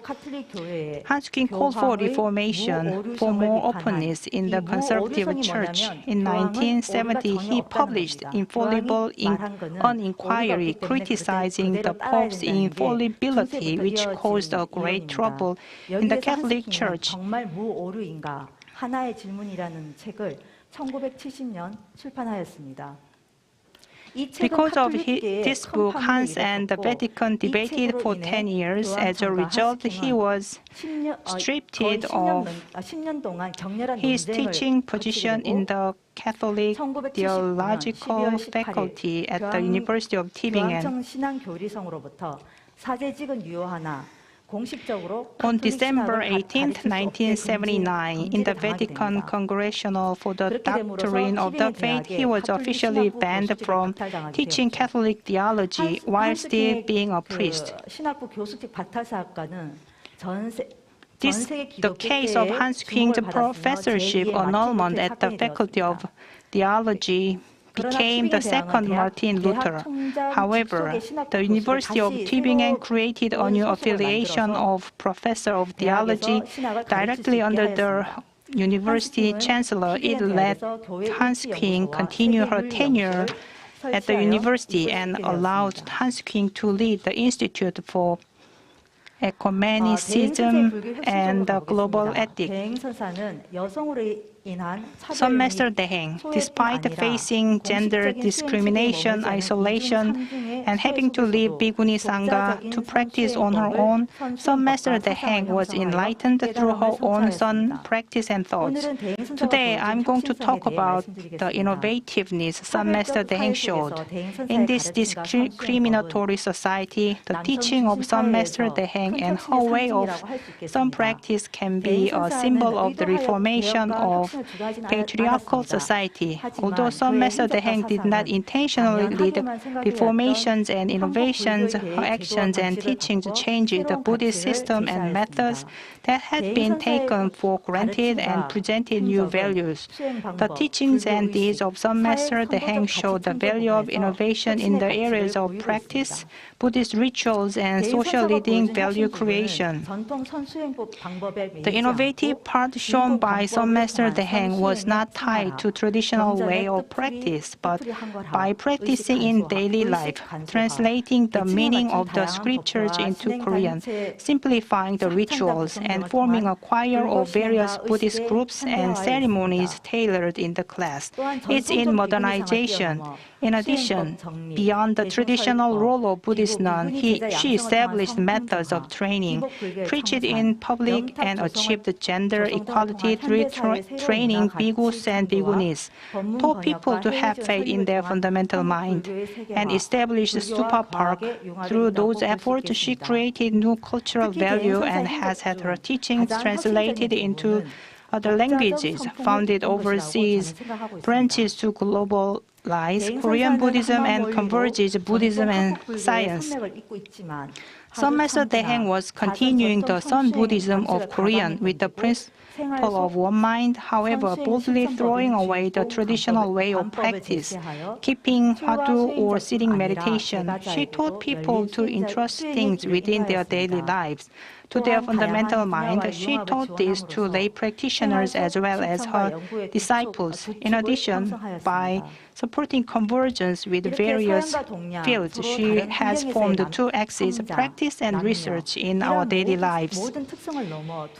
In the West and in the East, even though they grew up in different environments, even though they were men and women, both of them asserted that they need to believe in the spiritual realm, even though they had proposed different ways to tackle the global crisis.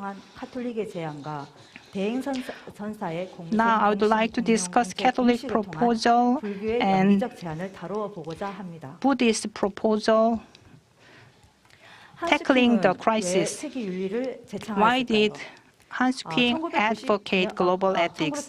In postmodern world,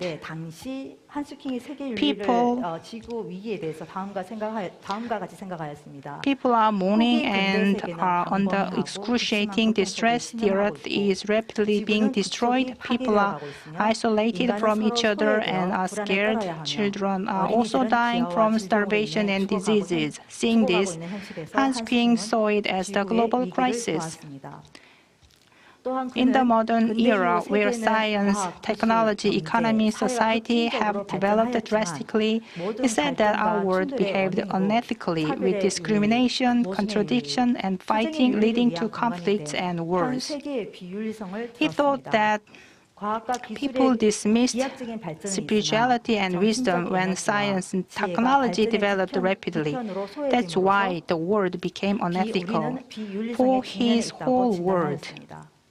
Catholic theologian had tried to establish global ethics for spirituality and wisdom. He encouraged behavior to overcome competition, views, and isolation in technological development to benefit myself as well as others. In 1992, he published the Global Ethic Project, in which he demonstrated three propositions: no survival without global ethic, no world peace without religious peace, no religious peace without religious dialogue. Hans Küng meant that world religions, world peace, and global ethics complement each other. Therefore, the basis of ethics is religion, so he emphasized that the role of religion is important in ethics. World order can be maintained on the basis of global ethics. Although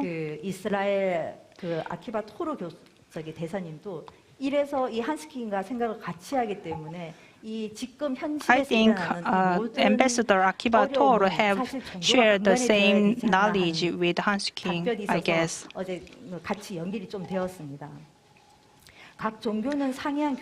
Although each religion has a different doctrinal system and symbol system, it also contains universal common ethical points.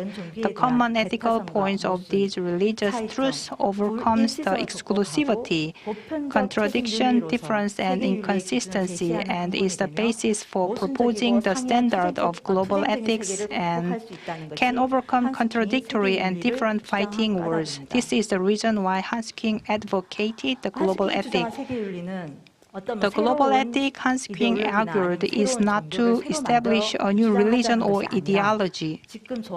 It's talking about the basic common value, common ethics that we achieve when we pursue harmonious coexistence. The unified ethical view of religions revealed by the Global Ethic Project refers that the well-being of human existence, basic principles of humanity, rational modernization, the golden rule, ethical motives, and goal setting. Hans King emphasized the golden rule and the basic principle that people should treat others humanely. The ethics required by all religions are in different languages and forms, but its underlying basis is human well-being for the establishment of human freedom and rights. The word religions have presented the basic ethics humans must abide by in forms of precepts. 여기서 보면 한급률에 대해서 이제 말을 하는데요. Golden rule, 그 논어에도 있다시피 for example, 아까도 교수님 말씀하셨듯이 the norm of don't do to others what you wouldn't want to be done to you is found in Christianity as well as Confucianism, Buddhism, and Judaism. I don't know, you have been to the 5th floor Dharma Hall. This photo shows what Sun Master Deheng taught. This teaching is on the right side of wooden relief behind main Buddha statue on the 5th floor of this temple. By establishing the categorical norms contained in these world religions as the golden rule, it can be applied not only to religion but also to human society. Religion also provides an answer to the ultimate goal and meaning of life, so it becomes an ethical solution to overcoming anguish, failure, antagonism, conflict, or death. Hans King did not advocate the global ethic as a religious or theological concept, although it had a religious foundation. The restoration of humanity is the basis of ethics, and Human King emphasized that this inherent ethical commonality between all religions should be kept as a minimum principle. Religion's wisdom can provide absolute standards of ethics rather than regulation of political, legal, and social ethics. The regulation can change according to circumstances. 이 법률이라든가 정치, 경제 그런 사회적인 접근은 시대에 계속 변하게 됩니다. 그렇다면 우리 인간에 대한 종교, 왜 이 종교의 역할이 중요하냐면 Why religion is so important? Because it provides absolute standards of ethics. So Hans King emphasized that. Hans King's Global Ethics Initiative was a great sensation, and in 1993, religious leaders signed and adopted the Global Ethics Declaration at the Parliament of the World Religions in Chicago. It will even have an impact on UNESCO's enactment of the Universal Code of Ethics. The Global Ethics Principles proclaimed in the 1993 Global Ethics Declaration at the Parliament of the World's Religions in Chicago were drafted by Hans King. Duty to non-violence and respect for life, duty to solidarity and a just economic order, a culture of tolerance, and a duty to a true life, equal rights and obligations to mutual respect between men and women, obligation to sustainability and obligation to protect the earth. All human Beings have the duty of global ethics for human rights, freedom, justice, peace, and conservation of the earth. Global ethics enables positive progress of human beings and aims to be truly human. True humanity is the presupposition of true religion. True religion is what makes possible the perfection of true humanity. Hans King stresses, in other words, all religions offer the way to the true human being. But real religion has two faces. Although it is a religion that brings ultimate peace, conflicts over religion are also taking place in reality. That's why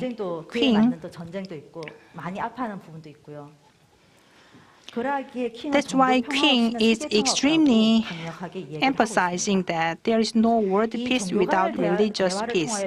To promote religious peace through inter-religious dialogue and to bring out the progress of mankind, world peace through the categorical world ethics of religion, it's necessary to overcome the global crisis and lead the survival of mankind with the truth of religion. Now, Sun Master Daeheng.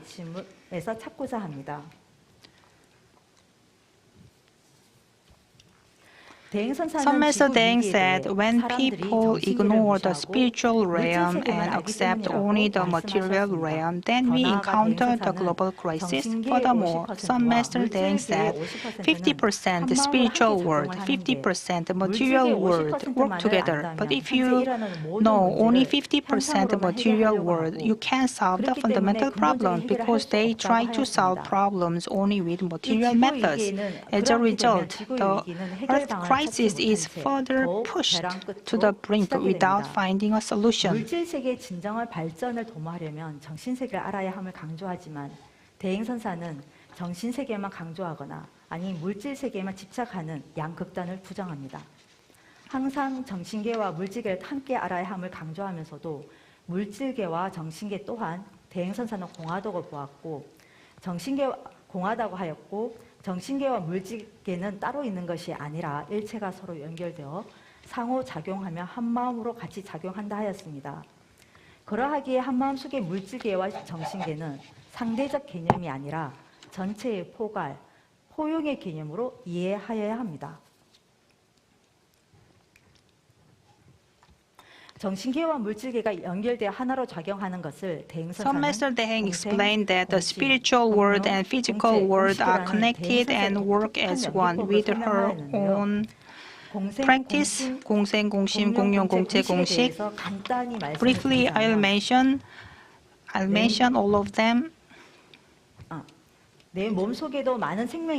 Look at your body. There are numerous life forms in your body. They are connected, function as one. So it's like using the same body as one, as the whole body is working as one. This is called 공체. Like your life, others' lives are connected through their foundation. They are not separate from each other. Therefore, they are called 공생, which means living together and functioning as one. Since the mind of all unenlightened beings and the mind of Buddha are not two, those minds are called 공심, whose minds are not separate from each other. All phenomena arise from one mind, Hammam. Through it, all are receiving and giving harmoniously. Through Hammam, everything of universe is living together as one. 공생, living together harmoniously as one, is an important keyword not only for Buddhism but also for us now. When you talk about global crisis, it comes up most often. Generally, finding the methodology of how to coexist in the main trial. In this approach, there lies a perception that we are different from each other. However,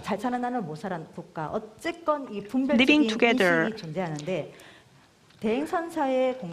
Sun Master Daeheng taught conveys deep and broader meaning than current trends. 공생, living together harmoniously as one, clearly shows the idea that everything is not two that are all equal. Moreover, everything in the universe must be understood in an interdependent relationship. And it's said that everything in the whole universe ceaselessly helps each other and takes care of for the sake of each other. 분별되는 나라는 생각으로 인해 차별적 이분법 체계를 이루게 됩니다. 나라는 중생심만 벗어난다면 Look at the slide. 일체의 모든 작용은 서로 연결되어 상호작용하며 공존하는 것입니다. 공심으로 연결된 나의 몸은 만물 만생과 두란인 공체이며 나의 몸 하나에도 수많은 생명이 살고 있는 우주와도 같은 공체입니다. 그렇기에 오공은 사실 따로 분리해서 볼 수는 없습니다. Some master saying said that all beings have their foundation, Jingong, and through it all lives and bodies are connected as one, working together as one, freely giving and receiving all things. Because it emphasized the meaning of coexistence, it clearly reveals the dependent arising in which all things are connected to each other.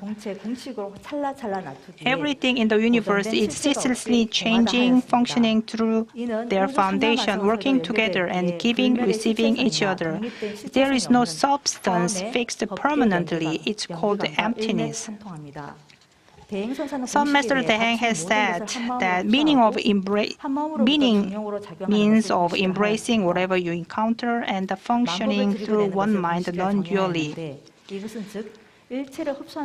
Not only absorbing all, but also manifesting and functioning of its ability. The meaning of Gong is consistent with the practice by some Master Deheng. The key point of her teachings about spiritual practice, a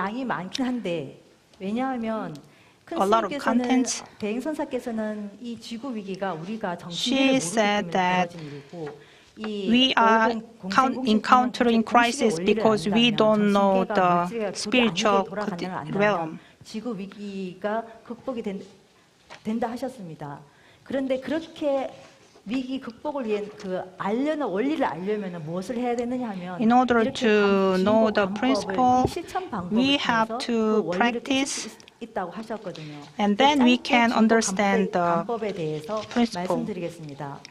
주인공의 간법의 핵심은 주인공을 믿고 모든 것을 주인공에 맡기며 무엇이 The 나오는지를 essence is to entrust everything you encounter to your fundamental mind and then observe what's happening. 모든 것을 드리고 내는 공식과 뜻을 같이 함을 알 수 있습니다. 주인공 간법은 오공의 실천 수행 방법이라도 할 수 있겠죠.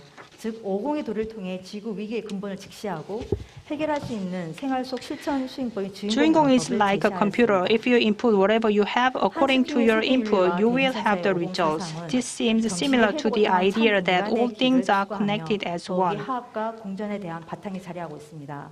Now, Hans King, the global ethics of Hans King and the teachings by Sun Master Deheng are pursuing the path of true humanity through the recovery of spiritual realm. Furthermore, their philosophy is based on harmony and coexistence.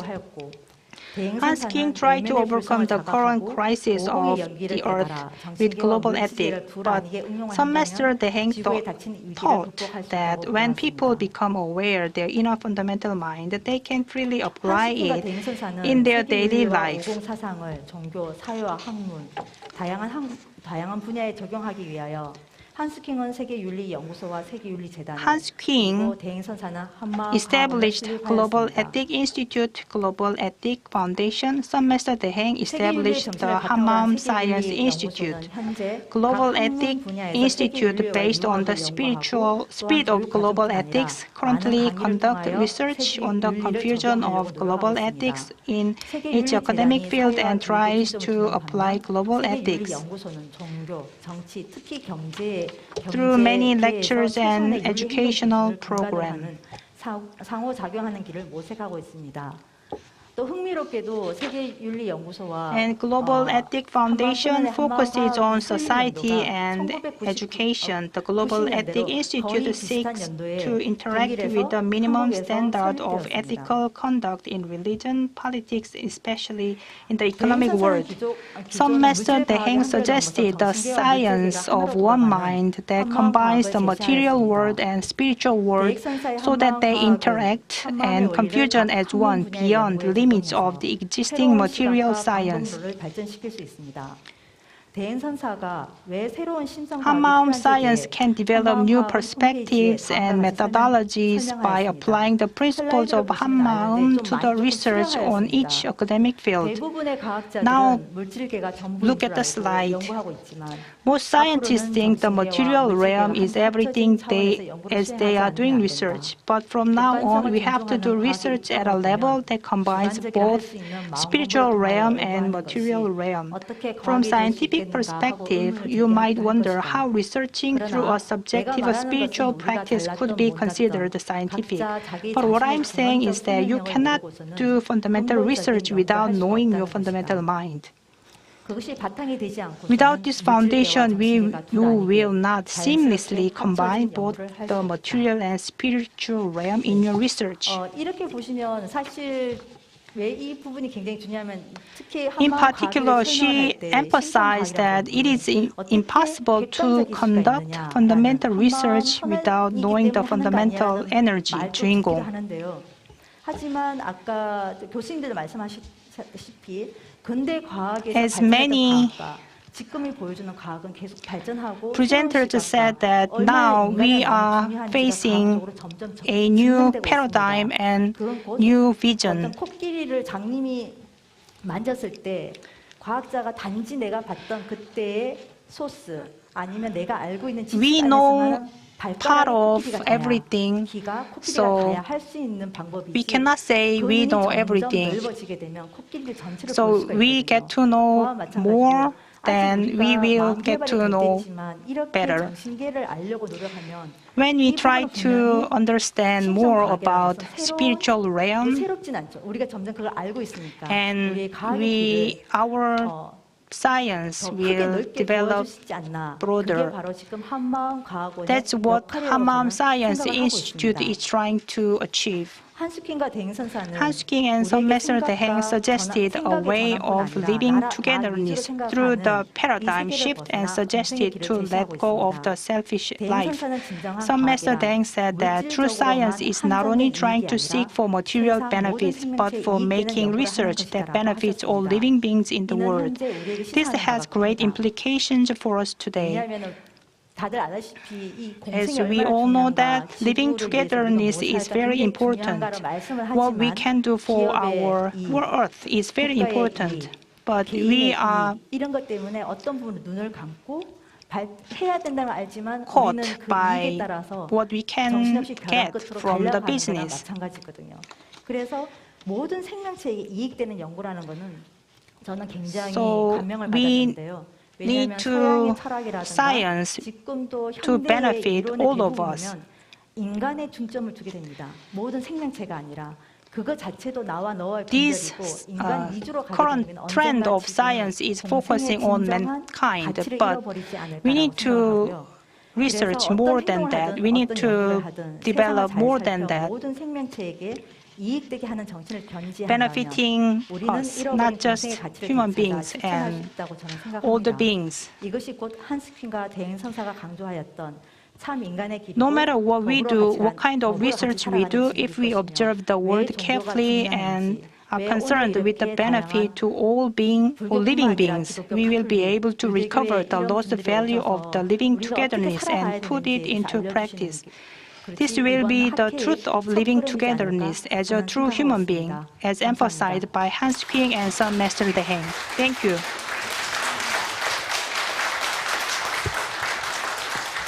네, 스님 발표 감사합니다. 저는 스님께 목차에서 그 한스킹 신부님하고 대행 큰 스님을 현대 종교 혁신가 이렇게 타이틀을 잡아주셔서 사실 이렇게 굉장히 이렇게 약간 처음에는 thank you very 익숙하지 much for 않아서 the 그랬는데 presentation. At 발표를 first, we 듣다 were not 보니까 really 정말 accustomed to 그분이 and 진정한 used to 종교 혁신을 the teachings 이루셨구나 of 하는 the 생각을 Hans 했습니다. Kwang. 그리고 But while listening to your 동시대에 presentation, I 지형은 realized that there are a 다르고 lot of 배경은 commonalities 달랐지만 between the 정신계의 teachings of these 중요성을 two master or 인식하시고 master and the priest. 그거를 실천적으로 And 이렇게 글로벌 위기 극복을 위해서 세계 also, 윤리 they both of 연구소하고 them 또 한방과학 suggested 이렇게 the great 해서 teachings that could benefit human beings at the time of crisis.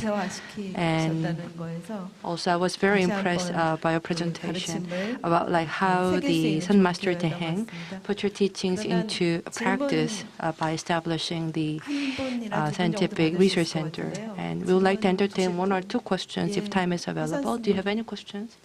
Yes, so the Master Hassan.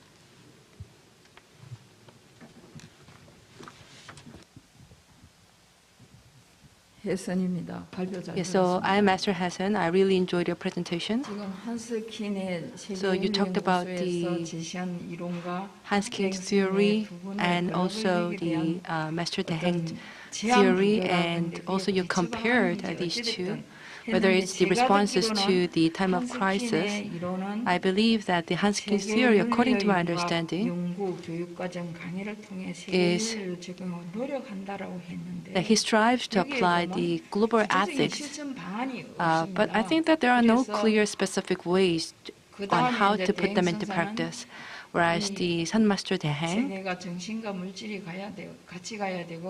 he believed that the world has to have a spiritual and the materialistic aspect, both of them, and all should be united as the 한마음. So in that sense, I think that the two people do have some differences. I believe that the Hanskin theory actually sets the background of the Sun Master Teheng's 정관 theory. So at this time of the global crisis, you see, as you could see from the COVID-19 and also the climate change, but what will be the religious responses in order to live a proper life in these precarious times? So regarding the global crisis, I was wondering, like, how other people or the leaders of other religions talked about, and I studied the Hanskin when I stayed in Germany for a short period of time. And both of them, yes, they have different arguments and different opinions. And so Hanskin has his own thoughts, and he claimed he made the arguments for what he believed. And you can see that Catholics and the Hanskin, they established the World Ethics Research Institute, and they thought about how to apply ethics to economy, politics, and many other fields of the society, and how religion can help people. Not in the religious terms, but with the ideals of the religion. How can they put the religious ideals into practice? And they actually provided a lot of lectures in layman's language. And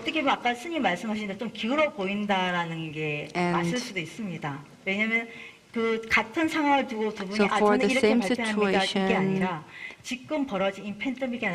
rather, at this time of the pandemic crisis, Catholic believes that there should be the global ethics, and that could be a sort of the minimal beacon that we have to follow to cope with the future stresses. Whereas in Korea, the Sun Master Teheng, she didn't really make the specific proposal, but while we pass through the materialistic world, we have to be aware of the spiritual world as well. Otherwise, we will be faced by a lot of crisis. And so for this, the 주인공 관법 is critical. And also the 5 commandments have to be understood. So if you understand the principle of these 5 commandments, and if we practice the 관법, then we could understand and have some light enlightenment on the spiritual world. 무슨 좋은 이론이 있는데 So we have a lot of great theories, but many of them are not really put into practice. But while listening to the presentation, I was very impressed. And so as a disciple of the Sun Master Deheng, 불편한 마음으로 질문을 드렸는데 죄송합니다. 아니요, 감사합니다. I had this question, and thank you very much for your great answer. 그래서 조금만 더 첨언을 하면 Let me add some comment on that. So 제일 먼저의 명제는 I think the first premise that we have to follow is at this time of global crisis, we have to understand why are we encountering this crisis, and for this we actually didn't know our heart or mind. So we have to study our mind, and in order to study the mind, 어떤 용어로 풀어내야 할 것인가. I thought about how I can explain this concept in this international conference, because yes, we have to study mind and we have to do the practice, and we don't really need this kind of international conference for meditation or for our daily practice. But since we are having this international conference, I thought that I have to make some logical presentation, make my presentation efficient in a pretty short period of time. So. 네, 선생님 발표 감사합니다. 네. 그러면은 저희가 시간이 지금 한 30분 정도 남았는데요. 예, 스님 발표는 토론을 이걸로 마치도록 하고 다음 김재영 교수님. Now moving on, we are going to invite the Professor Kim Jae-young. 김재영 We'd like to invite him to the stage. Professor Kim Jae-young, the topic of his presentation is the soundless sound at the beat of Sun Master Deheng's heart, rhythms and patterns. I think that the title is kind of poetic, and I actually had to take some time to understand the topic. 발표를 해주실 텐데 제가 교수님 소개를 잠깐. I would like to briefly introduce to you Professor Kim. Professor Kim is a professor of religious studies in Seogang University, and he also served as the president for Korean Association for Religious Studies. And currently, he's serving as an editorial board member in international journals, Religion and British Journal of Religious Education. And also, when organizing this international conference, he has played a very critical role. So now, Professor Kim, the microphone is yours.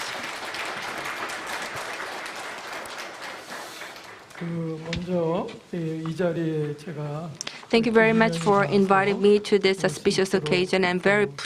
I feel very privileged to stand before you. I would like to thank the Master Hasu for giving me this opportunity, as well as the Abbot Hasu and the Hanmaum Science Center, especially the Master Hyo Chan and Vice President Lee Yang-hee. Thank you very much. And also, while preparing for my article, the author may not be me, because it was actually co-authored by a lot of people. So I had a lot of conversation and dialogue with a lot of people, and all the insights that I got from such dialogue are reflected in my paper. So in the sense, I believe that the paper is not written solely by myself, rather it was written by many people. I would like to thank everyone who helped me having this kind of insight, discovering that. As a religious study researcher, while listening to Master Hae-yu's presentation, I found that her presentation was truly azure, and I was impressed by her endeavor to explain about the Master Deheng's teachings. And also, the Master recently came up with the paper for the doctorate degree, and I believe that it has to be translated into English as early as possible, because time is our enemy, and so we really have to translate that as early as possible. So in that sense, I would like to ask for the special support from the President, so that her presentation or her paper could be soon translated into English. While listening to this presentation, it's actually the 70-page long. And the presentation that I'm going to have is a summarized version. And do you know where I got this inspiration? I actually met the Master Hachen one day, and she gave me the book. And the book was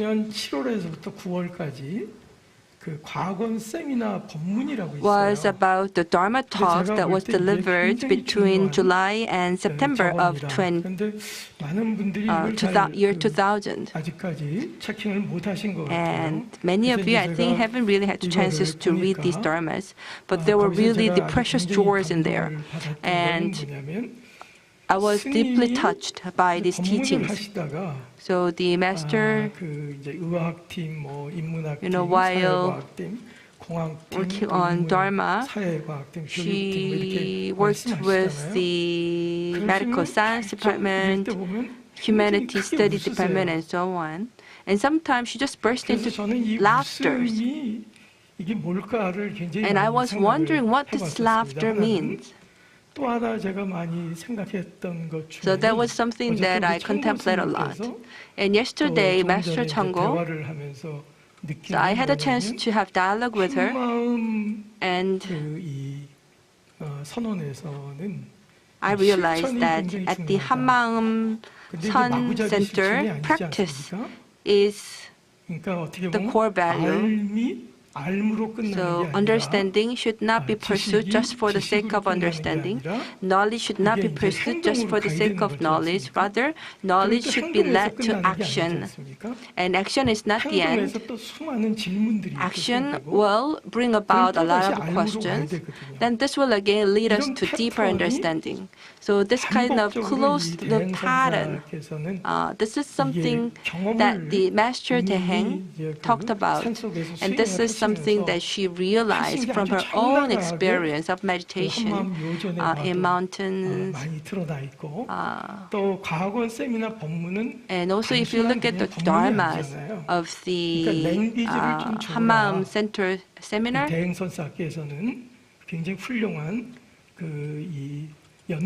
it's not just about Buddhist teachings, rather.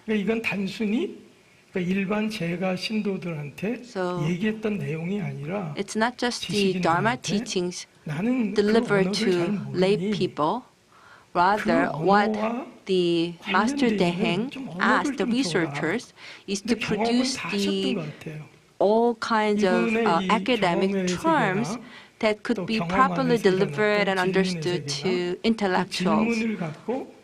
But I think that she understood all the gist of the researches.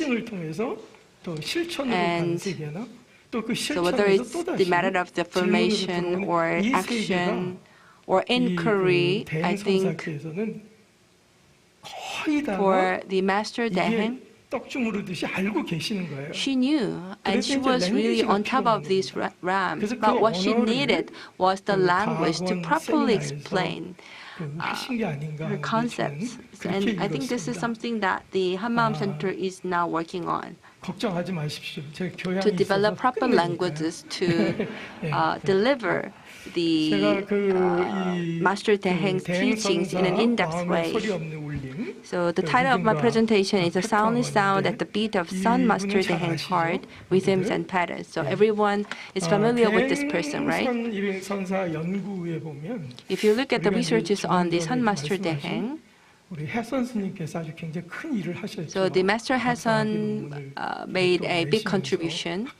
While she produced her paper for the doctor's degree, she actually made a new turning point to stimulate researches on the Master Deheng.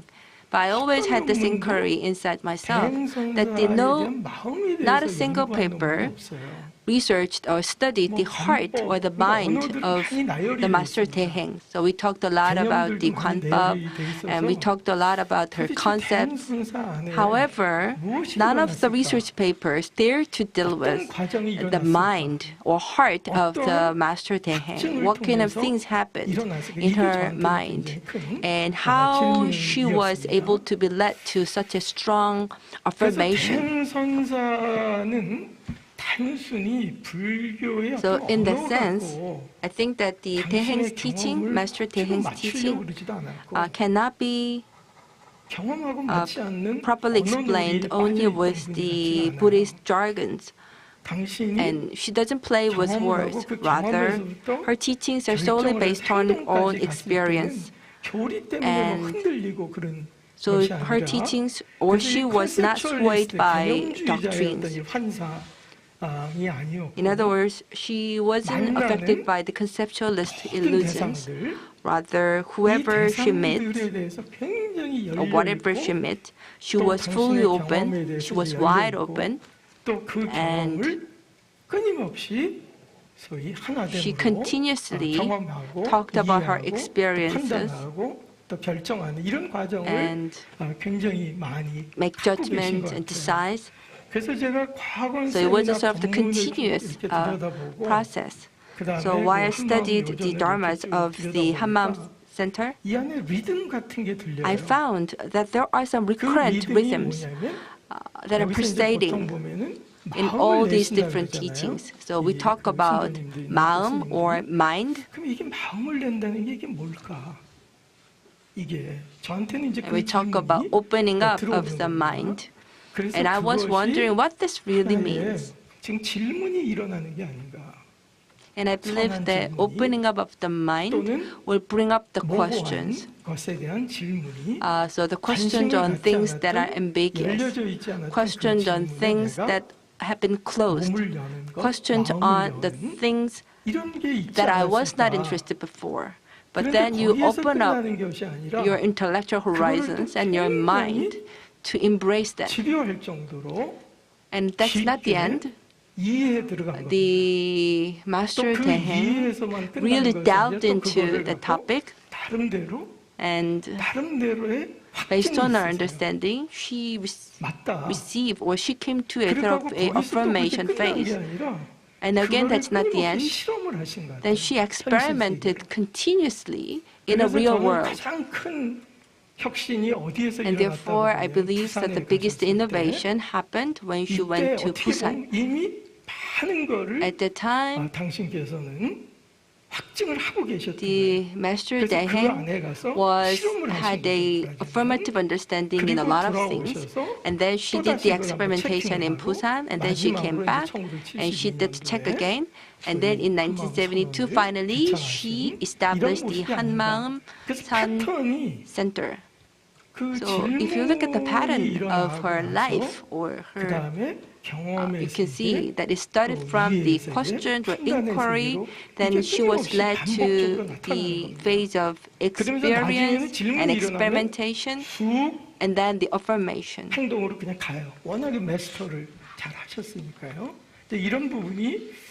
So I think that this is sort of the recurring patterns that we could find from the life of the Daeheng. So in the sense, I think the whole life consists of some sort of kind of musical notation. So new believers like me, or for devotees, you see that it takes a pretty long time to shift from the questioning phase to deciding. But when it comes to the Master Daeheng, the speed is just instant. So right after the questioning, I think that she somehow mastered them, and she was right into the deciding phase, the final phase. And I think it's because she was constantly in dialogue with everything that surrounds her. So that's why she somehow mastered all this process, and she was really quick to the final phase. But for us, you see that we have to have some time to develop questions and experience them and understand them.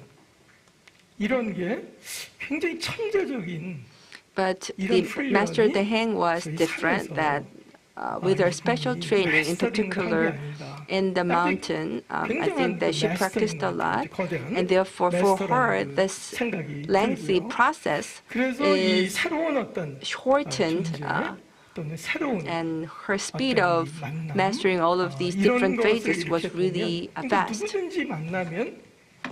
So whenever she meets anyone, she was able to embrace them and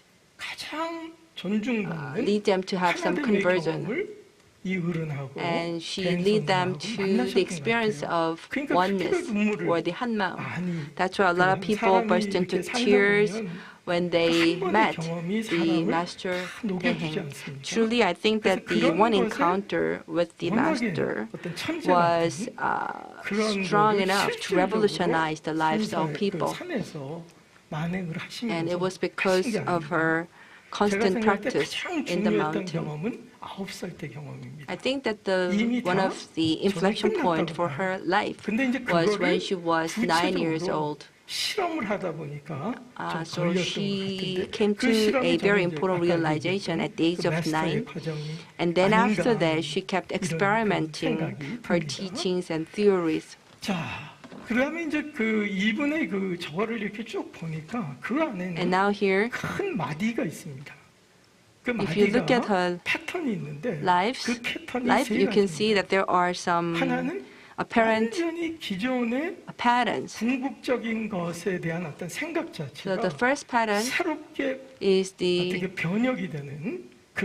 massive transformation of her thought process. And this is what I call religious conversion. So at the age of 9, based on our experience,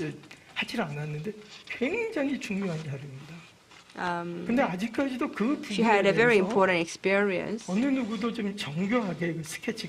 so far, no one attempted to have in-depth studies on that, how she experienced this religious conversion. And the second conversion that she experienced was the moral conversion. I think that the Master Daeheng was really kind even in her childhood, and therefore when she met the sick or the vulnerable, she tried to take care of them. But then after the conversion process, she not only thought about taking care of these vulnerable, she put them into practice. So after having some meditation and practice in the mountain, then she went out to the field to help people. So I think that was the experimentation that she did. And then the third pattern that we could see from her life is the intellectual conversion. I think that the last time when Daehengsan Research Center made some presentation, some of the speakers said that the Master Daeheng is irrational. So she wasn't educated, but I believe she was very intellectual. She was very intelligent.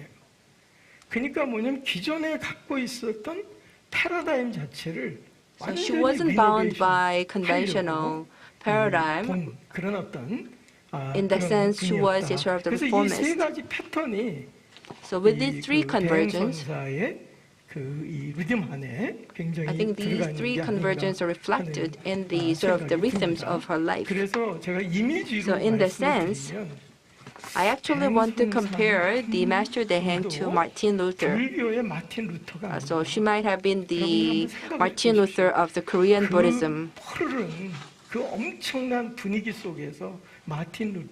You know, the Martin Luther. He declared, "Here I stand," in the Catholic Church. He wasn't afraid of a conceptualism, the huge influence and atmosphere of the conceptualism and the religion. And I think it was truly a daunting task for him to stand against the Catholics Church at the time. So in the sense, I think the Master Daeheng is very much alike with the Martin Luther. Her teaching embraced not just the human beings, rather it's a teaching for every object and every organism on the earth. And in that sense, I think her teaching is like a musical note for everyone and everything. Her teaching is like a new wine. It's not the old wine. An old wine has to be put aside for a new wine. And in the sense, I believe that the 한마음선 Center will continue to inherit the innovating spirit of the Master Daeheng. 그래서 정말 이렇게 언어적인 이 말의 어떤 So we shouldn't just play with rhetorics or the concepts. Rather, we have to be led to have an in-depth understanding about the cosmic rhythm of the Master Daeheng. And now is the high time for us to lend a serious ear to the Master Daeheng's teachings. And with that, I would like to conclude my presentation. Thank you very much. 네, 교수님. Thank you, Professor, for your great presentation. 논문을 여러 차례 읽었는데 I read your paper several times, but I couldn't really understand. It was so difficult. But then while listening to your presentation, I was able to have a more clear understanding on what you point out and also the quick questions that you raised. So you said that we have to have a comprehensive understanding about the Master Daeheng's teachings, and for this we really have to have some new approaches. And conventional approach is not sufficient enough. And you said that we have to study her mind and try to have some attempts to understand what was going on in her mind. 신선하고 충격적이었다는 말씀을 드리고요. 사실은 아까 그 한마음과학원 본문을 보셨다고 하셨는데 제가 그 과학원 본문 You said that you saw the Dharma talks of the Hanmaum Science Center, and you saw that video. And in fact, in that video, there is a person who was really scolded by the Master Daeheng, and that was actually me. 회원이 아직도 나오고 있냐고 그렇게 얘기를 하고 있더라고요. 그런데 열심히는 하지 않고 하여튼 그 과학원 법문 말씀해 주셔서 그 다시 한번 또 제 그 자세를 다시 한번 좀 Anyway, I was involved in 그런 기회였습니다. making that 저희가 그 질문을 받을 수 있는 시간이 한 10분 정도 있는데요. Now we have 10 minutes for Q&A. 하실 분 Do you have any questions? 예, 박종래 교수님. Professor Park. 우선 대행 스님의 그 가르침에 So as for the teachings of the Master Daeheng, 좀 다른 시선으로 바라보시고 I think that you gave us a very fresh perspective on how to deal with them and how to study them. And even the members of the Hanmaum Science Center couldn't really notice that. So thank you very much for bringing up the special and fresh perspectives. 읽으셨던 그 본문을 대행 선사께서 해주실 때 And 해주셨는데 그 현장에 so the Master Daeheng talked about her Dharma 7 times, and I was in the audience when she talked about that. 먼 세월이 흐른 오늘에 와서 And then since that, a lot of time has passed. And now, today, the Professor Kim said that no one dared to study the mind of the Master Daeheng, and it gave me a sort of the shock, and I was truly awakened.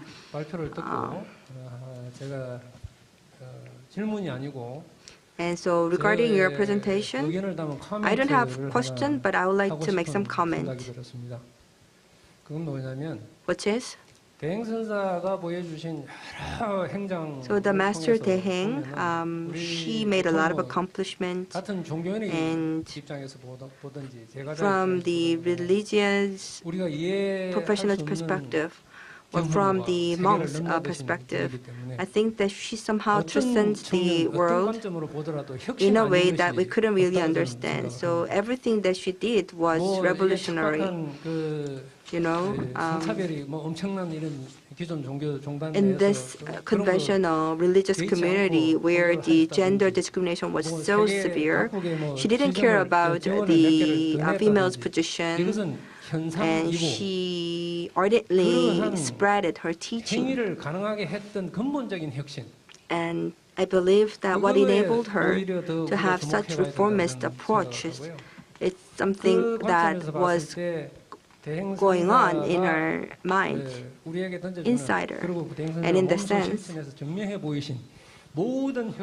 all the innovation and activities that the Master Deng showed to us, and all the innovations that she carried out, I think that was possible because Buddhism is the truth, because Buddha is the source of life, and so it's not swayed by a single doctrine or the transient trend. And because of this understanding and realization, the Master Deheng, you see that she said that the material world and the psychological world come together and they go in tandem. And so in order to teach about the linkage between these two words, she talked about the 주인공. And I think that her philosophy and her 주인공 theory is actually what drives all the reform and innovation that she did forward. And so I believe that the 한마음 Center should delve into the legacy of her teachings and study in a deeper way. I would like to respond to Professor Park's comment.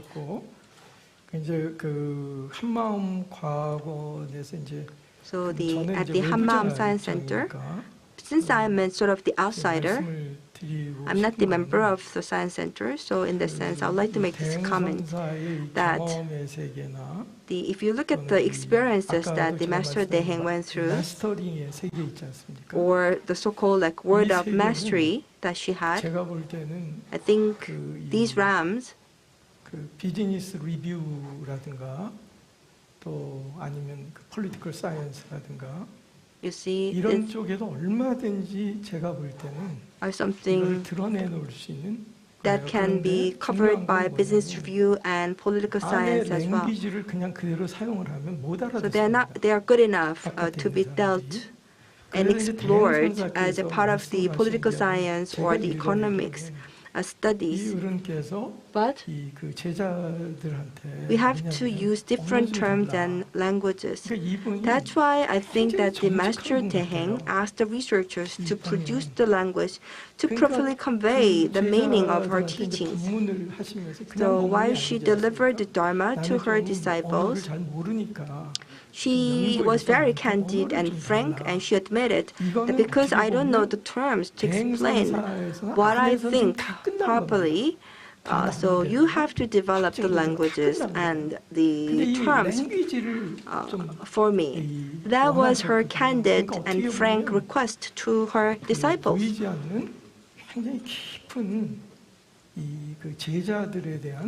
So this indicates that she has a very, it was a sort of a very strong wish to her disciples.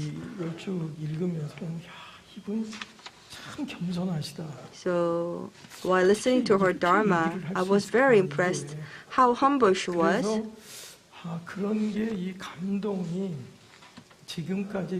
And that's why I think that a lot of people who met the Master Deheng or who knew Master Deheng were touched and moved by her teaching. 조금 이 과학원에서 I 언어를 think 하셔야 되지 않느냐. the Hammaum Science Center, one of the priority areas that it should focus on is to develop proper language to convey the teachings of the Master Deheng. 다른 질문. 그 말씀 관련해 가지고 So regarding that, 경험을 I would like to share with you my personal experience. I think that this will help you. 가르침을 받은 지는 벌써 25년 전입니다. So it was 25 years ago when I received the teachings from the Master Deheng. 터득하는데 20년 이상 걸렸습니다. And it was about the science, and it took me 25 years to understand fully what it really meant, although I was a scientist in material science.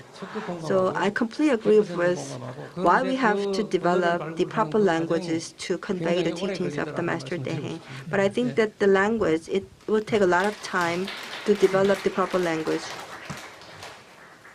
더 질문하실 분 안 계신가요? Any other questions or comments? 질문 두 분 받겠습니다. We have two people. 짧게 해주시고 스님 또 질문.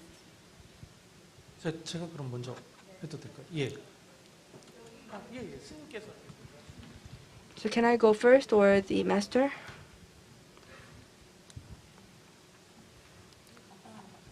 교수님 감사합니다. Thank you very much for giving me this opportunity.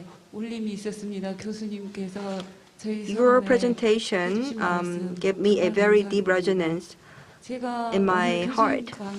발표 중에서 가장 마음에 남고 And one thing that was very impressive about your 주인공 presentation 관법에 대한 is 연구, that the research is on 주인공 관법. 대행스님 마음에 대한 연구가 없다는 말. And you said that I was very saddened to hear that there were no researches on the mind of the Master Deheng. 그 연구 내용은 과연 뭘 말하는 건지. But when you said that there were no researches on the mind of Master Deheng, what do you really mean that? Can you please elaborate on that? 감사합니다. 그 대행 선사는 제가 이제 그 So 어릴 the Master 때부터 Deheng, even from my early childhood, 그 경험을 하는 그 펼쳐진 세계들이 있지 않습니까? 산이라든가 사람이라든가 이걸 볼 때 굉장히 이게 이 안에는 편견이라든가 이런 게 I think that the Master Deheng had no prejudice, even from her early childhood. So she was fully open, wide open to all kinds of experiences in the world that she faced. Usually, human beings, we have prejudice and fixated mindsets. So for example, like we just make judgments that things are dirty, things are bad, or these are good or bad. But I think that the Deheng didn't really have this kind of prejudice.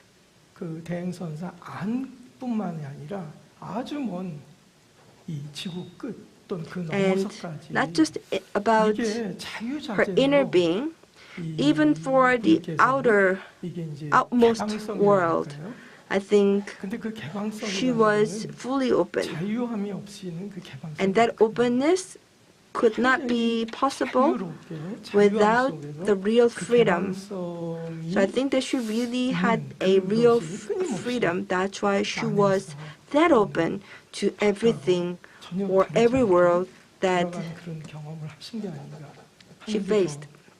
That's why I think that she had a very diverse experience. 감사합니다. Thank you very much. 말씀은 저에게 깊은 영감을 주었습니다. It really gave me an inspiration. Thank you.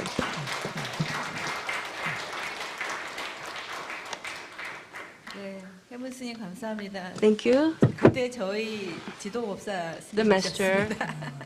네, 한밤과학원에서 제가 처음에 막 혼나고 그럴 때 예, 스님께서 법사 스님으로 해주셨고요.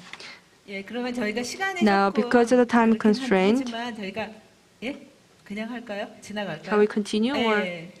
네, 네. 저희가 20분 쉬고 Okay, so we will have 20-minute break, and after that we are going to have general discussion session. 전체 종합 토론에서는 오늘 아마 So we will have the break until 4:20, and then we will have general discussion session. So all the presenters today, including the Professor Oliver Jalina, who was joining us online. He will also join the general discussion session virtually. So I'd like to once again thank you all for your time and attention. And the next session will be moderated by Professor Glenn Che. And with that, thank you very much.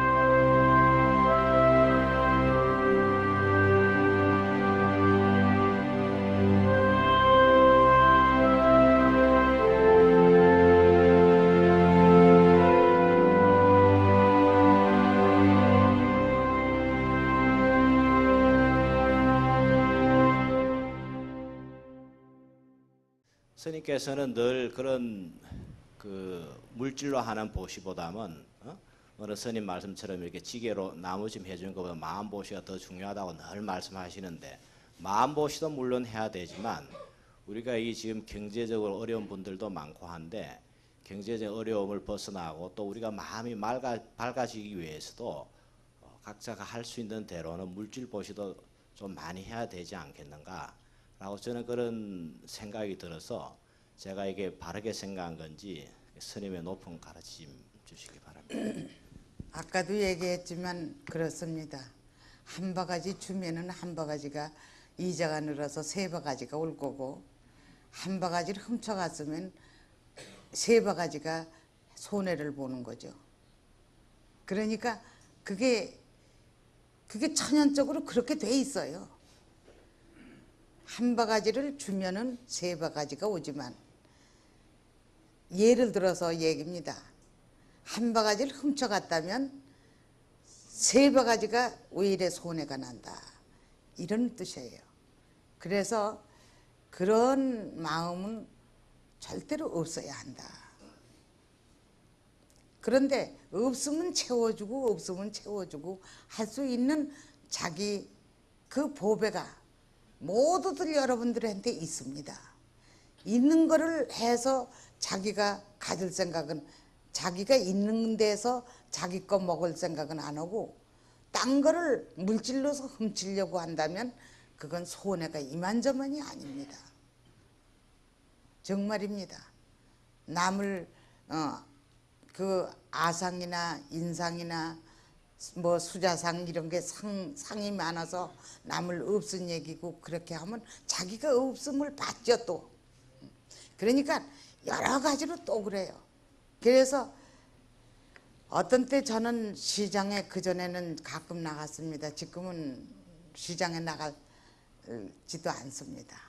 뭐 나가지 않으려고 해서 나가지 않는 게 아니라 식구들도 많고 그러니까 안 나가게 되고, 또 그런데 또 때에 따라서는 나의 할 일도 또 많고, 그러니까는 그 나가서 보나 앉아서 보나 돌아보서나 뭐 그냥 댕기기가 그렇게 뭐 너무 예전에 댕겨서 그런지 그렇게 저게 해요. 그런데 말입니다. 시장에 예전에 갈 때 보면은 어린애 넣고 요만큼 야채를 넣고 시들시들하게 말라서 그냥 이렇게 놓고 파는 거, 그거는 깎지도 않고 그냥 삽니다. 그래 스님은 왜 시들시들한 걸로만 찾아다니면 사느냐고 야단입니다. 또 다 못 먹을 걸 왜 사느냐는 거죠. 깎지도 않고. 왜 이래 더 주면 더 줬지 그걸 왜 깎습니까 글쎄. 그리고 내가 미쳤다고 내 돈이라고, 내 돈입니까 그게? 미쳤다고 그런 짓을 해요? 인심이나 쓰지. 내 돈도 아닌데. 그러면 이게 여러분들도 다 자기 돈이 아닙니다. 그거 아셔야 돼요. 그러니까 자기 재산도 아니고요.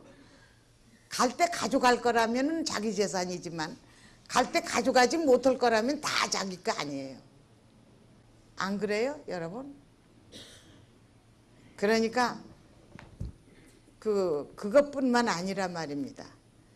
이제 다리가 없고 그런 사람이 가죽을 깔고 이렇게 댕기면서 뭘 팔죠. 그러면 우리가 뭐 떼수건이 없습니까? 뭐 얘네들이 뭐 척척 사다 주죠.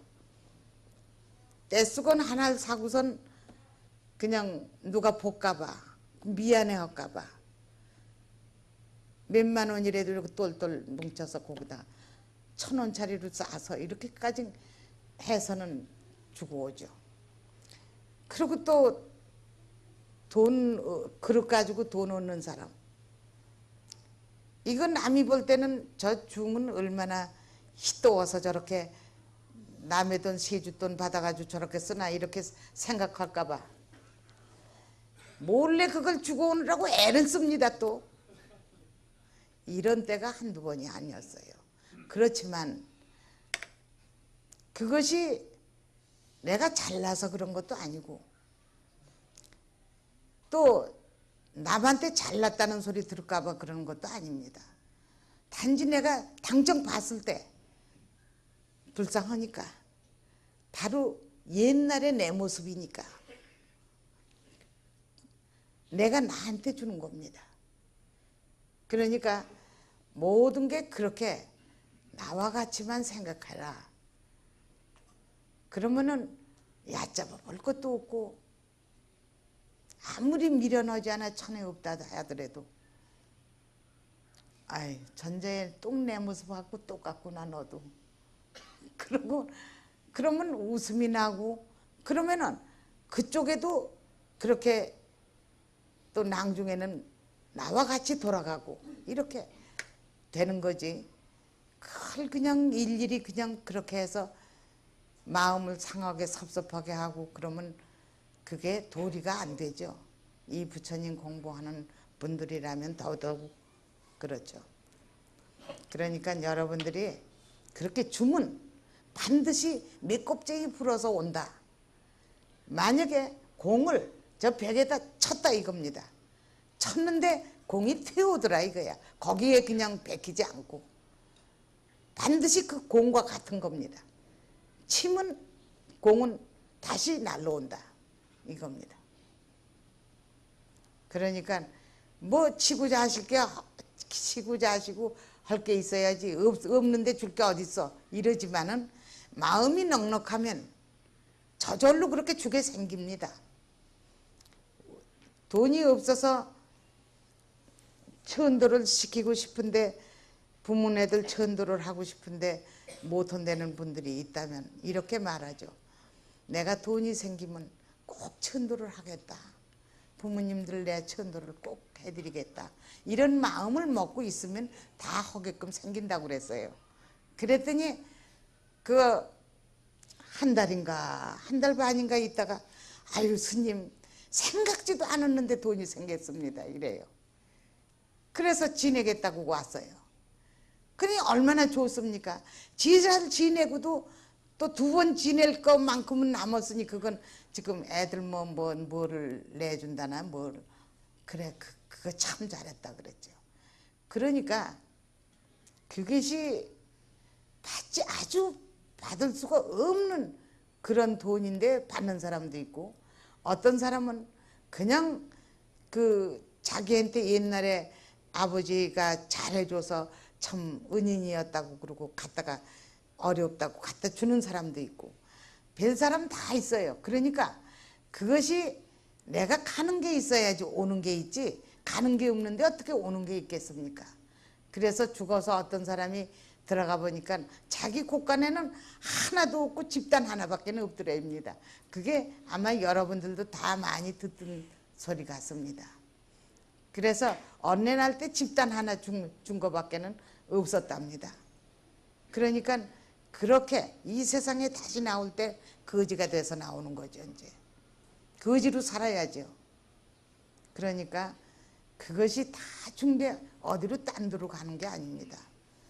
자기가 이 세상에 나올 때 통장을 해서 잘 살게끔 통장을 해서 가져 나올 수 있고 또 당대에 자식들 당대에 잘 살 수가 있고 그거는 뭐 드레가 없습니다. 그러니까 여러분들도 우리가 그렇게 조그만 거 가지고 아등바등 하지 마시고요. 우리가 여러분들이 사시면서 이 공부를 하시게 되면 항상 여러분들이 그 영혼의 근본은 항상 살아 있습니다. 그렇기 때문에 이웃간이든지 남들을 다 도와줄 수 있는 그런 자손을 9대 주든지 뭐 10대 주든지 전부 도와줄 수 있는 그런 계기가 있고 능력이 있는 겁니다. 그러니까 그런 것은 말로 형용할 수 없는 겁니다. 다 자식들 뿐만 아니라 다 건질 수 있는 그런 능력이 생긴다는 얘기죠. 그러니까 죽어도 살아있는 거나 같습니다. 그러니까 어려운 곳에 너무 찌들지 마시고 평탄하게 항상 사시는 여유 있게 다 맡기시면 여유가 있어집니다. 거기다 아무리 맡겨도 두드러지지 않습니다.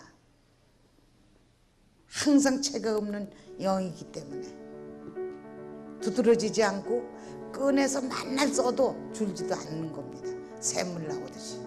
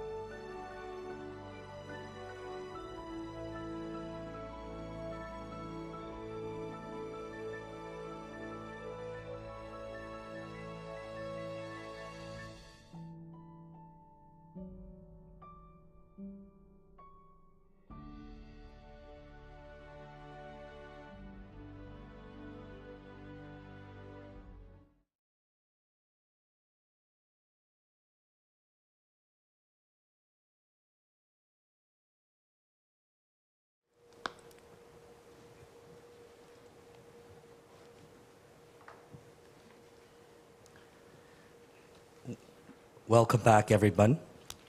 My name is Glenn Choi, and I am the moderator for the wrap-up discussion for Session 2 and Session 3. I'd like to first thank all of the 9 presenters today for their wonderful talks.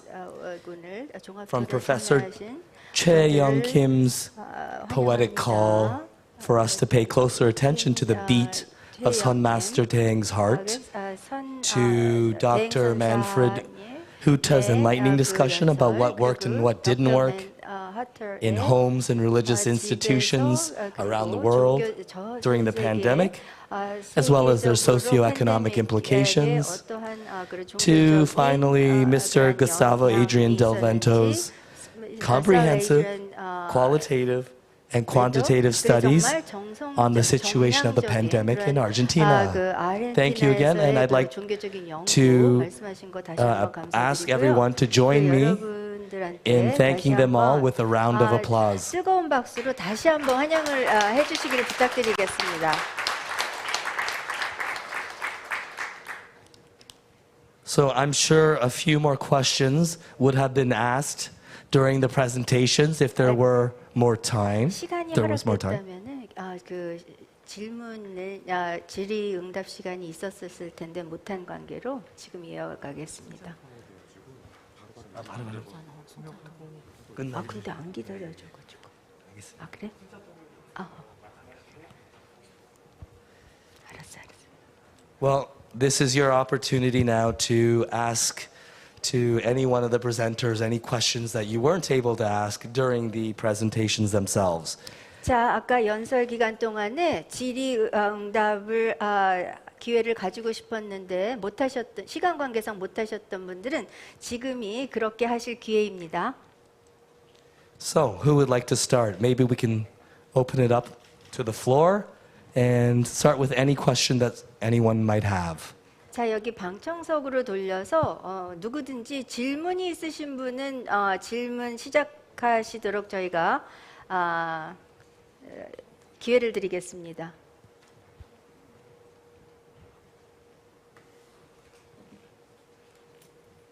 질문 있으신 분 계신가요?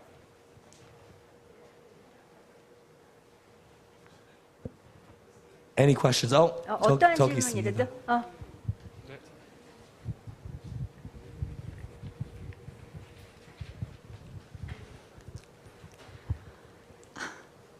안녕하세요. Good afternoon. 저는 글렌 최 교수님께 질문을 좀 드리고 싶습니다. I have some questions for Professor Glenn Choi. Yes. 예.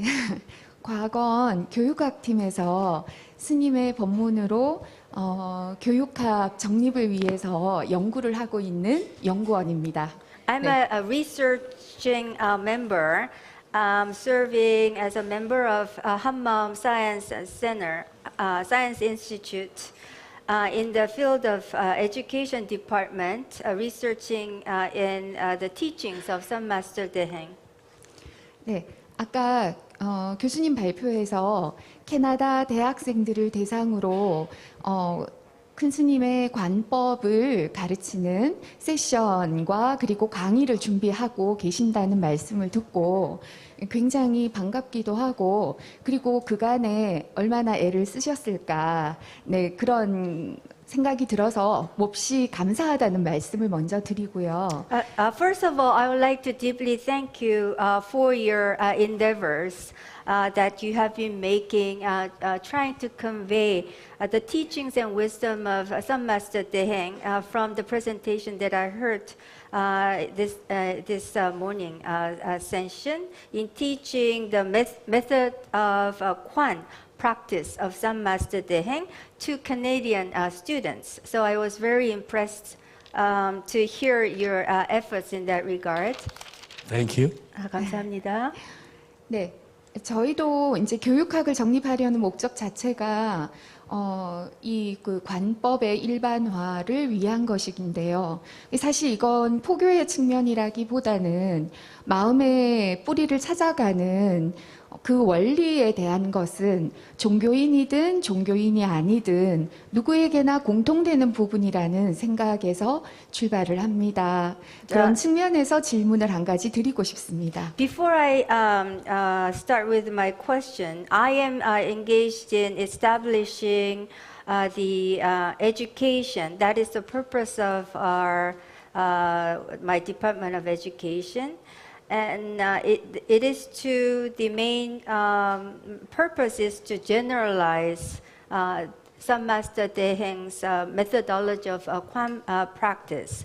It is more towards practicing the principle of finding the root of fundamental mind as opposed to propagating or spreading the religion itself. So I think there's a commonality in that regard. I think this is a common factor in all religions, and it goes beyond religion. And on that basis, I would like to ask you a question, and here it goes. 네, 아까 말씀에서 인상 깊었던 문장이 있었는데요. 캐나다인들이 영적 추구는 하고 싶어 하지만 종교에는 구애받고 싶어 하지 않는다. 굉장히 공감도 되면서 인상 깊게 남았습니다.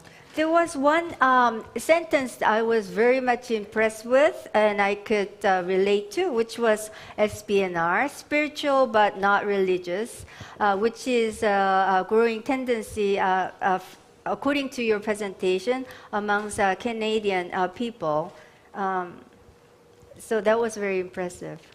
네, 그 점에서 글렌 최 교수님의 입장을 한번 듣고 싶은 부분이 관법을 영적인 측면과 종교적인 측면을 연결해서 교수님은 어떤 입장을 가지고 계시는 걸까? 그게 아까 몹시 궁금했습니다. I was very personally curious as to Professor Glenn Choi's personal position as to what it is that your position is between a spiritual aspect and versus a religious aspect in terms of some Master Deheng's method of Kwan practice. I'm curious as to what your position is. That's a good question. 좋은 질문입니다. I think, well, in the context of the course I'm teaching, the Kwanpop or the Kwan method will be introduced as a religious method. 자, 제 생각으로는 제가 가르치는 과목의 그 맥락에서 보면은 관법은 종교적인 걸로 소개가 됩니다.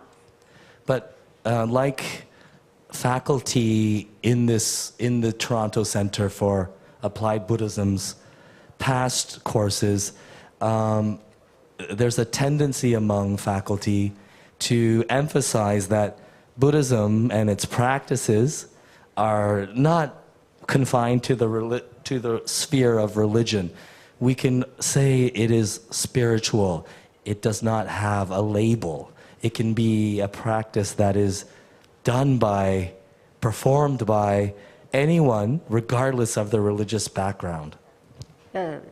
자, 그러나 그 TCAB 토론토의 응용불교학센터에서는 과거에 가르쳤던 그 과목들의 경향을 토대로 해서 봤었을 적에 불교적 그리고 종교적인 거에 얽매이지 않는 그렇게 제한을 두지 않은 경향이 있었습니다. 그러니까 영적이긴 하지만 여기에 라벨은 없다. 어떤 이름이 붙여지지는 않는 것이기 때문에 종교인이 아닌 그 어떤 누구도 그러한 수행법을 배울 수 있는 경향을 가지고 있었다라고 제가 말씀드릴 수가 있습니다. I think you asked specifically about the maybe I'm assuming too much, but I think you're asking about the concept of the Buddha nature or 주인공 in the Kwan method. Now, of course, if I use terms like 주인공 or Buddha nature or even true nature, I think we're wading into religious territory. And to avoid that, as I mentioned very briefly at the end of my talk, other terms, other more neutral, agnostic terms may be used in lieu of these religious terms. That is something I have not yet decided on. That is, I have not yet decided on what kinds of terms I will use in lieu of the traditional terms that are used by Master Teheng. Because You forgot about me. 제가 이게 구체적인 질문을 하신 것 같아서 제가 답변을 드리자면은 제가 너무 단정적인 답변을 드리는 건지는 모르지만 제가 이해하기로 지금 질문자의 질문은 불성, 주인공, 물론 대행 선사님의 그 관법에 안에 그 내포되는 불성 주인공에 관련된 질문인 것 같은데 그 주인공 불성, 심지어 자기 본성, 본래 성품 이러한 용어를 쓰게 되면은 종교적인 영역으로 돌아가기 때문에 이것을 탈피하고 제가 그 아까 강연했던 끝부분에 언급한 것과 같이 그 중립적으로 그 무신론 또는 불가지론자들이 있지 않습니까? 젊은 세대들도 있고 그래서 그 종교적인 그 언어를 쓰지 않고 그런 중립적인 단어를 쓰면은 더 수용적이지 않을까라는 생각을 한다는 게 아까 제가 강의 끝부분에 했던 거고 제가 근데 그러한 단어들 중에 대체 용어를 어떤 걸 쓸지는 알지 미정입니다. 결정을 한 바가 아직 없다라는 말씀을 드렸었습니다. So thank you. So what I was going to ask of the audience at the end of my presentation was the important question of what words, for example, is intrinsic goodness, the words that Jon Kabat-Zinn uses in his MBSR programs, are these words actually applicable? Are they actually appropriate? And more importantly, are they accurate of what Master Teheng is trying to say? That is something I'll have to wrestle with, and I'll have to engage in conversation with other individuals, specifically individuals at 한마음 과학. 제가 이렇게 청중한테 아까 아까 강연하면서 끝부분에 굉장히 중요한 어떤 의문을 던졌었는데 그러니까 그게 뭐냐면 예를 들어서 그 단어 대신 어떤 단어를 쓰는 게 적합할지 내재된 아까 그 존 카bat-Zinn 이 MBSR Mindfulness Based Stress Reduction이라고 아까 마음 챙김을 통한 스트레스 완화를 창시하신 존 카bat-Zinn께서 말씀하신 인간에게 내재한 선, 전체성, 순수성 이런 것을 그 대행선사께서 하신 관법을 설명하는 데 있어서 어떤 단어를 표현을 써야지 더 적절하고 적합한가라는 것을 제가 아직도 지금 마음에 그 레슬링을 싸움을 하고 있습니다. 그래서 다른 사람의 의견을 들어서 그것을 접목시킬 계획입니다. 특히 한마음 과학원에 계시는 분들과 말이죠. And I think the context is very important. Again, I was going to mention at the end of my talk that perhaps building like a food bank, building a word bank of possible substitute or possible terms to replace the traditional terms of like 주인공, and in what context. This is very important in my opinion. In what context can they be replaced?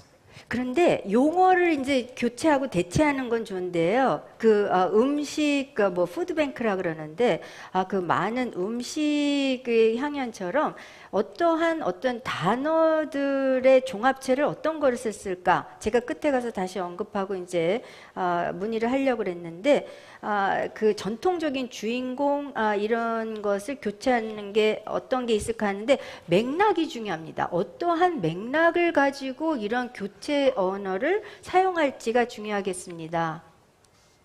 Does that answer your question? 혹시 제가 말씀드린 게 답변이 되었나요?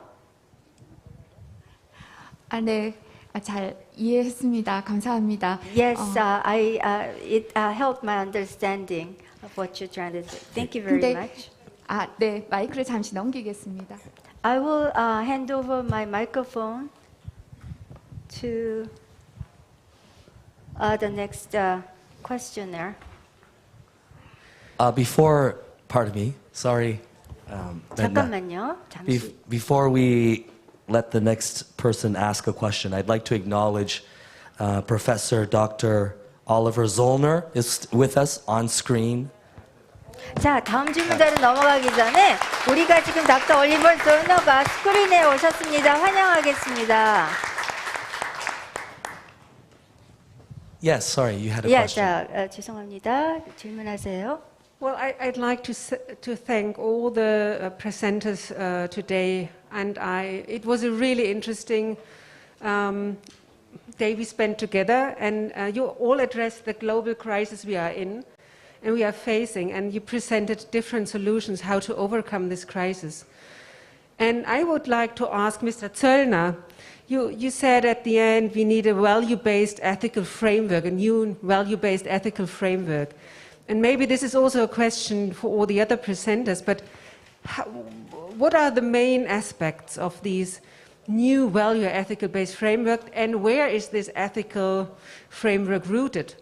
In the society, in ourselves, or what are your ideas about that?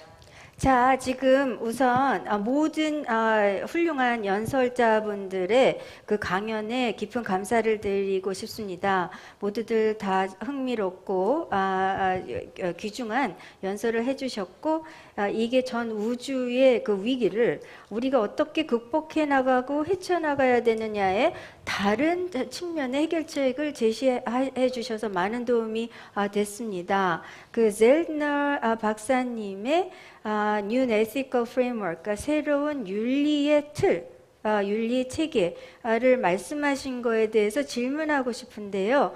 어떤 것이, 그리고 그러한 윤리의 뿌리는 어디서 나오는 거예요? 우리 사회가 되겠습니까? 우리 자신이 되겠습니까? 어디에서 그 뿌리를 찾을 수 있는 건지 여쭙고 싶습니다.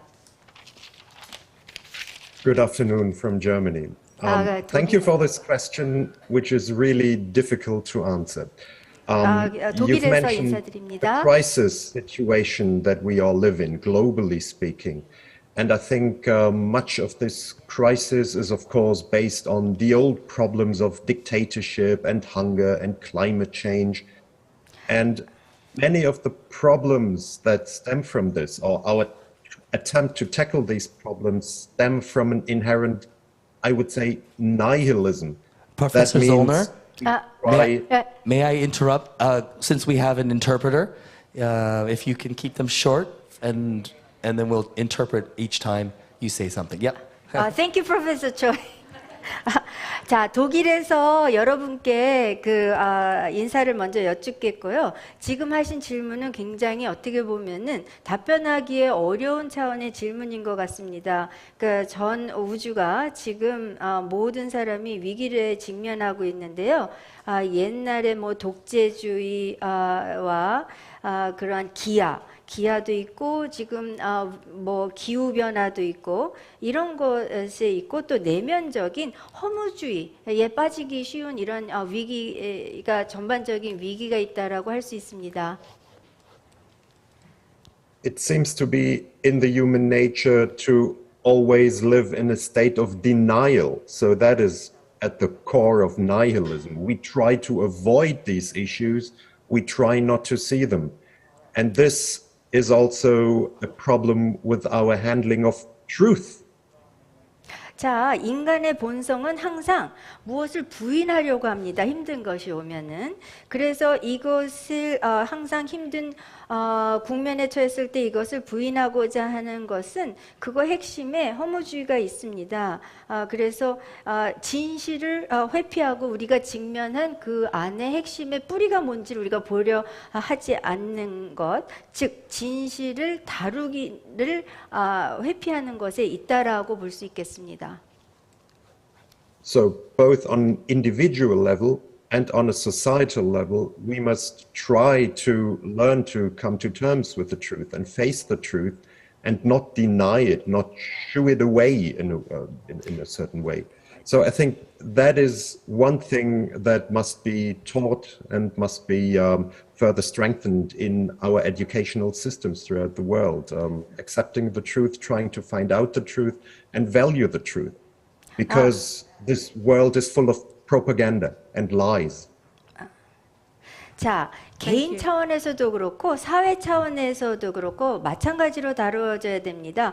진실을 직면해야지 그것을 미루고 부인해서는 안 된다라는 게 그 뿌리가 있겠고요. 이것은 반드시 강화되어야 되고 개인 차원에서나 사회 차원에서 강력하게 강화되어야 될 뿐 아니라 전 세계에서 교육 체계에 이것을 통합시켜서 이것을 가르쳐야 됩니다. 즉 진실을 수용하고 진실을 찾고 찾은 진실을 소중하게 가치로 여기는 것이 중요합니다. 왜냐하면 모든 지금 만연하는 것은 거짓 선전 프로파간다와 거짓들이 만연하기 때문에 그렇습니다. So facing the truth is always the first step to acknowledging, well, the self, things you have been talking about in this conference. 자, But I know how difficult it is to face or to identify the truth, or truths in the plural. 자, 그래서 다시 말씀드리자면은 진실을 직면하는 것이 지금 이 학술 대회에서 그 계속 언급되고 있는 진실을 찾아 나가고 난관을 극복하는데 제 첫 단계라고 생각합니다. 이것을 직면하고 진실을 직면하고 또한 식별해 내는 것입니다. 즉 파헤치는 거 알아보고 직면하는 것이 되겠습니다. Thank you so much. So hopefully 감사합니다. Yes, I thank you. answered part of your 지금 다 question. 답변이 됐기를 희망합니다. 네, 됐습니다라고 대답하셨어요. Okay, thank you, Dr. Zollner. Is that everything? Did you want to add anything? 조은알 박사님 감사합니다. 뭐 Not for the 추가시킬 거 minute, no. 있습니까? Okay. 지금 더 붙일 거 없습니다. I think we have another question. 질문자가 하나 더 있는 것 같아요. 제가 좀 질문 드려도 되겠습니까? May I ask you question, doctor? 사실은 저도 이제 그 올리버 젤러너 박사님께 질문을 드리려고 했는데 먼저 질문하셔서 이게 질문이 한 분에게 좀 집중이 되는 것 같은 느낌이 들긴 하는데 제 질문은 I wanted to ask Dr. Oliver Zona questions, but my previous questioner asked this question to this professor. I hope it's not too overlapping. 예, 그런데 이제 우리 로비드 수사님하고도 좀 관련이 되는 질문이라서 제가 이제 여쭤보고 싶은 말씀을 좀 드리겠고요. This question also applies and could be sought answer from Brother Robidu. So I will ask my question now. 제 소개를 간단히 드리면 저는 이제 독일 마인츠 대학교에서 교육 철학으로 학위를 했고요. 물론 칸트도 조금 공부를 했습니다. To introduce simply about myself, I obtained my PhD degree in education philosophy from Mainz University in Germany, and during the course, I also studied philosophy of Kant as well. 그래서 당연히 이제 윤리학에 관심이 있어서 우리 교수님 발표를 미리 이제 기대를 하고 오늘 흥미롭게 잘 들었고요. 그래서 많은 거를 배웠고 감사드립니다. So obviously, because of that, I had a great interest in ethics studies. So I was anticipating with much expectation for the presentation to be given by you, Doctor, and I learned tremendously. So thank you very much for your presentation. 그리고 이제 윤리에 대해서 말씀을 하셨는데 윤리라고 하는 것은 당연히 문화적인 현상이라고 생각을 하고. You talked about ethics, and I think ethics is a cultural phenomena. 그래서 문화권이 달라지면 이제 윤리가 좀 달라지는 것을 우리가 이제 볼 수가 있죠. So we can view that ethics vary depending on the cultural change. 그런데 이제 오늘날은 이게 문화 경계가 무너지면서 문화가 좀 섞이는 다문화 사회, 다원주의 사회가 되고 있고 더군다나 교수님께서 오늘 중점적으로 주제하셨다시피 이제 디지털 문명 시대가 되면서 문화 환경을 크게 바꾸고 있기 때문에 윤리도 당연히 바뀌지 않을 수 없다라는 것에 공감을 합니다. And these days, all the boundary for cultures the walls are crumbling down. So it becomes a pluralistic society that encompasses many different cultures across the world, and that is what was focused in your presentation. And as the cultural environment changes in a large scale, I would believe that would consequently change ethics or ethical culture, and I really could very well relate to that. So thank you very much. 예, 제가 오늘 교수님 발제에서 특히 관심을 가진 포인트에 대해서 말씀드리고 바로 질문을 드리도록 하겠습니다. 교수님 발제 내용 중에서 과거에 이제 서양의 정신적인 삶에서 이른바 이제 최고 신급을 차지하는 그런 어떤 초월적 신성에 대한 믿음이 이제 약화가 되면서 그 자리를 이제 데이터와 뭐 알고리즘, 인공지능 이런 것이 이제 대체가 되고 있는 상황에 대해서 말씀을 하셨고 그 상황은 And before I go into my main question, I gained understanding from your presentation that the point and gist of which was that the faith for transcendental divinity is being weakened, and it is being replaced by data, algorithm, and artificial intelligence, and that is the trend, and that was what I understood to be the main, focus of your presentation. And here goes my question. 예, 그래서 이런 상황에 대해서 이제 우려를 표명하신 거에 대해서 공감하고요. 예, And 예, 제가 좀 더 말씀드리겠습니다. Yeah. 그래서 그리고 이제 이런 상황에서 인간주의 윤리를 이제 주창하시는 데 대해서 공감을 이제 합니다. So I share the same opinion in that you expressed concerns of this current phenomenon and the manifestations and about what you presented about human ethics. 예, 그런데 저의 질문은 그것으로 과연 충분한가라는 것입니다. And my question is, would that be sufficient? That's my question. 예.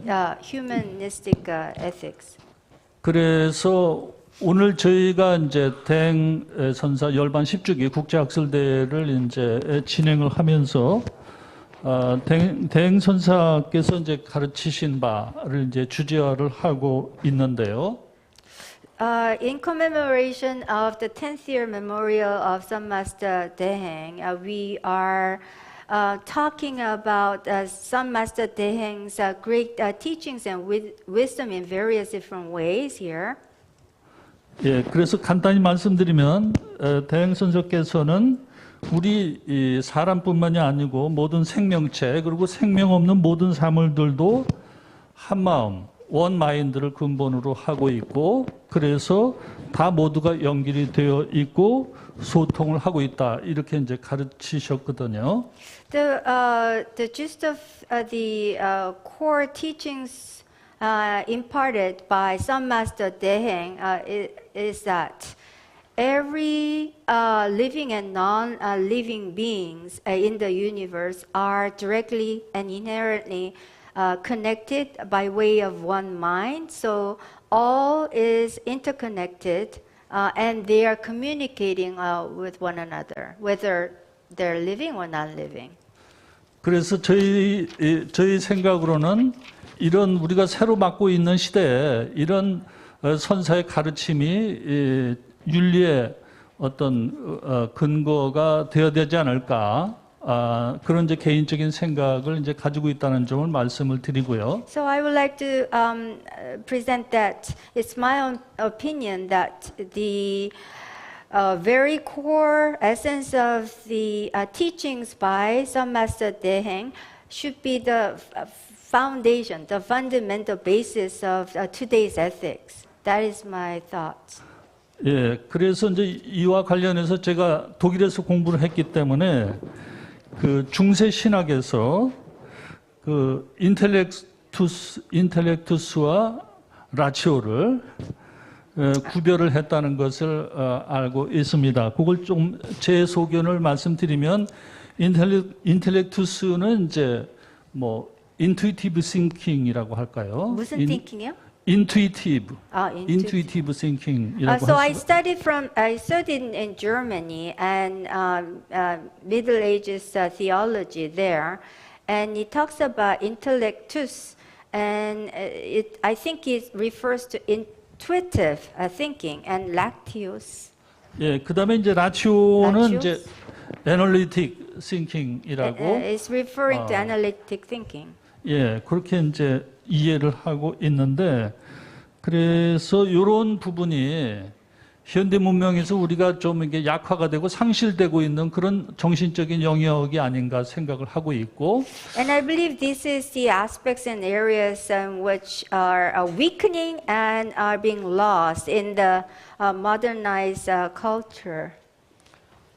그래서 우리가 현대 사회에 적합한 윤리를 다시 재건하기 위해서 어떤 정신적인 영역을 다시 되살려야 하는가에 대한 저의 관심을 좀 장하게 말씀을 드렸고, 이 부분에 대해서 좀 교수님의 의견, 그리고 좀 이어서 로비드 수사님의 의견도 좀 여쭤보고 싶습니다. 감사합니다. So this was a lengthy explanation of why I'm asking this question so far, and my question is what areas or regions of spirituality would we need in rebuilding or restructuring appropriate ethics in the world that we are living in? And I would like the questions to be addressed to both professors, and the professor and Brother Robidoux. All right. May I start first? 제가 먼저 시작할까요? Yes, you may, Doctor. 예, Yeah, okay. 시작하십시오. Yes. Thank you for your remarks. And this was a very wide-ranging area of ideas. I think one of the most important aspects of what you commented on is indeed we could say, a Buddhist thought, and that is the oneness of the world or the oneness of the mind. And that is very important also in a digital context. 지금 굉장히 광범위한 그러한 개념을 다 포괄하고 망라하는 그러한 말씀 굉장히 인상 깊었고요.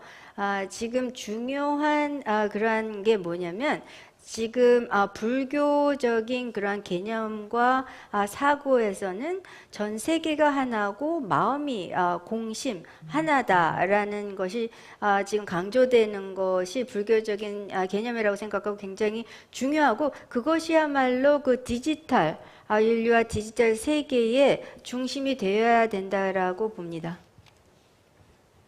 And this aspect of an interconnected world and an interconnected global consciousness has interestingly been remarked on, well, way back in the 1960s, for example, by Canadian theorist Marshall McLuhan, and was later taken up by present-day ethicists, media ethicists like Charles S., who also talk or think about a interconnected or relational self-structure that is now creeping into our ways of communicating and thinking with each other in digitality.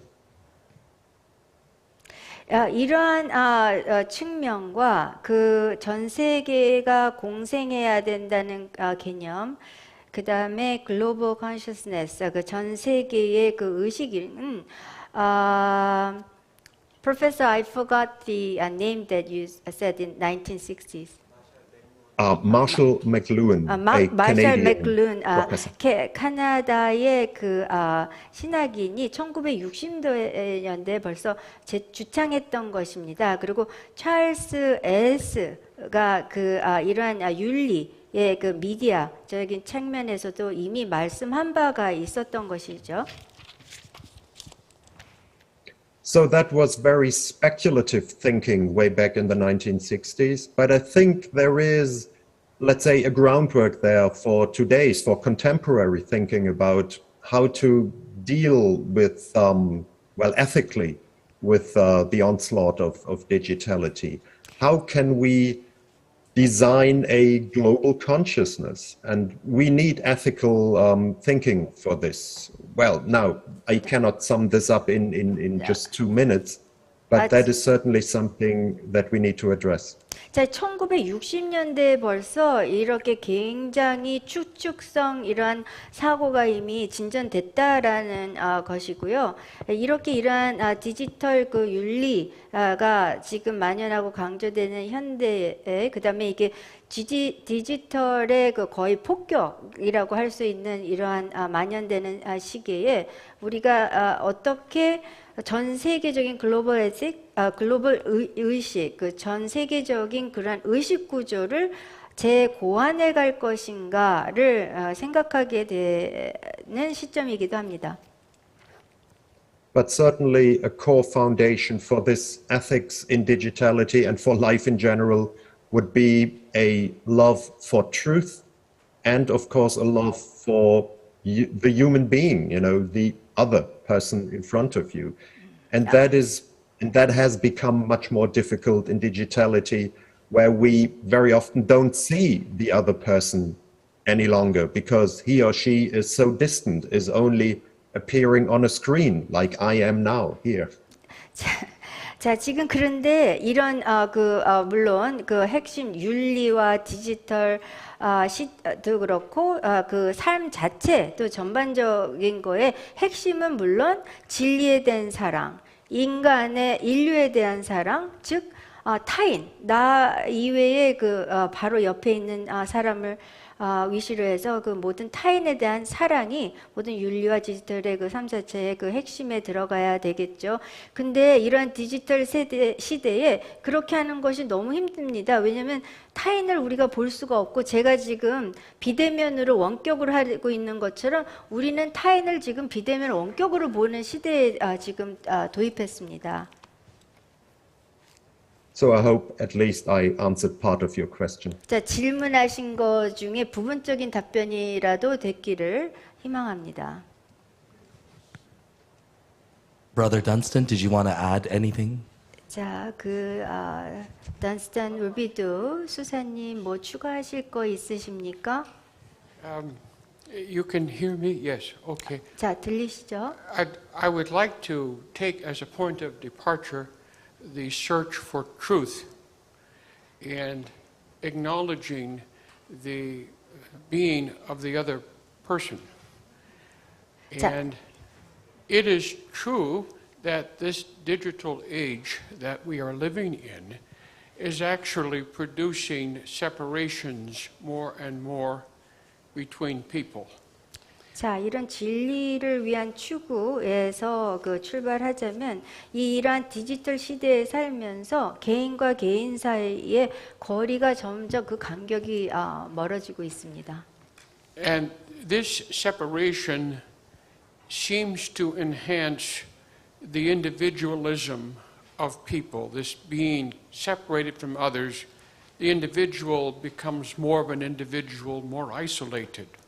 자, 이러한 분리 현상은 개인주의를 더 상승시키고 있는데요. 개인과 개인 간의 그 자기만의 그 개인주의를 고집하면서 고립이 더 뚜렷하게 부각되고 있다고 할 수 있습니다. And this individualism fits within a kind of liberal, international liberal culture that we find ourselves in. There's a book recently I was looking at by an American political writer, Mersheimer. He wrote a book on the liberal delusion, something like this. It's a critical study of the international order. 자, 그래서 이런 개인주의는 이제 국제적으로 전 세계적인 어떤 자유, 리버럴한 그런 문화가 되고 우리가 그 안에 살고 있는데 마샤인이라는 그 저자가 쓴 책이 Liberal Delusion이라는 자유적인 어떤 환상이라는 책을 저술하셨습니다. 인상적인 책이었는데요. And so in this liberal thinking, there's a major emphasis on individual human rights, and that governmental policies need to be put into effect to protect individual rights in an absolute kind of way. 그래서 이런 자유주의를 근간으로 하는 사고에서 강조되는 것은 그 개인의 인간의 권리를 정부가 그 지향하는 그러한 정책 방침에 있어서 이것을 어떻게 인간 개인의 인간 권리를 보호할 수 있고 영향을 줄 수 있냐라는 개념입니다. And I think we know that this is failing. 자, 이게 지금 무너지고 있어요. Yeah, this sort of liberal sort of approach is not working out. And a characteristic of this perspective is ignoring the transcendental side of human life. 자, 이거는 이러한 그 자유적인 리버럴하는 접근 방식이 잘 성공적이지 못하죠. 무너지고 있는 것을 우리가 볼 수 있는데 이런 시각의 특징은 어떤 그 초월적인 그러한 그 세계를 무시한다라고 볼 수 있습니다. I have found it very frankly difficult to understand liberalism as a way of thinking. 자유주의적인 이 사고를 제가 솔직히 굉장히 개인적으로 이해하기가 어렵은데요. It comes across as a bit ambiguous at times. 어쩔 때는 굉장히 아주 커다란 그 애매모호성으로 다가옵니다. 저한테는 이런 사고가. For example, I was reading a book by Christopher Dawson called The Judgment of the Nations, which he published in 1942 in the middle of the Second World War, where in this book he distinguishes three kinds of liberalism. 자, 지금 최근에 읽은 the author is Charles Christopher Dawson. Christopher Dawson. Cannot read my own notes. 크리스토퍼 더슨이 저술한 책을 읽었는데요. Judgment of the Nations, 국가의 판단, 이런 제목의 책을 그 1942년이 세계 2차 대전이 진행된 그 와중에 저술한 책이었는데 이 책에는 세 가지 종류의 자유주의를 함축해서 포함되고 있었습니다. Although he distinguishes three kinds of liberalism, my own understanding of it is that again it ignores, it blocks out this reference to the transcendental. 이게 지금 세 가지의 리버럴리즘 그 자연주의를 그 책에서 그 함축된 내용을 표현하셨는데도 제가 이해하기로는 그렇게 구분을 하고 세 가지 특성을 다 망라했는데도 불구하고 초월적인 그런 보이지 않는 세계에 대한 간과 그것을 무시했다라고 저는 느꼈습니다. And if we are really serious about the search for truth and really serious about acknowledging the other person as somebody different from myself, not a projection of myself, we would be forced to move towards an acknowledgement of the transcendental order of things, a higher order. 자, 그러니까 우리가 진짜 우리가 진실 탐구, 진실 추구하는 데에서 진실하다면 심각하게 진실하게 진실을 추구하고 타인에 대해서 나 자신 밖에 그 상대방에 대해서 인지하고 인정하기를 정말 진실이 진정으로 원하고 그것을 거부하지 않는다면 그러한 개념과 그런 마음 자세 자체가 그 초월주의로 가게끔 진화시키지 않을 수가 없는 겁니다. And in other words, as we enter more into our current crisis, this encourages us to find within ourselves the truth of this higher order of things that we somehow live within, but we might not initially acknowledge or recognize unless we're forced to ask serious questions.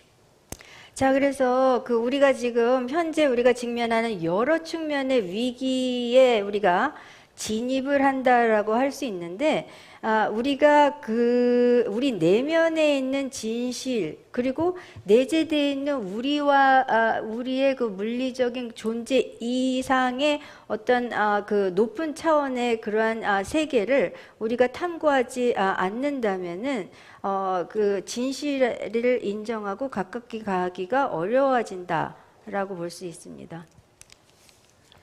So, if I can refer to Karl Jaspers, in his understanding of human history, there occurred within several centuries a major leap in human understanding.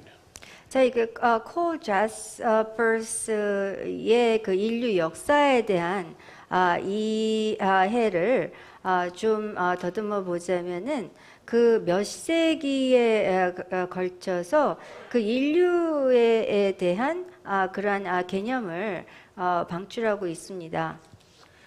And in this ontic leap, it was a response to the crisis of the human order as it existed then. And within this leap, you have Buddhism and also the birth of Greek philosophy. There was a major change in different parts of the world at approximately the same time. 거의 대부분의 그 시기에 걸쳐서 그 위기에 대응을 했던 응답했던 그러한 옛날에 그 인간에게 그러한 그 위기를 극복하는 답이 있었습니다. 거기에 우리가 그러한 단서들에는 불교도 있었고 그 위대한 철학도 거기에 포함됩니다. And so I'm hoping for the same thing to happen.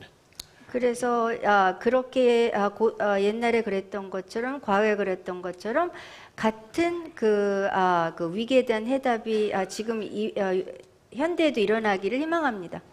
That our search for truth, which we need to encourage so greatly, will lead us in a better way towards the transcendent order of things that we can live under more joyfully with greater knowledge and happiness.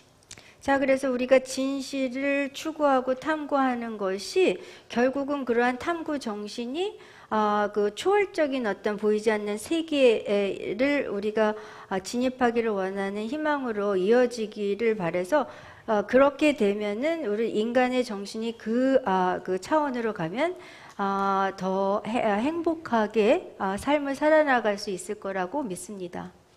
I apologize for taking so much time to 시간을 explain. 너무 많이 들여서 죄송합니다.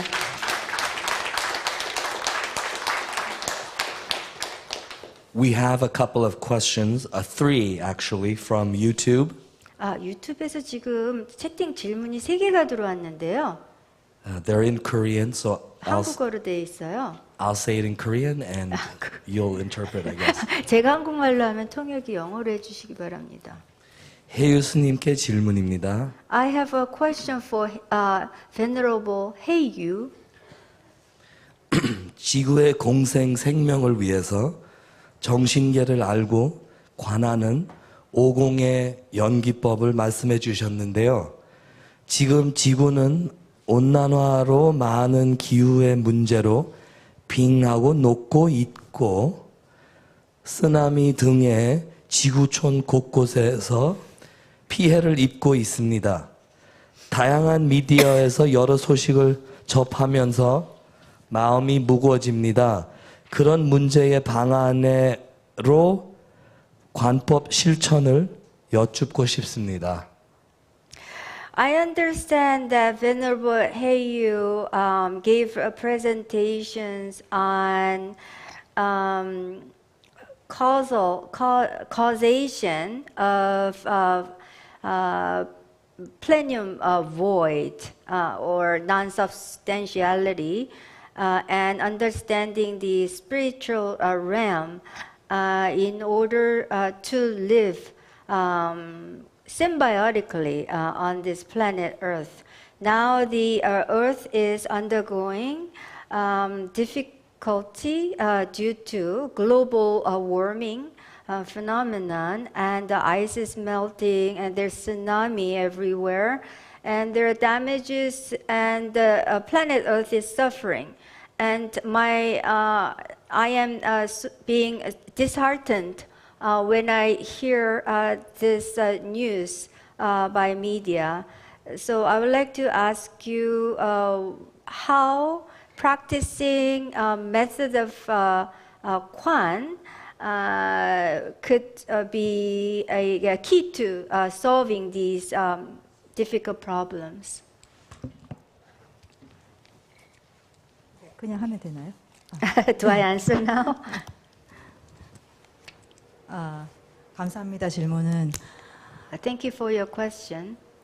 일단 먼저 말씀드리고 싶은 것은 분명히 스님들께서도 각 신행회에서도 그 위기에 대해서 우리가 어떻게 살아가야 되는지에 대해서 분명히 관에 대해서 분명히 말씀을 많이 해주셨을 거라고 저는 생각을 합니다.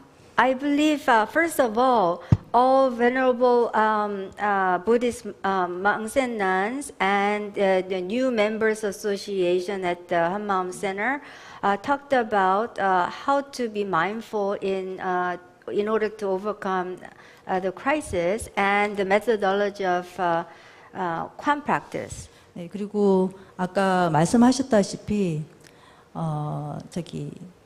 그 오존층 파괴 그리고 기후 변화 그리고 전쟁 이런 모든 지금 코로나 팬데믹 같은 이런 위기들이 볼 때 저희들은 사실 종교에 의지하기보다는 이제 많은 사람들은 정책으로 어떻게 해야 하나 아니면 의료적으로 어떻게 접근을 해야 되나 아니면 사회적으로 어떻게 접근을 해야 되나라고 많이 생각을 합니다.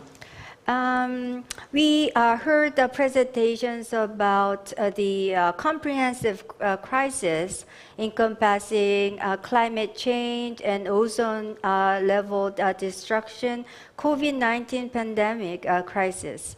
And people in general contemplate on how to solve these problems by way of government's policy and how to solve it by way of approach of medicine and social approaches as opposed to relying on religion.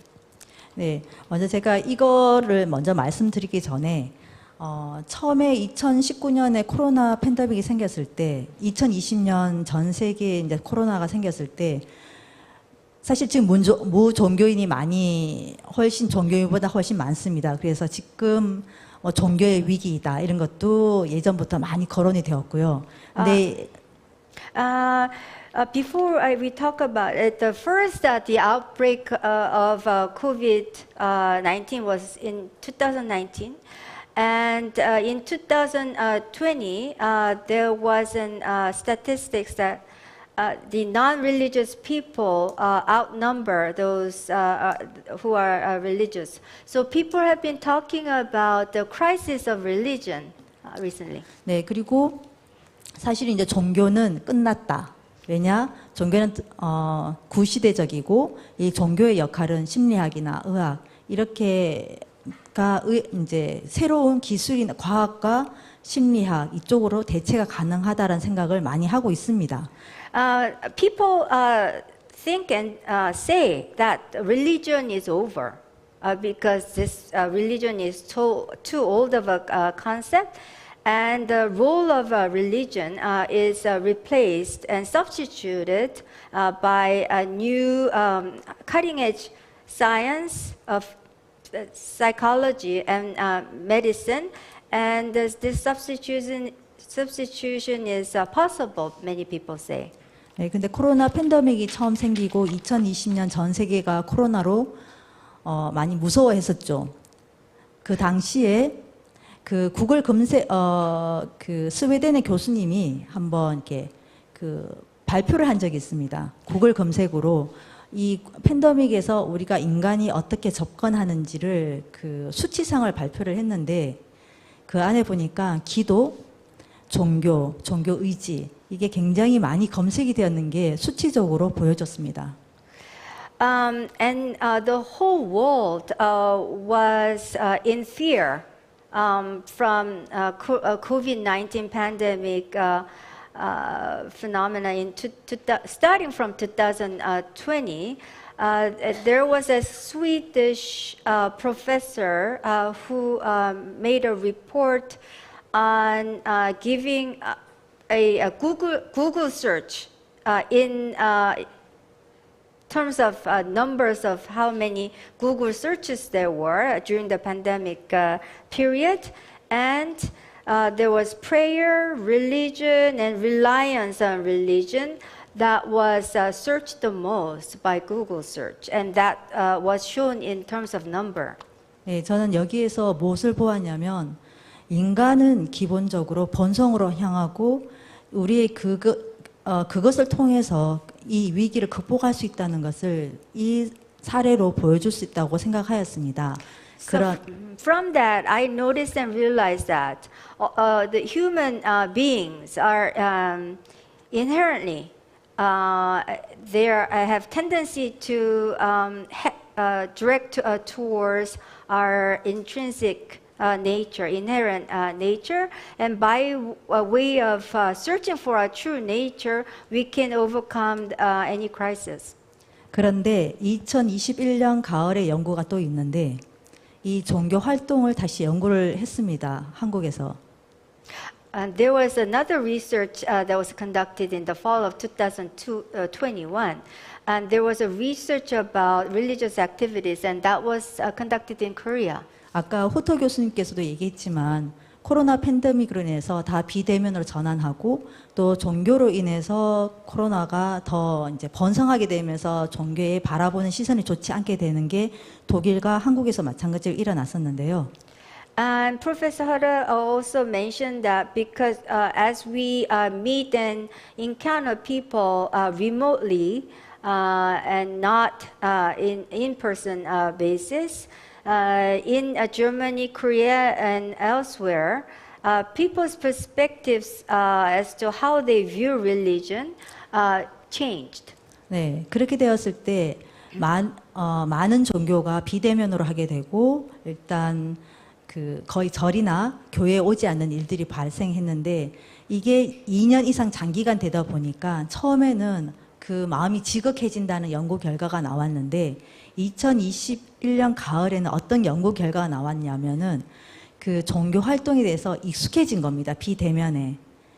그리고 더 이상은 절에 가지 않거나 교회에 가지 않거나 성당에 가지 않는 게 편안해졌습니다. Many religions conducted their religious activities remotely by non-in-person basis, whether it be a Buddhist temple or church or Catholic cathedral.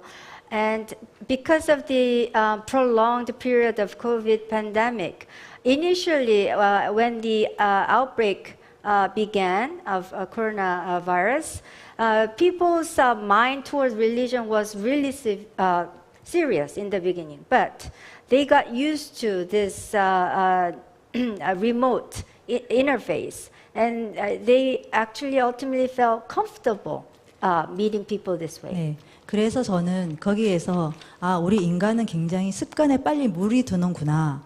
그래서 왜 절이 필요하고 왜 성당이 필요하고 왜 교회가 필요한지 그 장소 자체가 주는 힘이 있고 그게 서로가 모여지는 에너지가 그 매일 같이 기도를 하고 관을 하게 되고 우리가 그 마음을 에너지를 모으게 되면 우리가 극복할 수 있는데 왜 이런 얘기를 드리냐면 어떻게 지구 위기에 대해서 제가 과학자도 아니고 뭐 정책가도 아니고 그렇게 할 수는 없지만 사실은 저도 종교인이지 않습니까? 종교인이니까 평상시에 저희가 자기 일에서 열심히 관을 하게 되고 실천을 하면 그 에너지가 전달이 되면 우리의 그 종교 활동의 에너지가 전달이 되면 이런 지구 위기가 왔을 때 교회에서 절에서 성당에서 그 힘은 우리의 인간에 가지고 있는 무한한 에너지를 우리가 활용할 수 있지 않을까 저는 그렇게 생각합니다. 네. So from that, what I noticed is that it is a human nature that we get too quickly accustomed to our habits because people no longer felt the need to visit their sanctuary, whether it be a Buddhist sanctuary or a Catholic or Christian sanctuary anymore. But the power and energy that you can receive from the physical gathering is not negligible. By way of prayer that you do every day, and Kwan, which means inward introspection, observation, that has a great level of power through which you can overcome any sorts of crisis. I'm not a scientist, nor am I a politician, but when we speak in terms of a global crisis and a crisis that we encounter on Earth, I think the actual energy we can get from these religious activities, all religions included, would be the great power that we can utilize in order to overcome this crisis that we have on the earth. Okay, next question from YouTube. 다음 질문 유튜브에서 하겠습니다. 던스턴 로비두 수사님께 질문입니다. I have a question for Brother Dunstan Robidoux. 다른 종교인인 수사님은 대행스님의 관법을 접하시고 어떠신지요?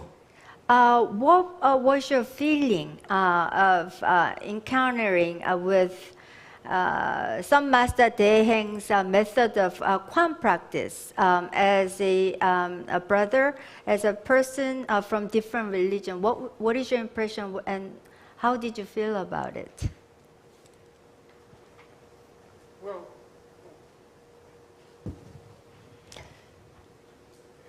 I felt that I could identify with it. That 제가 같이 공감할 수 있다고 느꼈습니다. It uses, there's a different language which is used by Glenn to talk about it. 자, 글렌치 교수가 언급하셨듯이 사용하는 용어, 언어는 달랐지만. Yeah. Now, if I remember the details properly, the important thing is to realize, is to acknowledge the fundamental mind. 제가 지금 세부적인 그 강연의 기억을 잘 더듬어 보자면 중요한 것은 그 근본적인 마음 한 마음을 자각하고 인정하는 것이라고 이해하고 들었는데요. It's to realize that we're not simply by ourselves in life. And that if we are self-enclosed or turned in towards ourselves, cutting ourselves off from everything else, we're going to have some pretty big problems.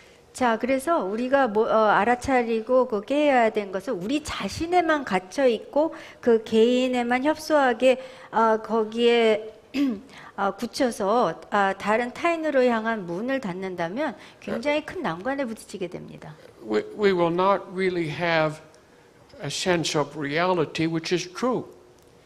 그 현실감을 우리가 상실하게 되죠. And so if we can make that transition, if we can experience the humiliation of realizing that we are not totally in control, we're not able to satisfactorily live, if we can apprehend that there exists this transcendent act of understanding, which is constant, that we participate in. And once we have this as an explicit realization, we can cooperate with it and submit ourselves to it and live within its embrace. 자, 그래서 그 전환이 필요한데요. 인간에게는 우리가 우리 자신을 컨트롤하고 그 하는 거가 아니라 그 어떤 초월적인 그런 힘이 있다라는 것을 자각하고 그러한 길로 가는 것을 우리가 명확하게 깨달고 인정을 하고 나면 그 순간부터 그러한 보이지 않는 세계와 협력을 하고 우리가 우리 자신의 그러한 물리적인 자아를 내려놓고 그 내면에 어떤 커다란 초월적인 힘을 바탕으로 살게 될 수 있을 거라고 생각합니다. If we go, for example, if we try to move into Aristotle's understanding of human cognition, 자, 인간의 그 인지력에 대해서 말하는 아리스토텔레스의 그런 개념을 얘기하자면 his understanding of it will point to the reality and the truth of fundamental mind. 그 아리스토텔레스도 인간의 기본 근본적인 마음을 현실적으로 자각하고 진실을 알아내라는 그런 요지의 철학을 주창한 바 있습니다. 예를 들자면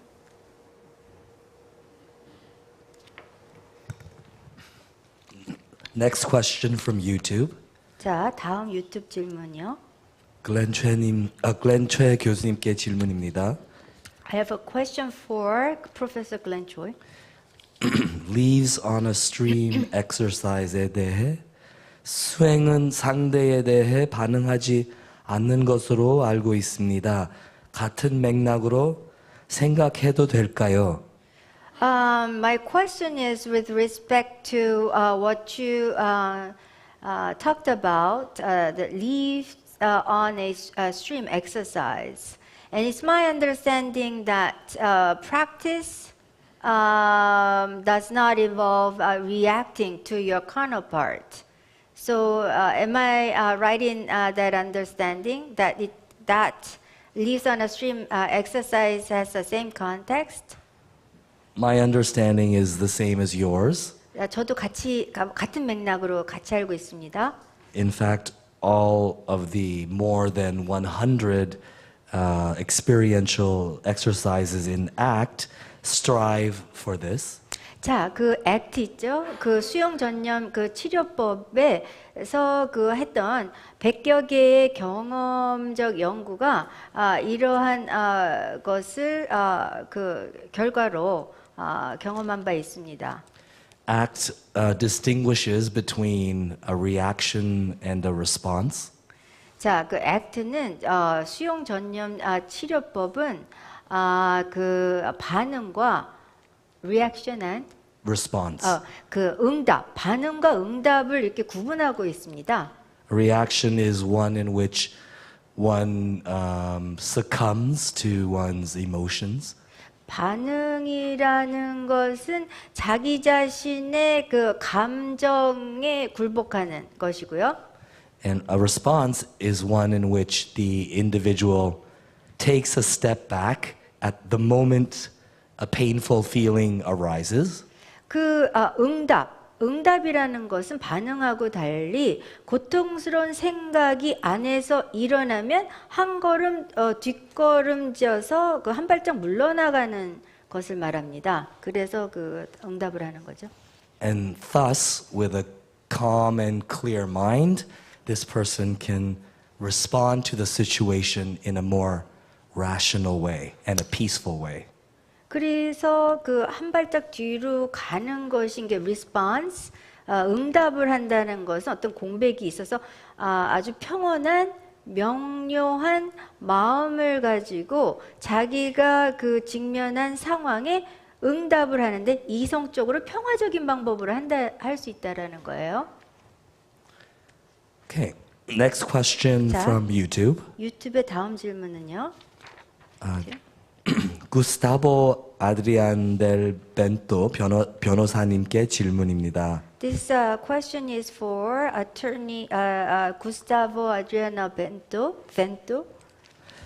구스타보 아드리안 델 벤토 변호사님이 수행자들이 바라보는 관점이 긍정적이라고 말씀하셨는데, 그러나 삶은 끊임없이 변화하고 있고 바뀌어야 할 부분들이 많다고 생각합니다. 긍정적인 관점에서는 진화나 개혁이 일어나기 어렵지 않을까요? I understood attorney Gustavo Adriano del Vanto's perspectives of the as a practitioner, how the practitioner views that was positive. But I believe that life is endlessly changing, and it has enormous amount of variance attached to it. So just by having positive perspective, evolution and innovation wouldn't achieving innovation and evolution be difficult just by way of positive attitude? Bueno, primero gracias por la pregunta. Muchas gracias. No, sorry. 감사합니다. 질문해 주셔서. Thank you for your question. Las preguntas son necesarias, dado que la filosofía griega se construyó en base a la curiosidad. 그리스의 철학도 이런 질문을 통해서 진화를 하게 됐으니 필요한 요소라고 생각합니다. I think this is a necessary element because Greek philosophy evolved by way of this kind of inquiries and questions. Por eso para mí las preguntas son muy importantes para el avance del conocimiento. 그래서 어떤 지식이나 자기자신을 아는 과정에서 이런 질문을 통해서 답을 얻을 수 있다고 전 믿고 있습니다. And I believe you can find solutions and answers by way of asking this type of question, and that is a necessary process in obtaining wisdom and knowledge. Por otro lado, me llama la atención la característica de las preguntas occidentales y coreanas. 그리고 참 흥미로운 점이 이런 질문을 받는데 서양과 동양의 차이점을 느낄 수 있었습니다. 오늘. However, what I find to be interesting is that there are differences in raising this question in between the Western and Eastern. Yo veo que las preguntas coreanas son más extensivas, con más grado de detalle, y a veces me pierdo en el objetivo de la pregunta. Así que por eso quería preguntar nuevamente. 지금까지 들어온 질문들을, 특히 한국 분들이 하신 질문들을 다시 회상해 보자면은 굉장히 많은 디테일들이 담겨져 있는데요. 그러면서 제가 그 중에 길을 잃게 됩니다. And listening to questions raised by Korean people, I'm just reflecting back on those questions raised by Korean people. Those questions contain so many specific details, and I get lost in the course of answering all those specific detailed questions. Por eso, Susana, repetime lentamente la pregunta. 그래서 수사나 통역사에게 다시 한번 제가 물어보겠습니다. 질문이 무엇이었는지. So I would like to ask the interpreter again as to what the question was. 예, 죄송합니다. 제가 스페인어로 이것을 통역하겠습니다. Gustavo Adrián del Vento dijo que la perspectiva de los practicantes había sido una actitud de mucho positivismo. Sin embargo, la vida sufre incontables cambios, hay muchísimas partes a mejorar. Ahora, con una postura y una actitud positiva, es diferente que ocurran cambios o evoluciones, ¿no le parece? Bueno, a ver, Respecto al trabajo en sí, 제가 no fue una suposición los datos, fue una evidencia que dio la realidad las encuestas. 제가 이 논문을 통해서 한 스터디를 보자면은 그 프루프들을 다 질문을 통해서 서베이를 위해서 설문조사로 얻은 결과입니다. If I view the study that I conducted by way of this thesis, this is an outcome of many proofs and by conducting surveys. Por otro lado, sí, los resultados son una subjetividad de mi opinión por el análisis que yo hago en los mismos. 그리고 그 결과들은 제가 다시 말씀드리지만 그게 한 경향입니다. 경향을 보이고 있죠. If I may repeat myself, those outcomes, those results show one tendency. En ese sentido, nosotros habíamos visto que en el grupo de practicantes el grado de conflictos familiares era similar al grupo de no practicantes. 물론 그 결과를 통해서 그 공부하시는 분들의 그룹이나 안 하시는 분들의 그룹에 그러한 이 격리를 하면서 사는 삶에서 분쟁은 똑같은 퍼센티지로 일어났지만 By way of those outcomes, we could see that for people who study and learn the principle and those who do not, it does, regardless of that, this life of quarantine, issues and disputes arose in the same amount of percentage. Sin embargo, las características de ambos grupos eran diferentes. El grupo de practicantes era más numeroso en el núcleo familiar y había más mujeres que yo había dicho que de una encuesta de UNICEF. 그러나 특징상 그 공부를 하시는 분들의 그 그룹에는 더 여자분들이 더 많았고 가족의 인원수가 더 많았습니다. However, speaking of characteristics, those groups who learn and study the principle, there was a greater number of female in such a group, and the number of family members was higher in that group as opposed to other groups.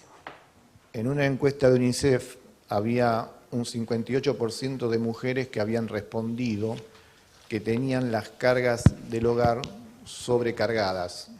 그리고 그 유니세프의 서비에서 제가 말씀드렸듯이 58%의 여성분들이 그 집안일 그리고 다른 활동으로 훨씬 더 힘들었다고 그런 경험을 겪게 됐다고 말씀을 드렸었죠. And I also mentioned that by way of UNICEF studies, the 58% of females went and experienced hardships due to house chores and other tasks that they had to fulfill. Y en mi opinión personal, al tener sobrecarga de tareas, a las mujeres las sacó de una zona de confort en la cual podía provocarle mucho estrés y conflictos familiares. 저의 개인적인 의견이지만 그것으로 인해서 여성분들이 그 편안한 그 존에서 벗어나서 훨씬 더 그러한 분쟁적인 상황을 맞이해야 됐었죠. This is my personal opinion, but due to those facts and factors, the women, female people were outside of comfort zone, and they had to be in a very arguable and disputable situation, inevitably. Sin embargo, en el grupo de practicantes, que había más cantidad de mujeres que en el grupo de no practicantes y estaba compuestos por más familias, arrojó el mismo resultado que el otro grupo. 그러나 그럼에도 불구하고 그 공부하시는 신도님들 그룹에서는 여성분들이 훨씬 더 많았고 인원수가 더 많았지만 그 똑같은 결과가 나왔습니다. Nevertheless, in the group in the group of studying practitioners, where the number of female practitioners was higher in number, the same outcome, the same results yielded. Inclusive, a mí me puso contento el dato que me dio la encuesta que realicé, porque la de UNICEF había dado que era el 20% en los hogares había conflictos familiares y en la mía arrojó 17%, estábamos muy cerca. 그리고 참 제가 유니세프 설문조사와 제가 했던 설문조사에 비슷한 수치 아니면 비율의 그런 분쟁이 있었던 것을 볼 수 있었습니다. 유니세프는 20% 가까이였었고 제가 한 설문조사에는 17%였었죠. And looking at the survey results of UNICEF versus the survey that I conducted, the percentage was very similar to each other. The survey outcome of UNICEF was close to 20%, and that of my survey was 17%. So percentage-wise, they were similar in terms of outcome. Ahora vamos a la segunda parte de la pregunta que me preguntaron. 그래서 그 두 번째 부분을 제가 Si 지금 entendí 답하였는데요. 제가 이해한 것이 맞는지 모르겠지만 Si era I don't necesario el know if conflicto my para crecer. understanding is correct, but speaking as to the second, sorry. No. Lo que decía que la segunda parte de la pregunta, si entendí bien, era si era necesario el conflicto para poder crecer, ¿no? 사람이 진화하기 위해서는 그러한 분쟁이 필요하지 않느냐 그쪽으로 그 방향으로 하는 제시하는 것 같은데요, 이 질문이. It is my understanding that this particular question perhaps suggests that in order for human beings to evolve forward, such disputes are inevitably necessary. Isn't that what you're asking? Yo con esa premisa no estoy en desacuerdo. Se crece con el conflicto, pero también se puede crecer con la armonía. 물론 그것을 제가 틀렸다고는 주장하지 않겠습니다. 왜냐하면 분쟁을 통해서 사람이 성장할 수 있고 그러나 또 조화로도 성장할 수 있다는 면을 저는 제시하고 싶습니다. However, and of course, I do not want to state that what you're saying is inaccurate, because I think people can mature and evolve both by way of conflicts and disputes and also by way of harmony as well. Inclusive nos educaron que crecemos con el conflicto, ¿no? Porque estamos más alertas. Pero hay una frase en latín que dice orbo achao, que significa el orden viene del caos.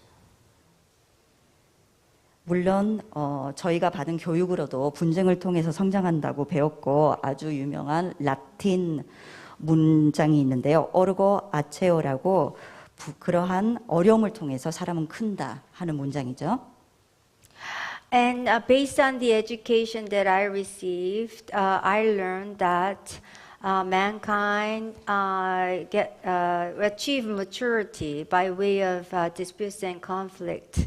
And it's Latin by Latin expression orgo bacheo, which means you grow and you achieve maturity and growth by way of hardships.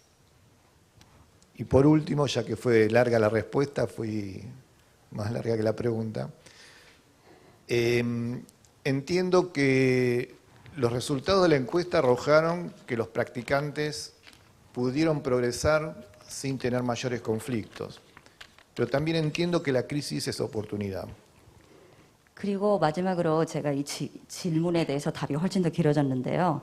그 공부하시는 분들이 물론 이런 상황에 처했음에도 그래도 큰 문제 없이 계속 그분들은 진화할 수 있었고 배울 수 있었다라고 저는 보고 있습니다. My answer has been very lengthy for this last question, but finally, I believe that even though we face this kind of situation crisis, those people who practiced and strive to learn the principle were able to evolve and achieve learning fast. Bueno, espero que haya contestado bien la pregunta. 답을 잘 했길 바랍니다. 감사합니다. I hope this answers your question. Thank you.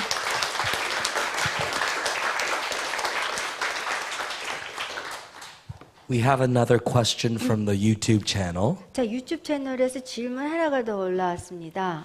but I'd like to give one opportunity to the floor, the physical floor. 실제 지금 현장에서 질문 하나를 더 하실 수 있는 기회를 드리고 싶어요. And there was a gentleman in the white shirt who I saw raise his hand first. 손을 든 아까 그 흰 셔츠를 입으신 남성분 제가 아까 뵀는데요. 네, 죄송합니다. 제가 질문을 좀 드리겠습니다. Pardon me, but I have one question. 네, 여기 계신 스님들께서 마음을 많이 내고 계시는데 제가 질문 드리게 돼서 죄송합니다.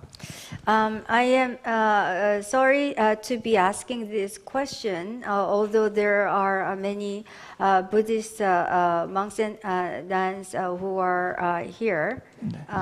간단하게 코멘트 하나 하고 who are giving spiritual support. 간단한 질문 혜근 스님과 김재영 선생님께 드리려고 합니다.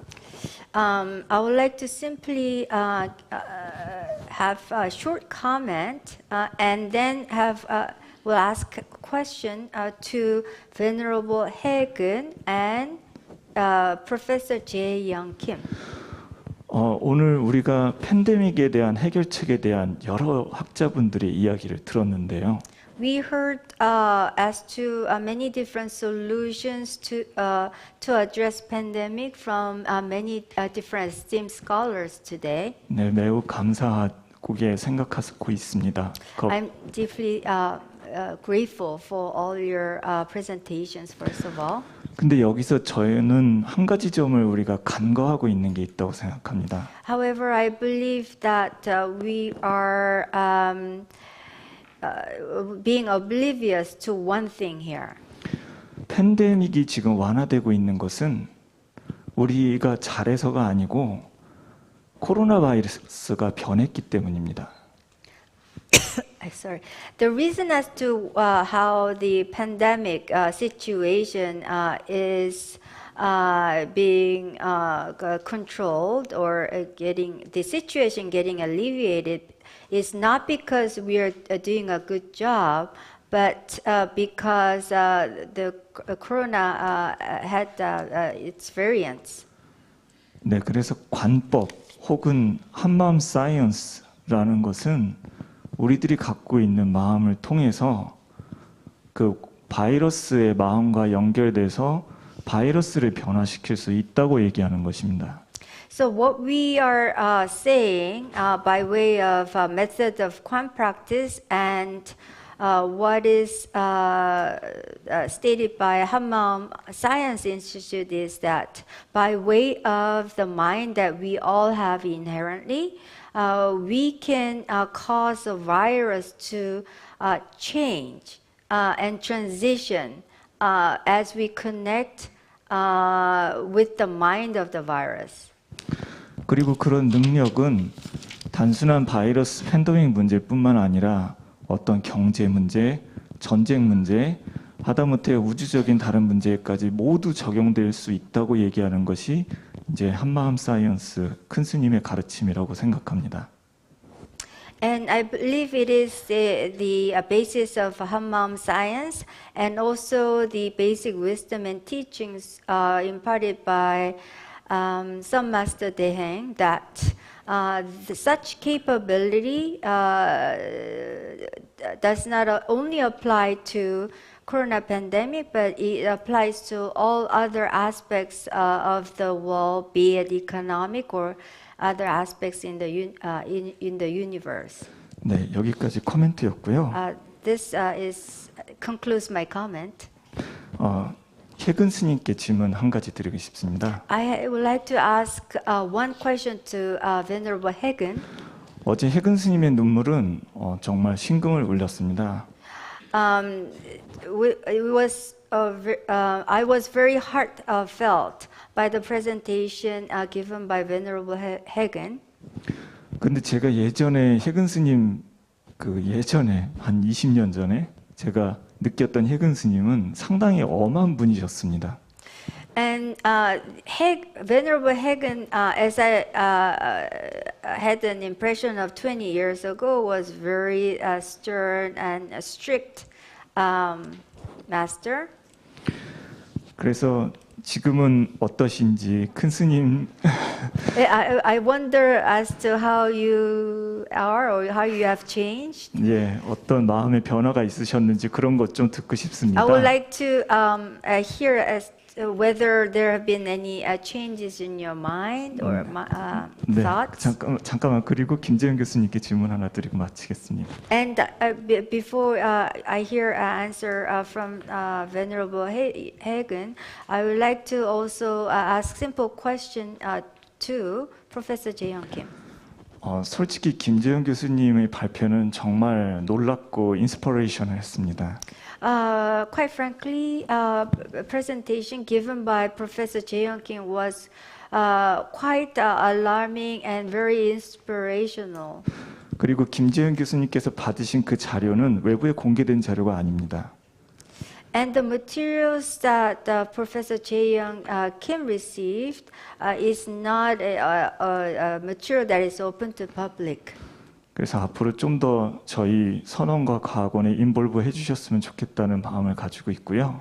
So I have a personal wish that you be more involved in the works of Hammam Science Center and Hammam Sun Center in the future and from now on. 여기서 질문 한 가지는 And my question is, 마틴 루터 킹을 큰 스님과 이렇게 비슷하게 비유를 하셨는데 you compared Martin Luther King to 마틴 루터 킹이 아니라 마틴 루터. 예, 마틴 루터요. 네, 킹이 아니라 sorry, 마틴 루터요. Martin Luther to our Sun Master Deheng. 저는 큰 스님과의 차이점이 있다고 생각하는 것이 마틴 루터는 다른 종교를 제시했습니다. 프로테스탄트를. I personally believe there is a difference between Martin Luther and Sun Master Deheng because Martin Luther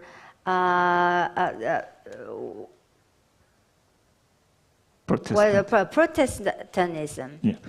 그러나 큰 스님께서는 불교 전통 안에서 그리고 조계종을 따라서 모든 가르침을 진행하고 있어서 어떻게 보면 다르다고 생각하는데 그 점에 대한 말씀 듣고 싶습니다. So I think there is some aspect of difference between Martin Luther and our Venerable Sun Master Deheng because Sun Master Deheng imparted her wisdom and teachings in accordance with the Jogye order of Korean Buddhism and Buddhist tradition. So I would like to hear opinion in that regard.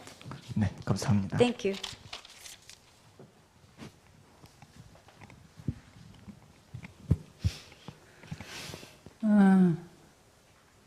초보 운전일 때는요. 초보 운전일 때는 자기 앞밖에는 안 보여요. If you're a beginner driver, you can only see what's directly in front of you.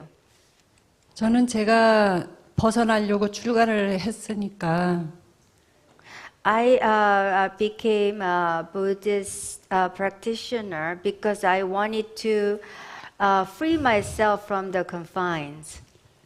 그 초보 운전 시절에는 아무것도 안 보이고 무조건 상대편이 운전 못하는 사람이고 나를 방해하는 사람이고 그래서 엄격할 수밖에 없었습니다. And when I was a beginner, beginning practitioner, just like a beginner driver, I could not see anything outside of what was directly in front of me. So that's why I could be viewed as being strict. 그래 눈물을 흘린 거는 그 초보 운전 시절에 그렇게 제가 상당히 그 대중 스님들 형님들이죠. 아우 스님들 힘들게 지금 지영 법우님께서 얘기하셨듯이 그렇게 한 시절도 있습니다. 오직 제 길만 가는 거였기 때문에요. And I tearfully marched along in the course of my practice. And during my beginner time period, I believe that I gave a hard time to my seniors and junior Buddhist monks and nuns, just as the questioner Ji Yang just stated, because I was only focused on walking, taking my steps forward and walking on my path at that time. 그거를 다 지켜봐 주시고 그렇게 가게끔 해주시는 사부 대중들이 저한테는 지금 보니까 다 스승이셨구나 싶어서 눈물이 난 겁니다. I was in tears because I now realize that all those general practitioners and my seniors and juniors practitioners were just observing me and watching me grow into becoming a true practitioner. Those people were all my teachers, in fact. Looking back, so that is what brought me to tears. 공부하시는 분들한테 다시 한번 당부드리고 싶은 거는요. 그냥 저처럼 하지 마시고 I would like to ask you and encourage you one thing, and that is don't follow in my footsteps and please avoid what I did. 천천히 자기 습 다스리면서 내 탓이구나 하고 가시면 그렇게 편안하게 정진하실 수 있다는 겁니다. 눈물 흘릴 일도 없고요. 됐습니까? You can be a true practitioner. You don't have to be full of tears. And the way to do that is to slowly walk your path of practice and try to control your old habits, break bounds of your habits, and blame your own self and not your counterparts. And if you practice that way, your journey will be very comfortable and peaceful. You don't have to shed tears.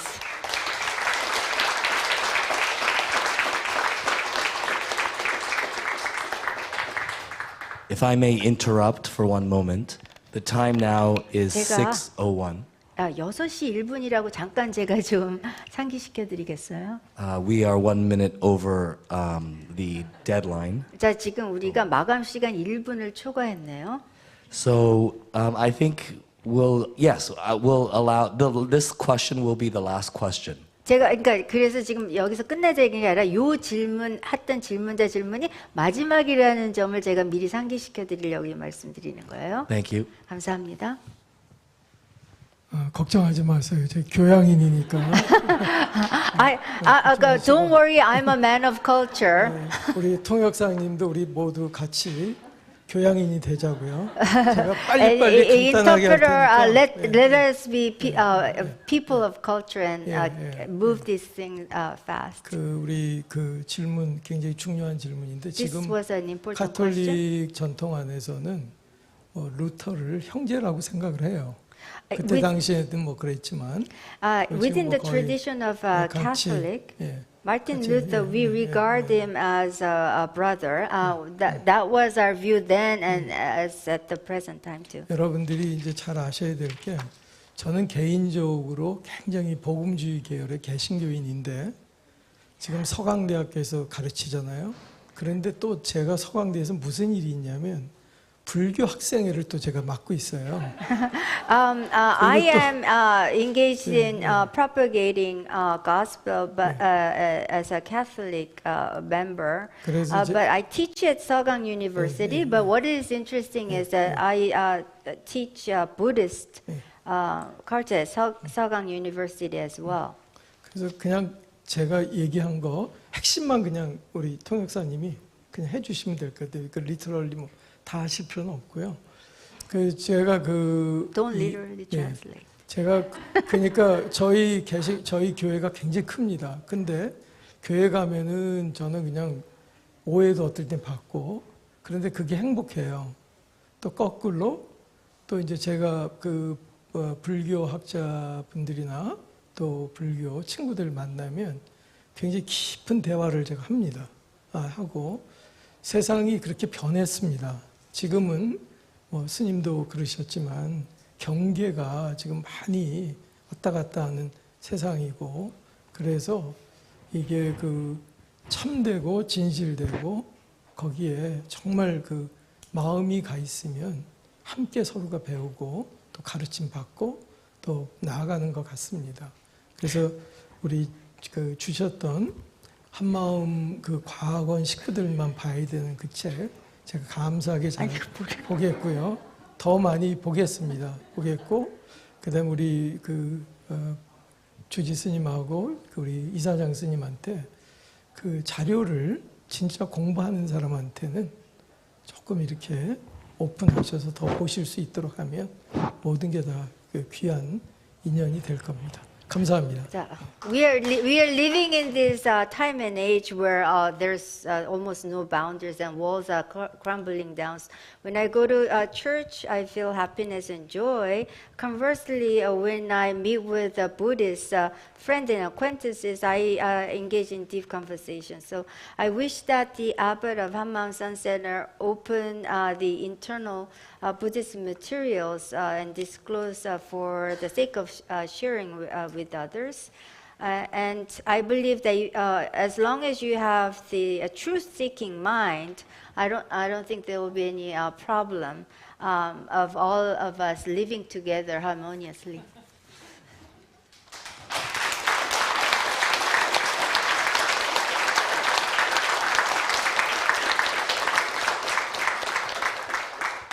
Thank you. This wraps up our wrap-up discussion. 자, 감사합니다. 이것으로써 종합 토론을 마치겠습니다.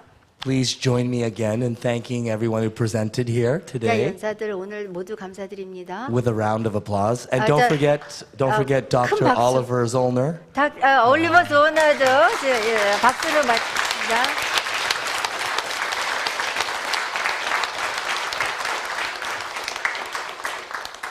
I look forward to seeing everyone tomorrow. 내일 다시 반갑게 우리가 다시 만나기를 기대하면서 헤어질 시간이 왔네요. And I think someone will say a few words about the bus that will 버스 arrive. 얘기를 누가 해주실 거죠? 네, 그럼 지금까지 종합토론 진행해주신 글렌체 자장 교수님과 여기 참석자 발표자분들께 정말 큰 박수로 감사의 Let's 박수 give 전하도록 a 하겠습니다. big round of applause to moderator Professor Glenn Choi.